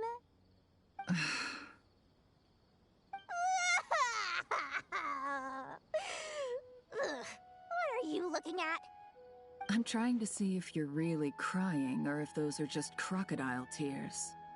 A little birdie told me that when Lord Sangama Bay makes money, the tears flow from the center of her eyes, but when she loses it, they flow from the corners. Which is it this time? Ugh, you are so annoying. I'm not talking to you anymore. Nefer, thank goodness you're here. I've been looking everywhere for you. Huh? Well. If it isn't the House of Dana's very own librarian. What can I offer you today, Miss Katayun? Oh, no. I'm not here to buy. I'm here to bring Lady Nefer a book, and a fascinating one at that. We agreed to meet at the entrance to the mausoleum of King Deshret.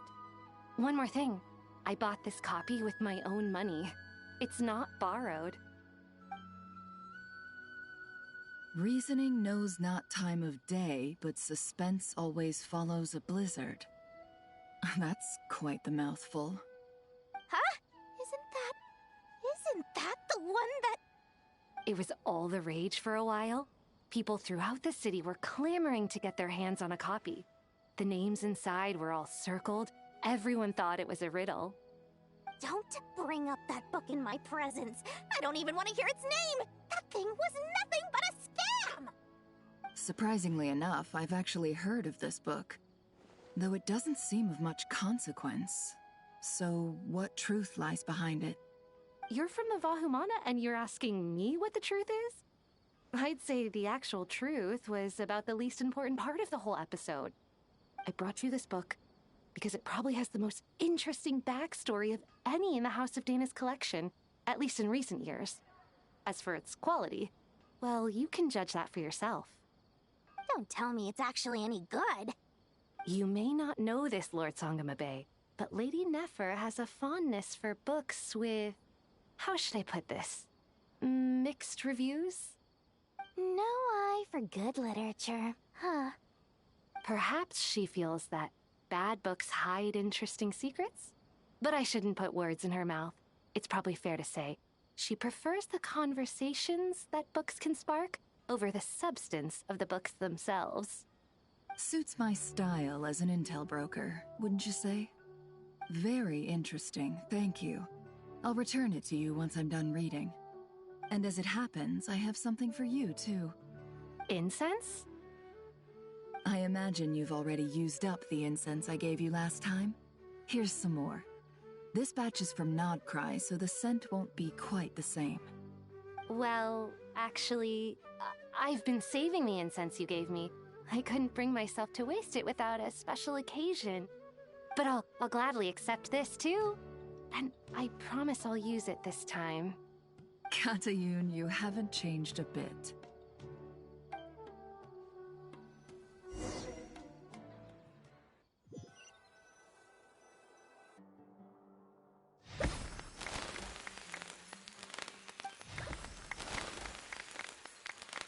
Congratulations, Kale.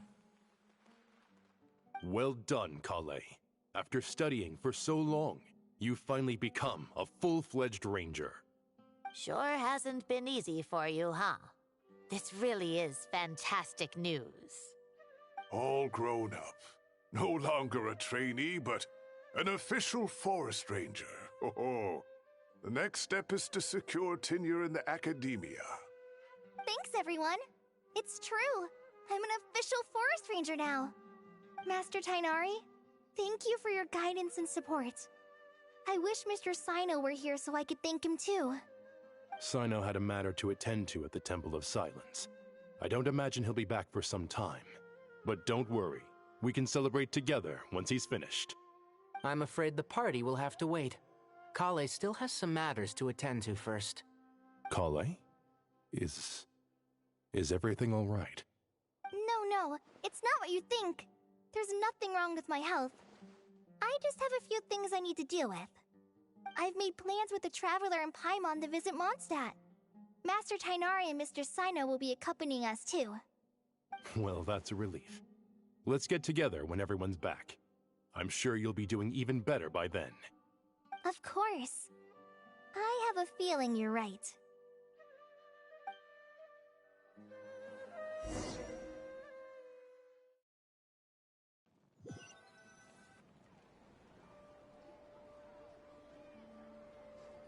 Phew!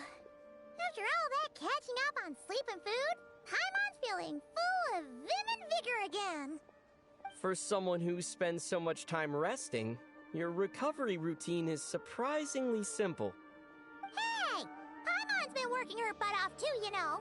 She flew all over the city helping everyone out. Don't worry, I saw how hard you worked. Alright, we all know you're the most hardworking person in Tavad. As long as you're rested and full, that's what really matters. Paimon's been looking around the place, and it seems like the city's already on the mend. But Paimon's been wondering how Nahida's doing. We should check in on her.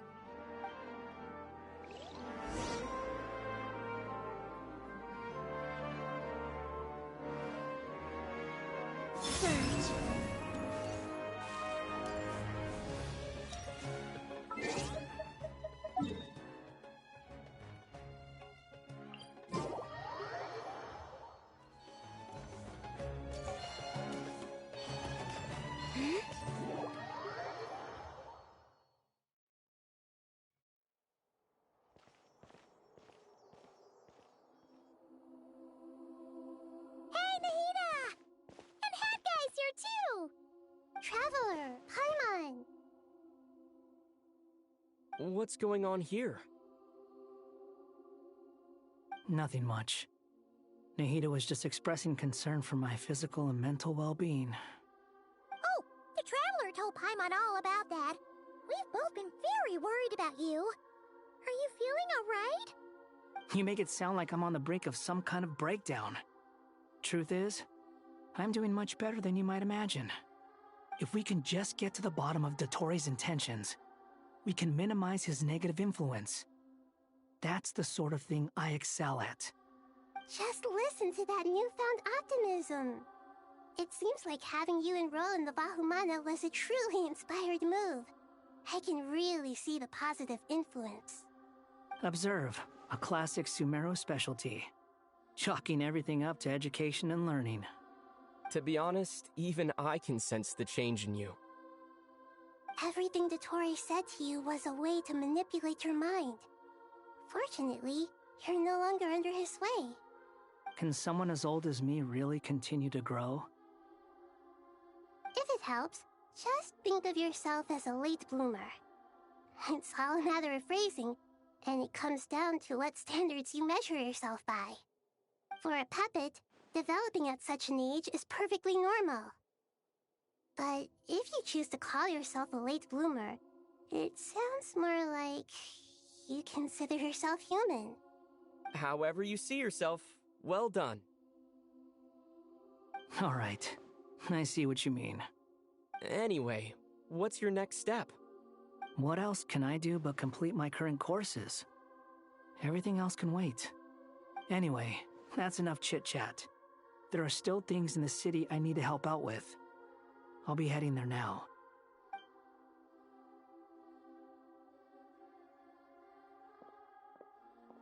I'm so happy that Hat Guy is doing better than we thought. But what about you, Nahida? How are you holding up? The pyronosis burned down the corrupted Irminsul. The flames blazed for 7 days and 7 nights before they finally subsided. All that was left were the parts underground. Now, Aru shoulders the responsibilities that once belonged to Irminsul. The situation was contained before it got out of hand, so Tevat's most vital information has largely been preserved. Irminsul has a strong influence over you, doesn't it? How will you cope now that it's gone? There is no need to worry.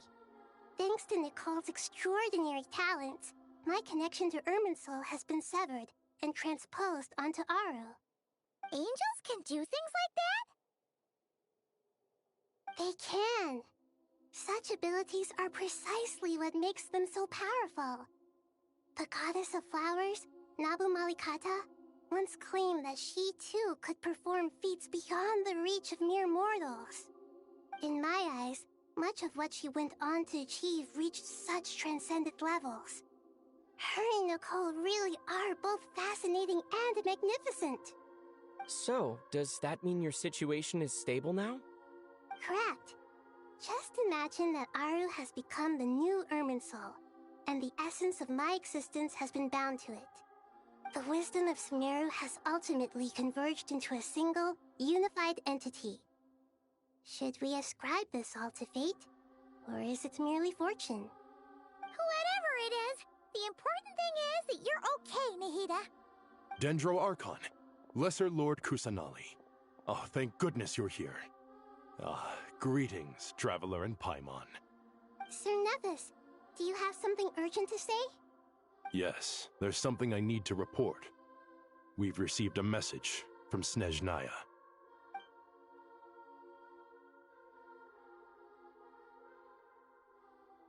The Fatui Harbinger, the Rooster, sends us his sympathies, along with all the usual pleasantries.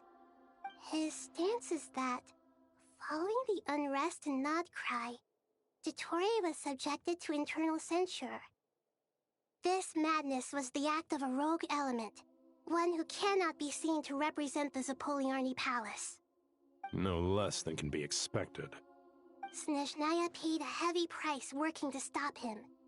They even lost one of their own harbingers. The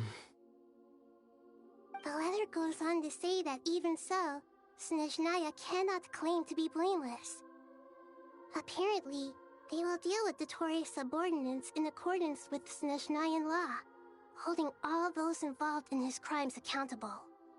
Additionally, they are supplying relief funds and supplies, which are already en route. They hope this will aid in Sumeru's reconstruction. Sounds like he's got an answer for everything. True, but as diplomatic rhetoric goes, it's highly effective. Completely watertight, both in logic and sentiment. This disaster has had a profound impact on Sumeru. There is much that I will keep in my heart. The matter of Dottore can be seen as settled for now. We are sure to cross paths again in the future, and in that light, Snezhnaya would do well to uphold their responsibilities and keep a tight rein over their actions. With Irminsul burned, the flow of fate now carries many more possibilities. I will be watching carefully. Perhaps we can move on to a less serious matter? Dendro Archon, will you eat with us once this matter is dealt with? Everyone wishes to celebrate together. Your presence would be most welcome. Of course! Junior Zod, Sino, and Hypatia all told me the same thing. If there isn't enough room for everyone, we can arrange back-to-back feasts. What a wonderful idea. That just leaves the question of what we should eat. Not more tomatoes, surely. More?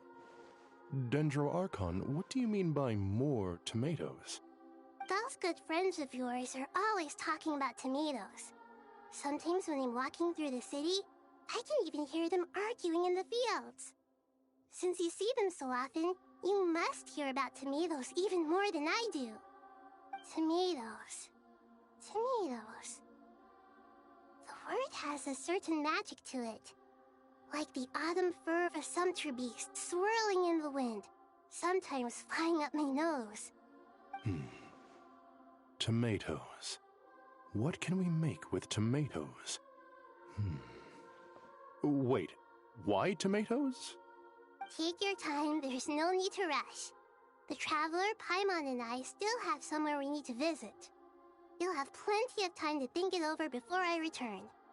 Does this mean you're going to Natlan? Meet them there in person. It will require a long journey. I know. But this is necessary. I must go myself. Traveler, Paimon, we'll set off as soon as you're ready. Is that all right? Sure. We'll be ready whenever you are. You'll hear no objections from Paimon. We should grab some snacks along the way, though. It'll be just like going on a long holiday. Wonderful. I'm looking forward to this so much.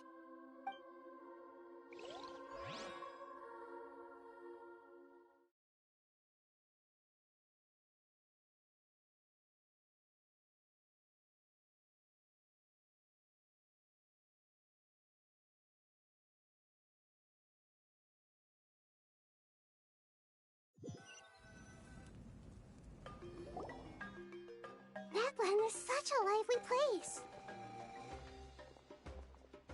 It's super cheerful and positive, too.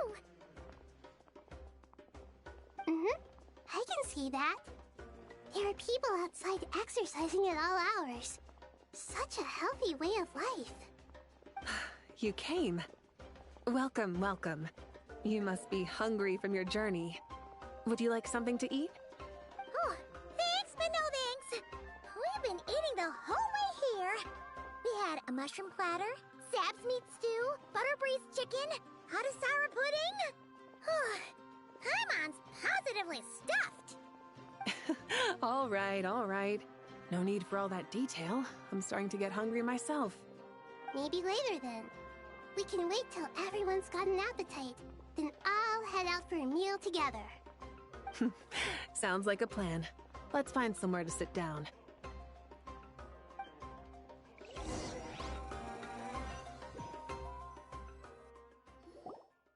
I should tell you, I already have some sense of why you've come. Why's that, Malika? To say thank you. Your senses are spot on. But on top of that, we also feel guilty. Because the pyronosis has vanished? I sensed its loss. Despite scouring through the remnants of Irminsul, we couldn't find any sign of the pyronosis. Not even any trace of it burning to ash. That's certainly unusual. Still, the potential fallout from Irminsul's loss is significant, to say the least. Perhaps the pyronosis's disappearance is simply a knock-on effect of the impact it's had on a certain strand of fate. There's no need to feel guilty. We were clear that this time, there was to be no returning, only giving. Pure and simple. Thank you really is a fascinating phrase. We use it to express gratitude for the smallest of things. Yet, when faced with a kindness too immense to describe, we use exactly the same words. It's not that we lack other means of expression. It's that when we truly need to express our feelings, the simplest and purest words are always the most powerful. You're right. In Natlan, we prefer simple expressions too. Companionship, friendship, support. They might not sound fancy, but the sentiment behind them is sincere. That's wonderful to hear.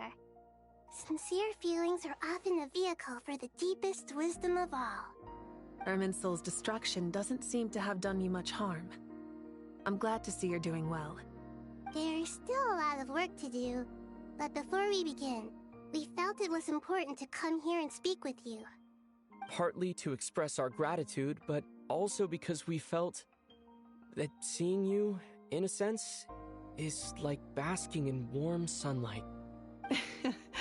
That's a nice way of putting it. I like that. To tell you the truth, though, I'm not a fan of somber meetings. So, since there's nothing more to say, why don't we go bask in some actual sunlight? The weather's beautiful today. What a great idea! Paimon's gonna lie back and soak up some rays.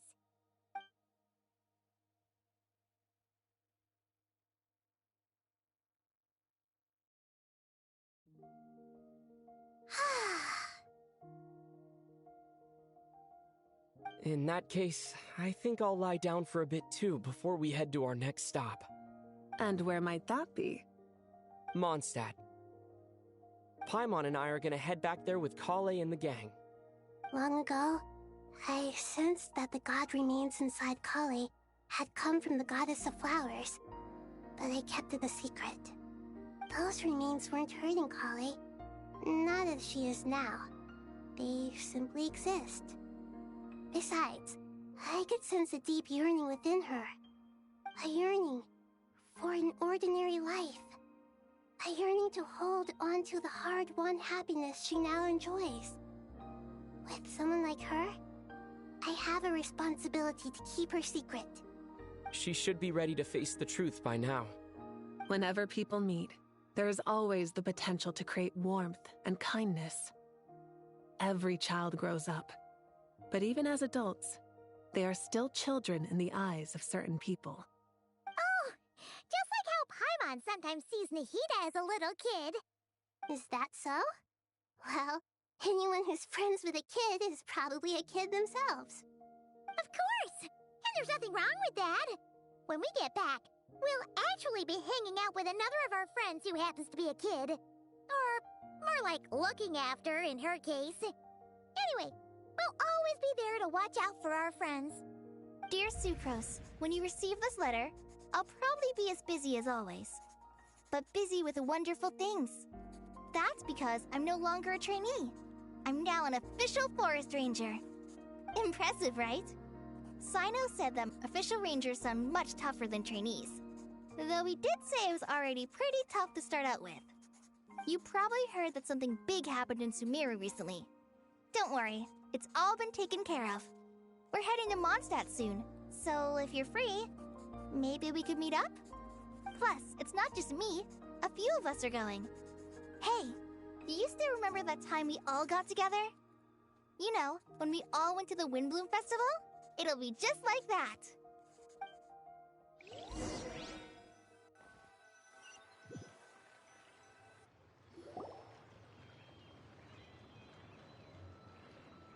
Dainari, is that... Don't you say it! Is that the great Vayu Vyastra? Behold, the great Vayu Vyastra, General Mahamatra. How times have changed. I wasn't expecting you to beat me to the punchline. You've changed. You've really upped the aggression in your battle against Sino's jokes. Kale, how did you know what I was going to say?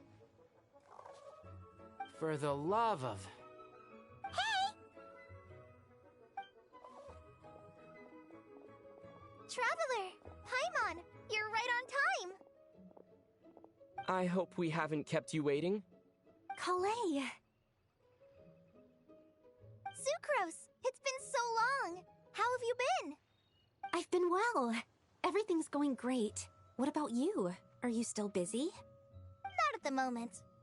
Oh, right! That juicer you gave us works amazing!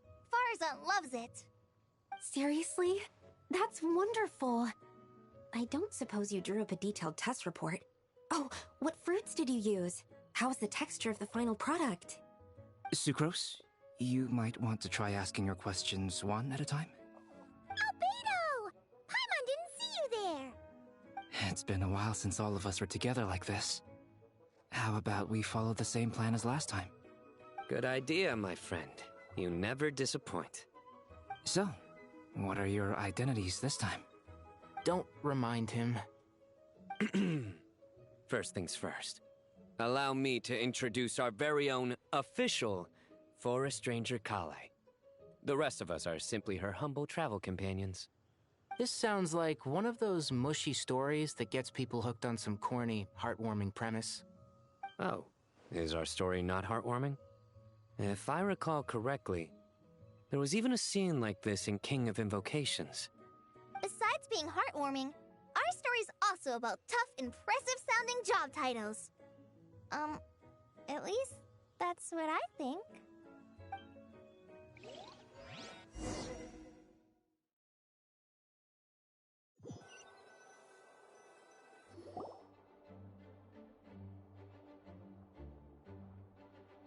Oh, you're here already? I'm still giving Dodeko a little trim. I won't be a moment. A trim?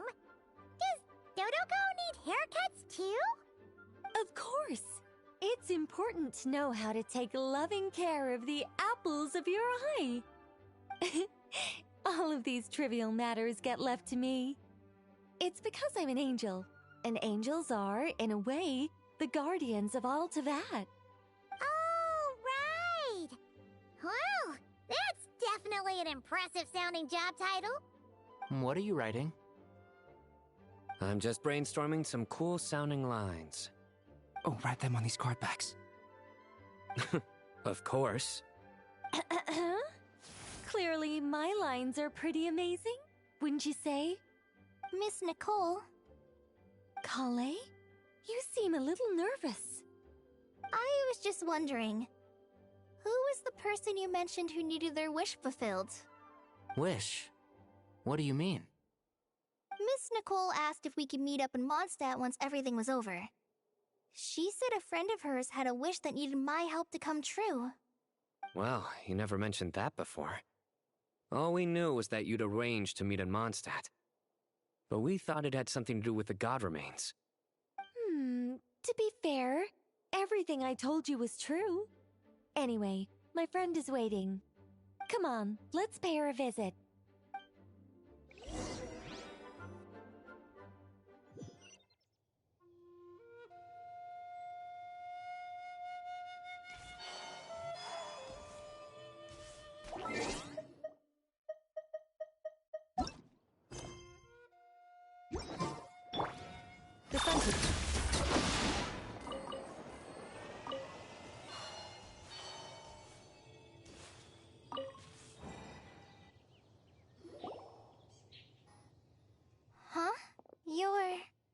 Surprised? I bet you weren't expecting to meet a woman like me beneath this beautiful tree in a faraway land. An oasis will spring from the place where a djinn resides. That saying falls somewhat flat here in Mondstadt, given that everywhere is already so lush and green. Lilupar, what are you doing here? I made friends with Miss Nicole. I asked her to bring me here and then invite Kale to come. The prologue to this story is that I have a wish. It has stirred within my heart for centuries. Millennia, even. Originally, it was merely Al-Ahmar's lie, but now it has become reality. Could this be... Related to the goddess of flowers? My dear young lady, my mistress left her final trace in this world upon you. I can't tell you how glad I am to see you here.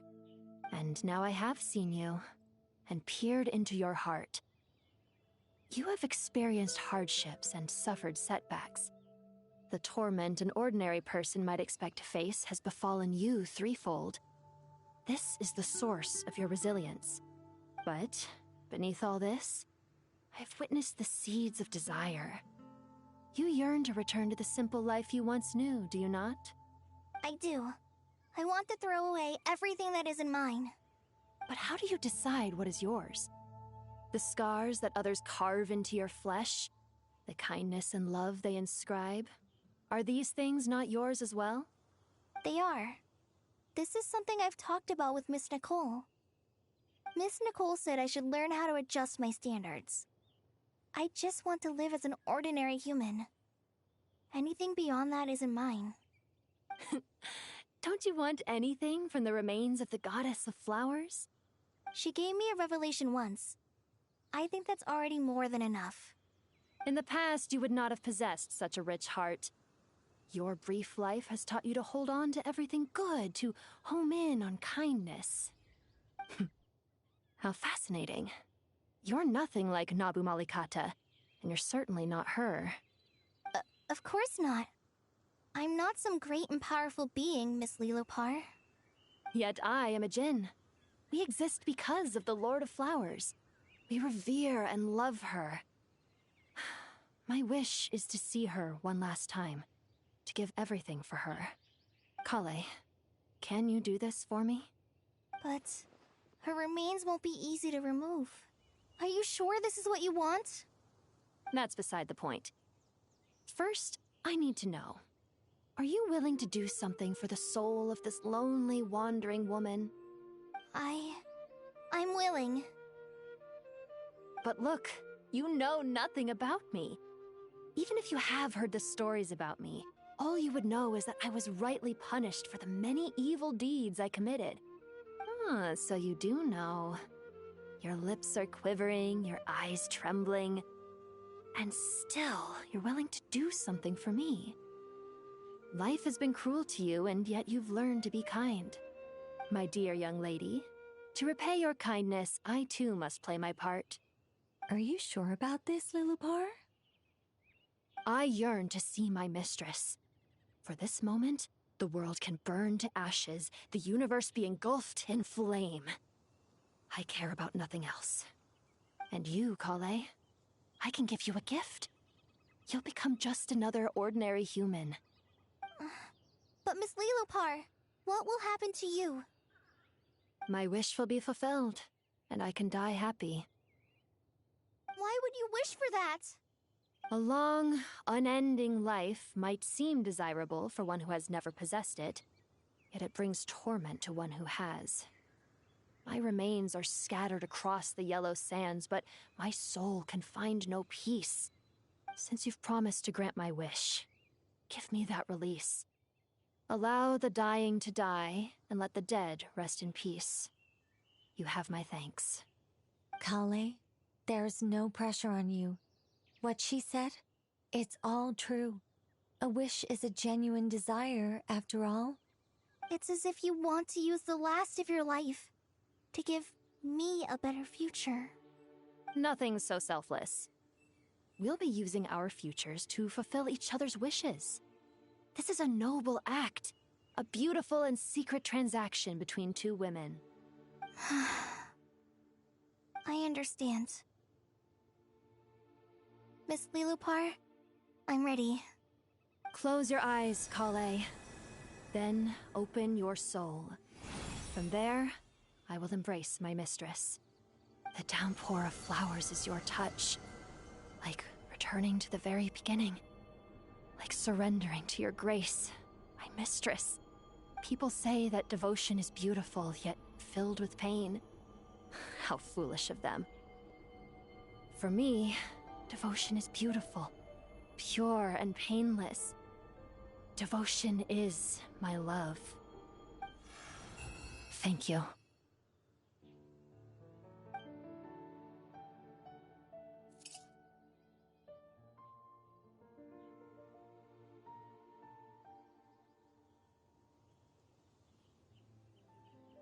Lilupar! She disappeared? She left, carrying the blessing of flowers. Kale, are you alright? I'm fine. Now that the remains are gone, I don't actually feel any different at all. Those remains weren't hurting Kale. Not as she is now. They simply exist. Besides, I could sense a deep yearning within her. Kale must have already received what she was yearning for. I'm doing fine. I feel relaxed. There's really no need to worry. Then my wish has come true, too. To become ordinary? That's just one of my wishes. Actually, I have a few more. For instance, I want to protect the people I meet and help them find happiness. That sort of thing. So between Miss Lilupar and me, you've fulfilled 2 wishes already, and protected 2 people. Wonderful, isn't it? I feel so fantastically happy. I guess that settles things here. So what's next? What do you want to do when we get back to town? Kale, look who I've brought to see you.